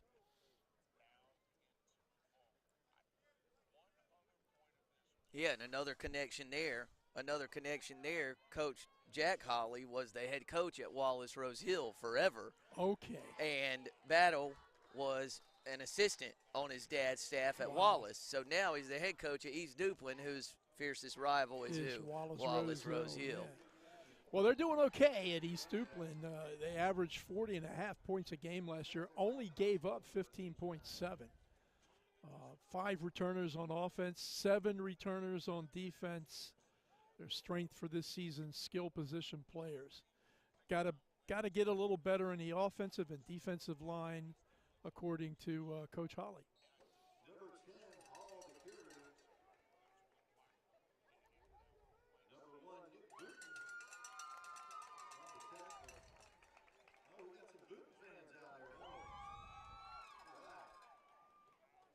So that's not a misprint you see on your screen at home, folks. 83-72. The Topsail in the lead out. Not all the points were scored in this game. No, they weren't, but not yet anyway. Reverse, and he's got running room, folks, and he can go. Yikes. Boy, big time run there of about 25 yards, Jay. That was number 15, Elam Moore, the junior receiver. And actually pretty good catch up running down a ball carrier by the Pirates that time, because for a brief moment there it looked like Moore was going to take it to the house. And Jay, add 15 to that run, as there was a face mask penalty at the end of the play near the Topsail sideline. So that'll take the ball to about the 35-yard line. A big, big play for the Panthers of East Duplin. They're a 2A school. Big Mike, how do you like this wing T offense? See a lot of this in southeastern North Carolina at the smaller schools. I'm a huge fan of the wing T. We actually ran the wing T in high school at my school. Gives a lot of opportunity for sharing the ball between the backfield, tricky little pass plays, as well as the offensive line gets to move around a little bit and have a little bit of fun.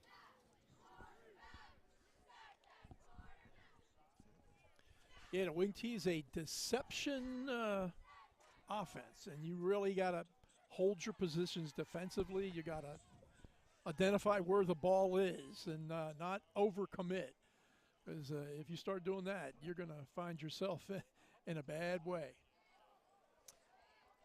Oh, nice cut back. Boy, good cut, good run. Mike, let me ask you this. How difficult is it for an opponent defensively to guard against it, to defend it, particularly if you don't see it all the time?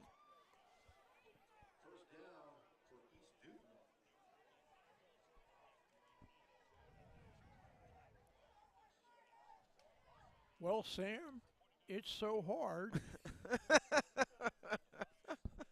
that I can't even remember. Back up to the booth with you and Jay.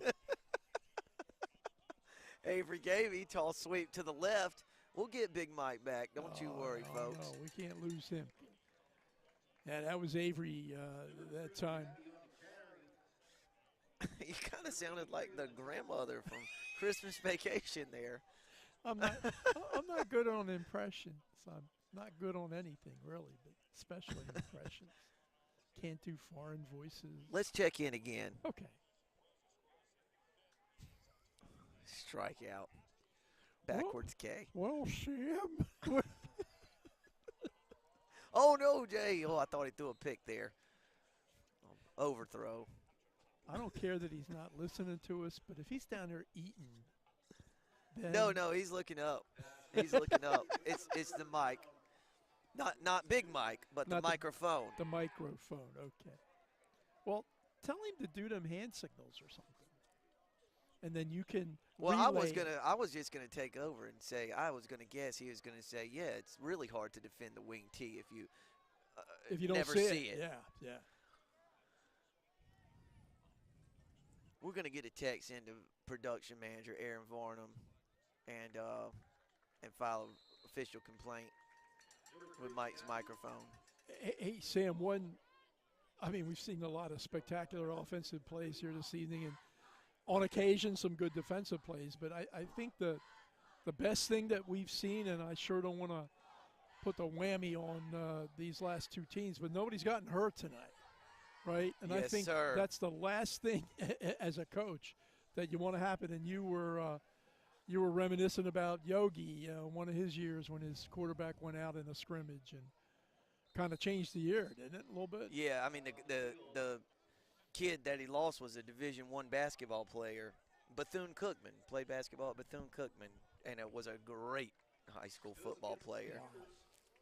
Yeah, it was tough.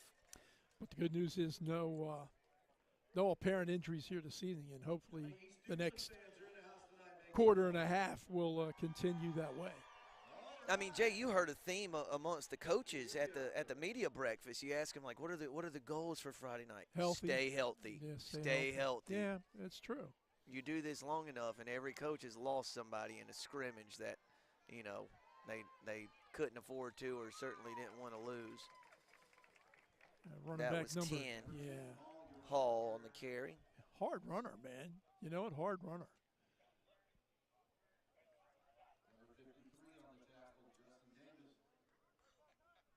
Looking at the Topsail sidelines and trying to find Coach Jack Teachy, his first year with the Pirates. Oh, nice cutback again by Isaiah Hall. Well, Jay, these are tough kids, man. They get in there and carry it 20, 25, 30 times a night, which means they're tackled often 20, 25 times a night. Well, and how many times have they tackled during the week and, you know, Yeah. practice and everything? So it's a contact sport. It's a collision game. And if you're going to play it, and if you're going to play at those positions, you're going to get some bumps and bruises. Reverse. Oh, what a play in There the you go. backfield. Preston Big number Rich. 8, Preston Rich. Love it. Love it, love Boy, it, love he it. read that one from the start, didn't he? Nice play by Preston Rich, senior linebacker. Oh, East Duplin going to bring the field goal team on. Check out this partner. Watch Watch him come from the top of your screen. He reads it Just kind and of just throws shoots up there. his body, Boom. just like you used to do, Sam. Exactly. Good But I play. didn't have a cool name like Preston Rich. That's a good name. That is a great football name. Great name, period. Field goal attempt. Kick is up. Wow. Did he do it? I think Yes, he he did. did. Oh, and the visitors have pulled within 8 points. Goodness. At 83-75. Single possession game, right? One possession game. It was only 9 possessions about 2 hours ago. That's right. That's Darwin Bonilla, by the way, on the extra point. And Bonilla, as I mentioned earlier, one of 4 different kids on this East Duplin team this year are among a bunch of players in North Carolina on a watch list for 2022. Going down to Big Mike. Hey, guys. Hey, we Hey! finally got He's back. All right, so, Sam, to answer your question, defensively against the wing tee, it's really about defensive responsibility. Linebackers have to read the pulling guards, make that call real quick. Don't have that false step. Drive through, follow the guard. Defensive ends against the wing tee need to maintain ball depth positioning. Don't get too aggressive because you're going to get kicked out, create a gap. So, yeah, if you don't go against it very often, it can be kind of confusing between the deception as well as the guards. And it's really about having solid positioning and solid play the whole time. Mike, let me ask you this: are there any defenders on a football field or team who are watching the ball? I would say hopefully not. Most of the time you're going to have your responsibilities, and you really want to just try to read that first and then try to find the ball and make the play. Lambert's pass to Des Lee. Incomplete. So 3rd and 9 for the Pirates. So, Jay, this is actually a rare 4A versus 2A matchup. You just don't ever really see this in the regular season. But in this case, you got a 2A power against a 4A team that, you know, is in a rebuilding phase. So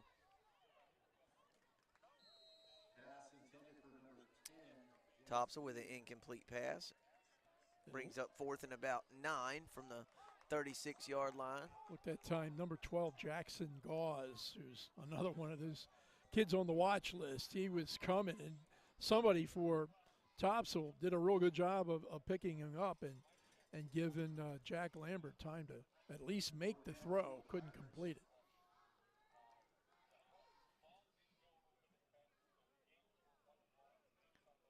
So another punt for the Pirates. Oh, good kick this pretty time. good one, High yeah. booming kick. Fielded cleanly, well, semi-cleanly that time by number 10, Isaiah Hall, at about the 29-yard line. I think that was Maberly, wide receiver, senior, who handled punting duties there. And if he kicks like that, he may punt the ball a few more times this season for Coach Jack Teachy and his Topsail Pirates. So, Jay, one of my biggest takeaways from tonight is, the thought, it's all well and good, we'll host a jamboree here at West Brunswick, but there's a little more to it than that, right? Yeah, You've got there teams is. involved and cheerleaders and concessions and sponsors and so on and so forth, and for it to come together as well as it did, boy, what a credit to the Jimmy Fletcher, Leslie Reeves, and this committee, this Bash at the Beach Football Jamboree Committee that includes Coach Fletcher, Coach Reeves, Michael Lewis, Alan Bryant, longtime West Brunswick Booster Club members Don and Scotty Evans, Shauna Williams, Kim Fluharty, David Hewitt, and TJ Spivey, Farm Bureau branch manager Rodney Brown has, certainly played a big role in helping this get off without a hitch. Just a lot of moving parts and a lot of hard work and time and energy. Caleb Pardue, the head football coach at West Brunswick, played a big role. Underscored the amount of time. This isn't something that came together overnight. They've been working on this for months. Yeah.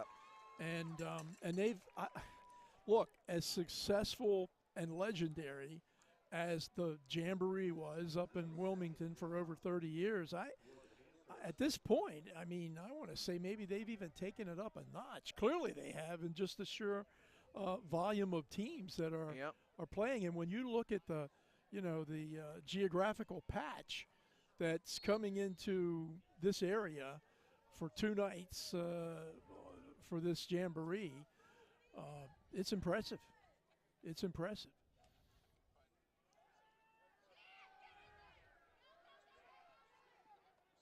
Oh, good throw and catch.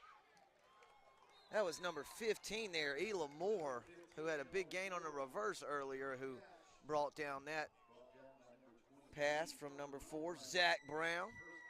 The band? And his band. Wow. Yep, he's stuck in colder weather. They're good. But completing 15-yard passes. I did not know so much about Zach Brown, but I heard him on, whatever. They're pretty good. Reverse. Ball loose. And Topsail got it. Yeah. Who got it? 64. That would be – say that name for me, Sam. Oh, no problem. Zach Proco. Oh, love it. ZP. Right place, right time. And, hey, look, 10.5 seconds to go here in this quarter, and we got another 12 minutes to go. So let's see if the Pirates can't get something going here offensively. Pirates got to extend that 83-75 lead. They do. Or they got some splaining to do tomorrow. This is like in the late third quarter of an NBA game. 83-75. Topsail got a new quarterback in there. Yeah, that's a run. Number 7, big Elijah Hebron. Only a 10th grader. Woohoo, Eli. Jay, that's going to do it. We have 12 minutes left in the first night of the Bash at the Beach Football Jamboree. Topsail trailing East Duplin 10-0, but the Pirates are threatening with the ball inside the 30-yard line. We're going to mow right through this, breaking the action? How about it? Jay, first 12-minute thoughts. Go, and go. Wait a minute. It was a good quarter for East Duplin and hopefully an advantageous turnover for Topsail to end that quarter. But listen, did you know cell phones, iPhones have flashlights? I did. Huh? I did. So I just recently learned this, but game changer. And God bless poor Nathan Evers. Every year he has to go to like all kinds of problems to set up a lamp for me out here. I'm the one always complaining. And now he brought the lamp tonight, but it don't work. I think it's got shorted out. So it has to have power. Oh, it's not plugged in. Yeah. But anyway, Nathan, cell phones, these iPhones, have a flashlight. And with this flashlight, you can see really well. So that's my roundup of the first quarter. I'm stealing off your roster all night, man. You've got a light shining on it, I highlighter. do. I got colors on it. Digger Phelps. Mid-season Remember form. Digger? I know. Yes, I do remember. Yeah, I sure do. Do you remember Digger when he was a coach? I do. Okay. For Notre Dame? Yes. Fordham to start with. And knocked off a #1 seed in the tournament one year. Probably. BYU didn't they beat BYU when BYU was a 1 seed with Danny Ainge? He could have. And company? They had it coming. No, I don't remember. Yeah, they had it coming. Man, Kids, my children have robbed my brain of my elephant memory. Did he do that at Notre Dame? The bums. Huh? Yes, yes. So the Catholics against the Mormons in that one, right? Yeah. Lucky. Oh, darn. Couldn't connect with the So receiver. close. Was that number 2 maybe, Sam? These numbers. DeMonte Jackson, perhaps? That's it. Intended receiver. This kid, Hebron, the sophomore, now playing quarterback. Good size, according to Coach Tichy. Good size. He's quick. Not sure how much he play quarterback. Could play a lot, but he's going to be used in a lot of different situations. Yeah, maybe some short yardage stuff, perhaps. Mm-hmm.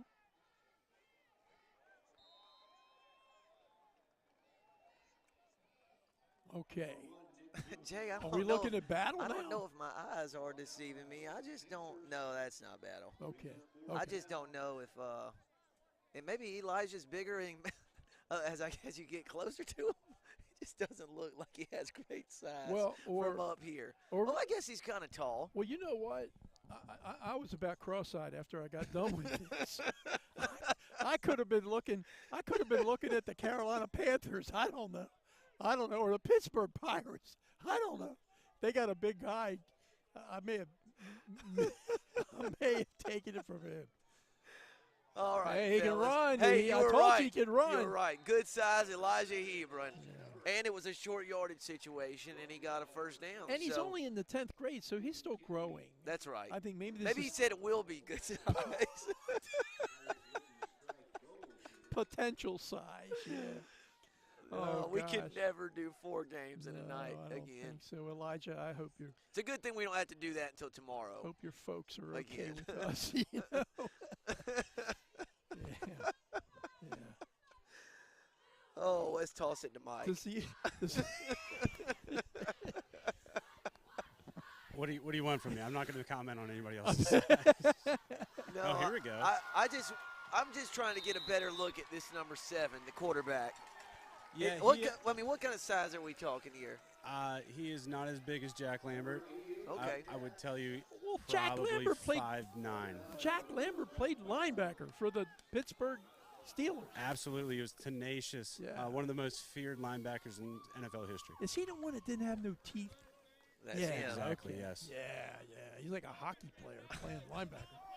Hey, that was a nice delivery that time by Hebron. I think they may have a quarterback controversy in Hampstead. Quick around the left side. Oh, I thought the ball came out, but I can't see. That's Caleb Mayberry on the carry.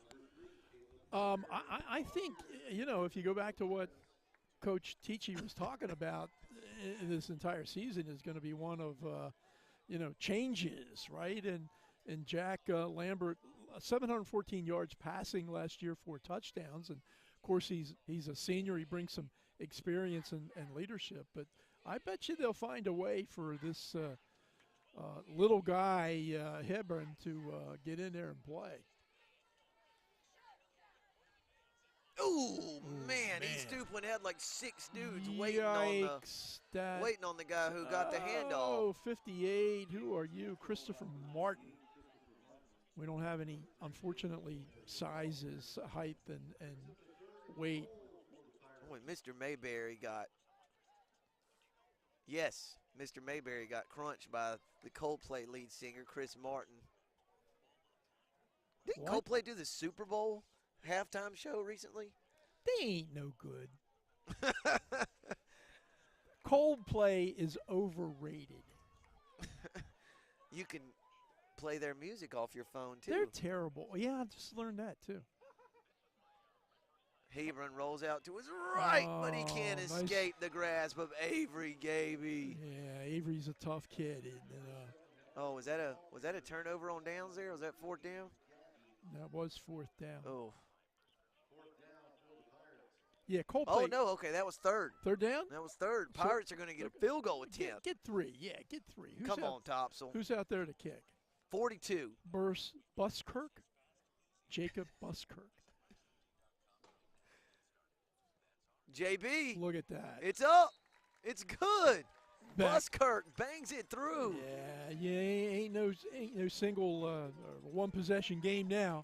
No, and restores the 11-point lead for the Trojans / home team / Mideastern Conference host of the Bash at the Beach Jamboree. You like the name of this event?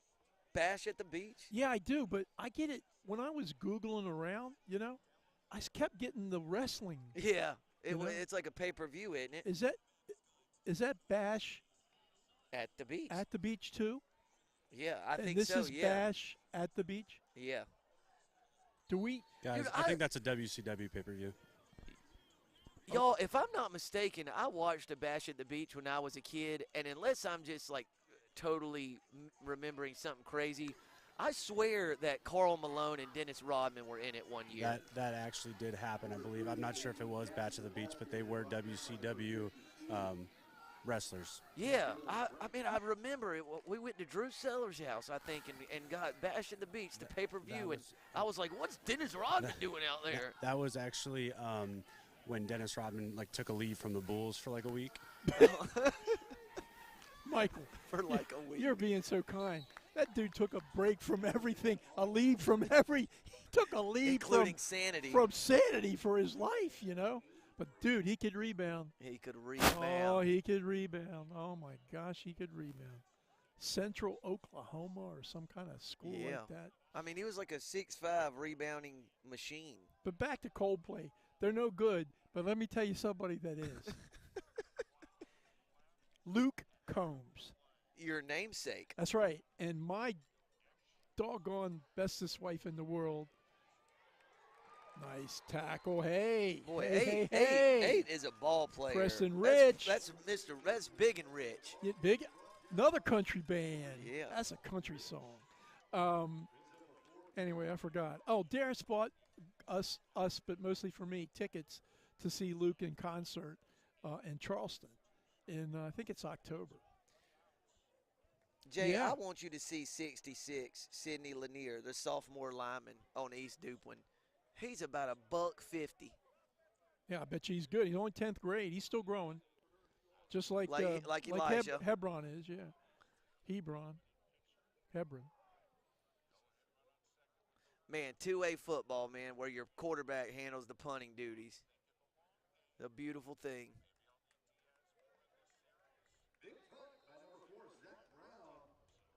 Zach Brown. Man, this is country music night. I'm trying to tell you. Coldplay, no good. Country music, Very great. good. Yeah.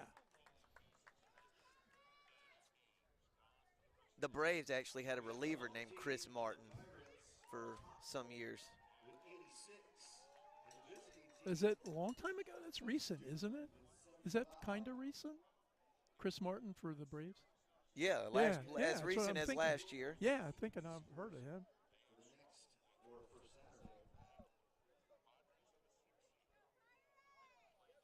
Well, let's see what the Pirates can do here. Who's at quarterback, Sam? Oh, he ain't going to do nothing with that. No, sir. That is number 15 in your program, but number 1 in your hearts, Elam Moore, junior running back for He's had a good night. the Panthers. Do you think, so Coach Holly of East Duplin, his real name is Battle? Yes. Or is that a nickname? No, Battle. that's his name. Okay. Quick replay here. Hebron still growing. Boom. Hands off. Ball carrier knocked down. Wow. That's a hit.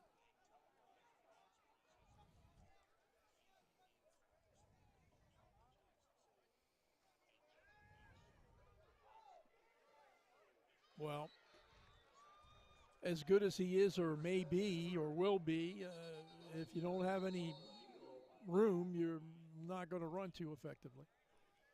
And there is a flag on the field. No, it's tough when you get hit right when you take the handoff. Oh, chop block. Uh-oh. Against the offense. And they'll be marking that one off. So, Jay, let's break down this action. You got 10 seconds on each game. Pinecrest versus Brunswick. Well, Pinecrest, tough. West Brunswick, enormous offensive potential. Okay, Wallace Rose Hill, North Brunswick. Wallace Rose Hill, perennial, state power against a team that's kind of on the uprise. If they can figure out a way to replace R.J. Green, the prolific quarterback they had the last couple of years, they could be good again this season. Whiteville, New Hanover. Whiteville, just two traditional powers, right, that don't often, I guess, get to play against each other. But that one will be worth the price of admission.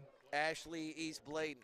Ashley breaking in a new coach, Dante Lombardi. So if the name is any meaning, telling you, he ought to be able to coach, man. He can coach, and so that's going to be a nice matchup as well. And again, credit the committee and everybody involved in setting up not only this 2-day event, but the matchups. They were well thought out, and I think it's just been great here this evening. The weather tried to kind of mess things up.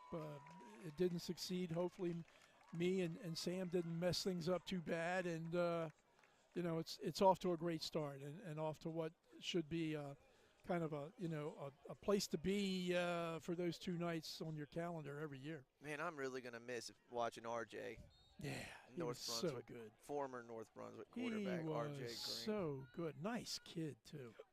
Oh, Nice boy, people. he shot the gap and was able to tackle the quarterback. Oh, yikes. And then got flagged for the suplex. That's Gauze, one of those watch list kids for East Duplin, but I think he may have drawn a flag, Sam.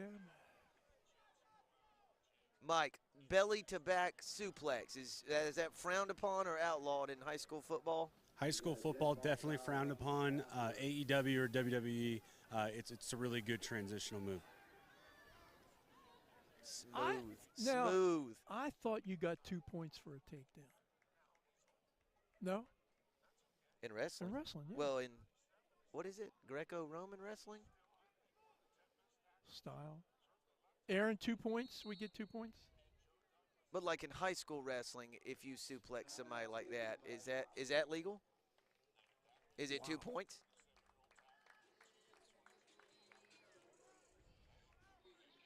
Well, that's a rough and So violent. the guy, Tim Howard, right beside Mike, with the big camera right there. Yes, him. His dad is a high school wrestling official. Tim Howard's dad is? He is. Yeah, so we need to ask him, is a belly to back suplex legal in high school wrestling? Where is Tim? Right there beside Mike. Where's Mike? Down on the sideline. I see him now. Okay. How can you miss him? He's huge. Well, he's little down there. He's we made a another whole guy. commercial based on his size and stature. Yeah, well, that's true. I guess he's not like our buddy Elijah, who's still growing, right? Who's growing as we speak. Potentially a big I mean, he literally 6'1" by the end of this game. A couple of them hits he got tonight probably did make him taller, stretched him out. Yep, indeed. All right, so 2nd and 1, 4:28 left in this one. Toss sweep to the right. East Duplin has it read beautifully, but a really nice run. Slipped a couple tackles and fell across the 32-31 for a first down. You know, Sam. Yes, sir. Topsail, how many teams on their schedule this year are going to be the caliber of East Duplin? I mean, Hanover and Hoggard, maybe. Maybe less than more, right? And yet, yes, less, way less. They've kind of hung in here pretty well against a quality strong team. Quality team, yeah. I mean, East Duplin will be one of the teams still standing on around Thanksgiving weekend. Bet you they when will. it's second, third round of the playoffs time. Hebron finds time in between a growth spurt to hand it off there, Jay Bird. Yeah, Gavin Lavelle, I think, ball carrier that time. Oh, so Jay, what number was 4? Was it 4? Wonder if he's related to Noah LaValle, who wore number 4. Do you remember that dude? He was a stud. Gosh, and then he got hurt doing that dumb game suplexes. Wrestling, yeah. Yep, and couldn't play football his senior year, could he? Yeah. Or or maybe something did like he get that. hurt playing football and couldn't wrestle? That's it. That's it. Because he was an all-state kind of wrestler. Or Yes. Really, really good. Oh, jet sweep. Oh, he got jetted to the They're- sideline. East I tell you, Duplin. man, East Duplin's fast. Their jets were faster than the Topsail that time. Yeah, they are. They're fast. Real fast. Jay, how about this Buffalo Wild Wings scoreboard? Hey, that's nice, but I'm hearing a new scoreboard at Whiteville. Video board. Video board. And get this. Now, my friend and our boss man, Aaron Varnum, told me this, I think, unless I misunderstood him. But say, for instance, we're doing a game here. We're doing a West Brunswick versus Hoggard game. And Whiteville's home against South Columbus. And Aaron can take highlights from this game and shoot them over to Whiteville on the board. That ain't how it works. I've told like 10 people that's how it works. That's what I mean. You know, if we're doing a game at Whiteville, he could send him a clip of what we just shot, and they could put it up there. Well, that's not much. Jeez, whiz. I thought we were really doing something here. Well, forget what I said. Just forget it. Well, it's still pretty cool. That ain't no technology. But how many times have you been in a high school football game, like physically there, and been like, man, what an awesome play. I'd love to see that again. Well, yeah, but how awesome would it be if that play was, 50 mile away? But why would the people at Whiteville want to see a clip from the West Just because South Columbus game? Curious minds want to know. And by the way, if they wanted to see it, they'd be at that game as and lo- not Whiteville. As long as we're on the topic, Coldplay is overrated. Okay? So Coldplay is like Jay's Nickelback. Is anyone following me here? You know the Nickelback jokes? Like, they're There's no jokes good. about Nobody, Nickelback? Apparently. That's Nobody likes that's them. a band. Ha ha ha. 1:35 left. East Duplin just regained possession of the football. Jay, it looks like the Mideastern Conference squads are going to hang on, go into tomorrow with the lead. Wow. So no pressure, New Hanover, West Brunswick. Who else is tomorrow? North Brunswick and Ashley. No pressure. No pressure to, hey, looky here. 53. I don't have a 53, darn it.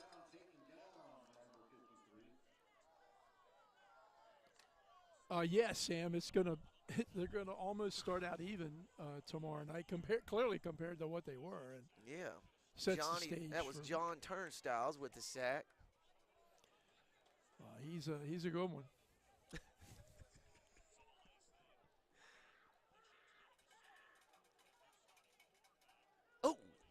Whoa, ran into a brick house there, number 15, Zion Tanner. Tell you what, man, if you're Jack Teachy and a lot of people came here from Topsail tonight, Hampstead area. Gotta like what you see. Gotta like what you see. These kids have really played hard, and maybe that focusing on fundamentals and technique and rebuilding is slowly but surely, hopefully, will pay off for Topsail.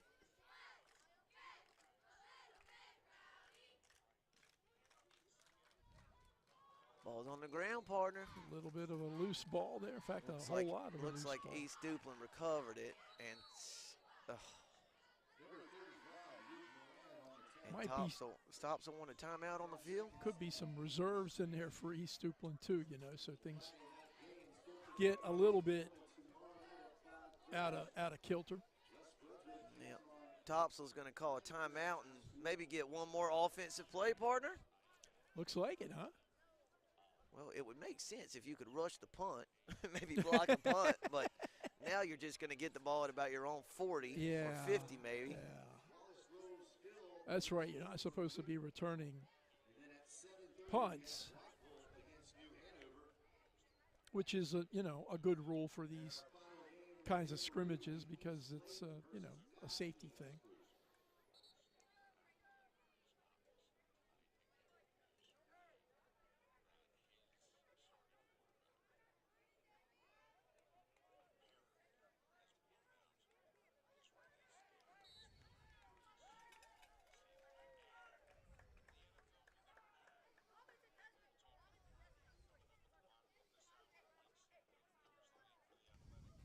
Good kick. Got that one pretty good, didn't he?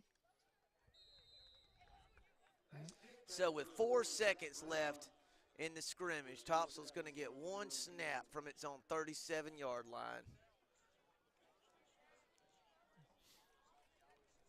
Jay-Bird? Would you do a trick play here just for fun?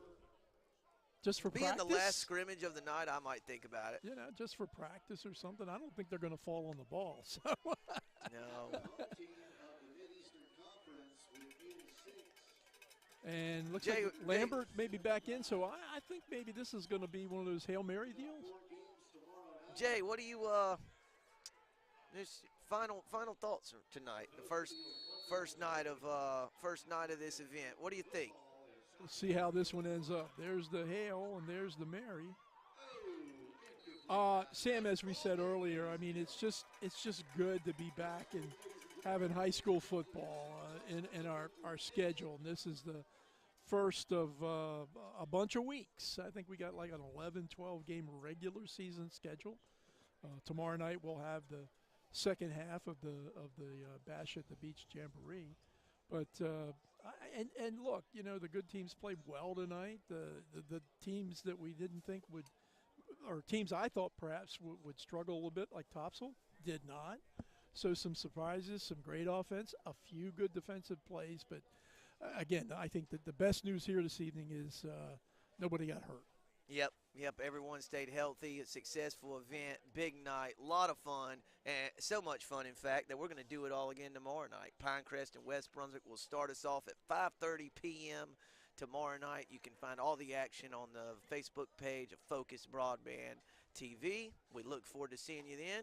We'll do it again tomorrow, Jay. See you, Sam. Good night from M.H. Rourke Stadium on the campus of West Brunswick High School in Shiloh. See you tomorrow night.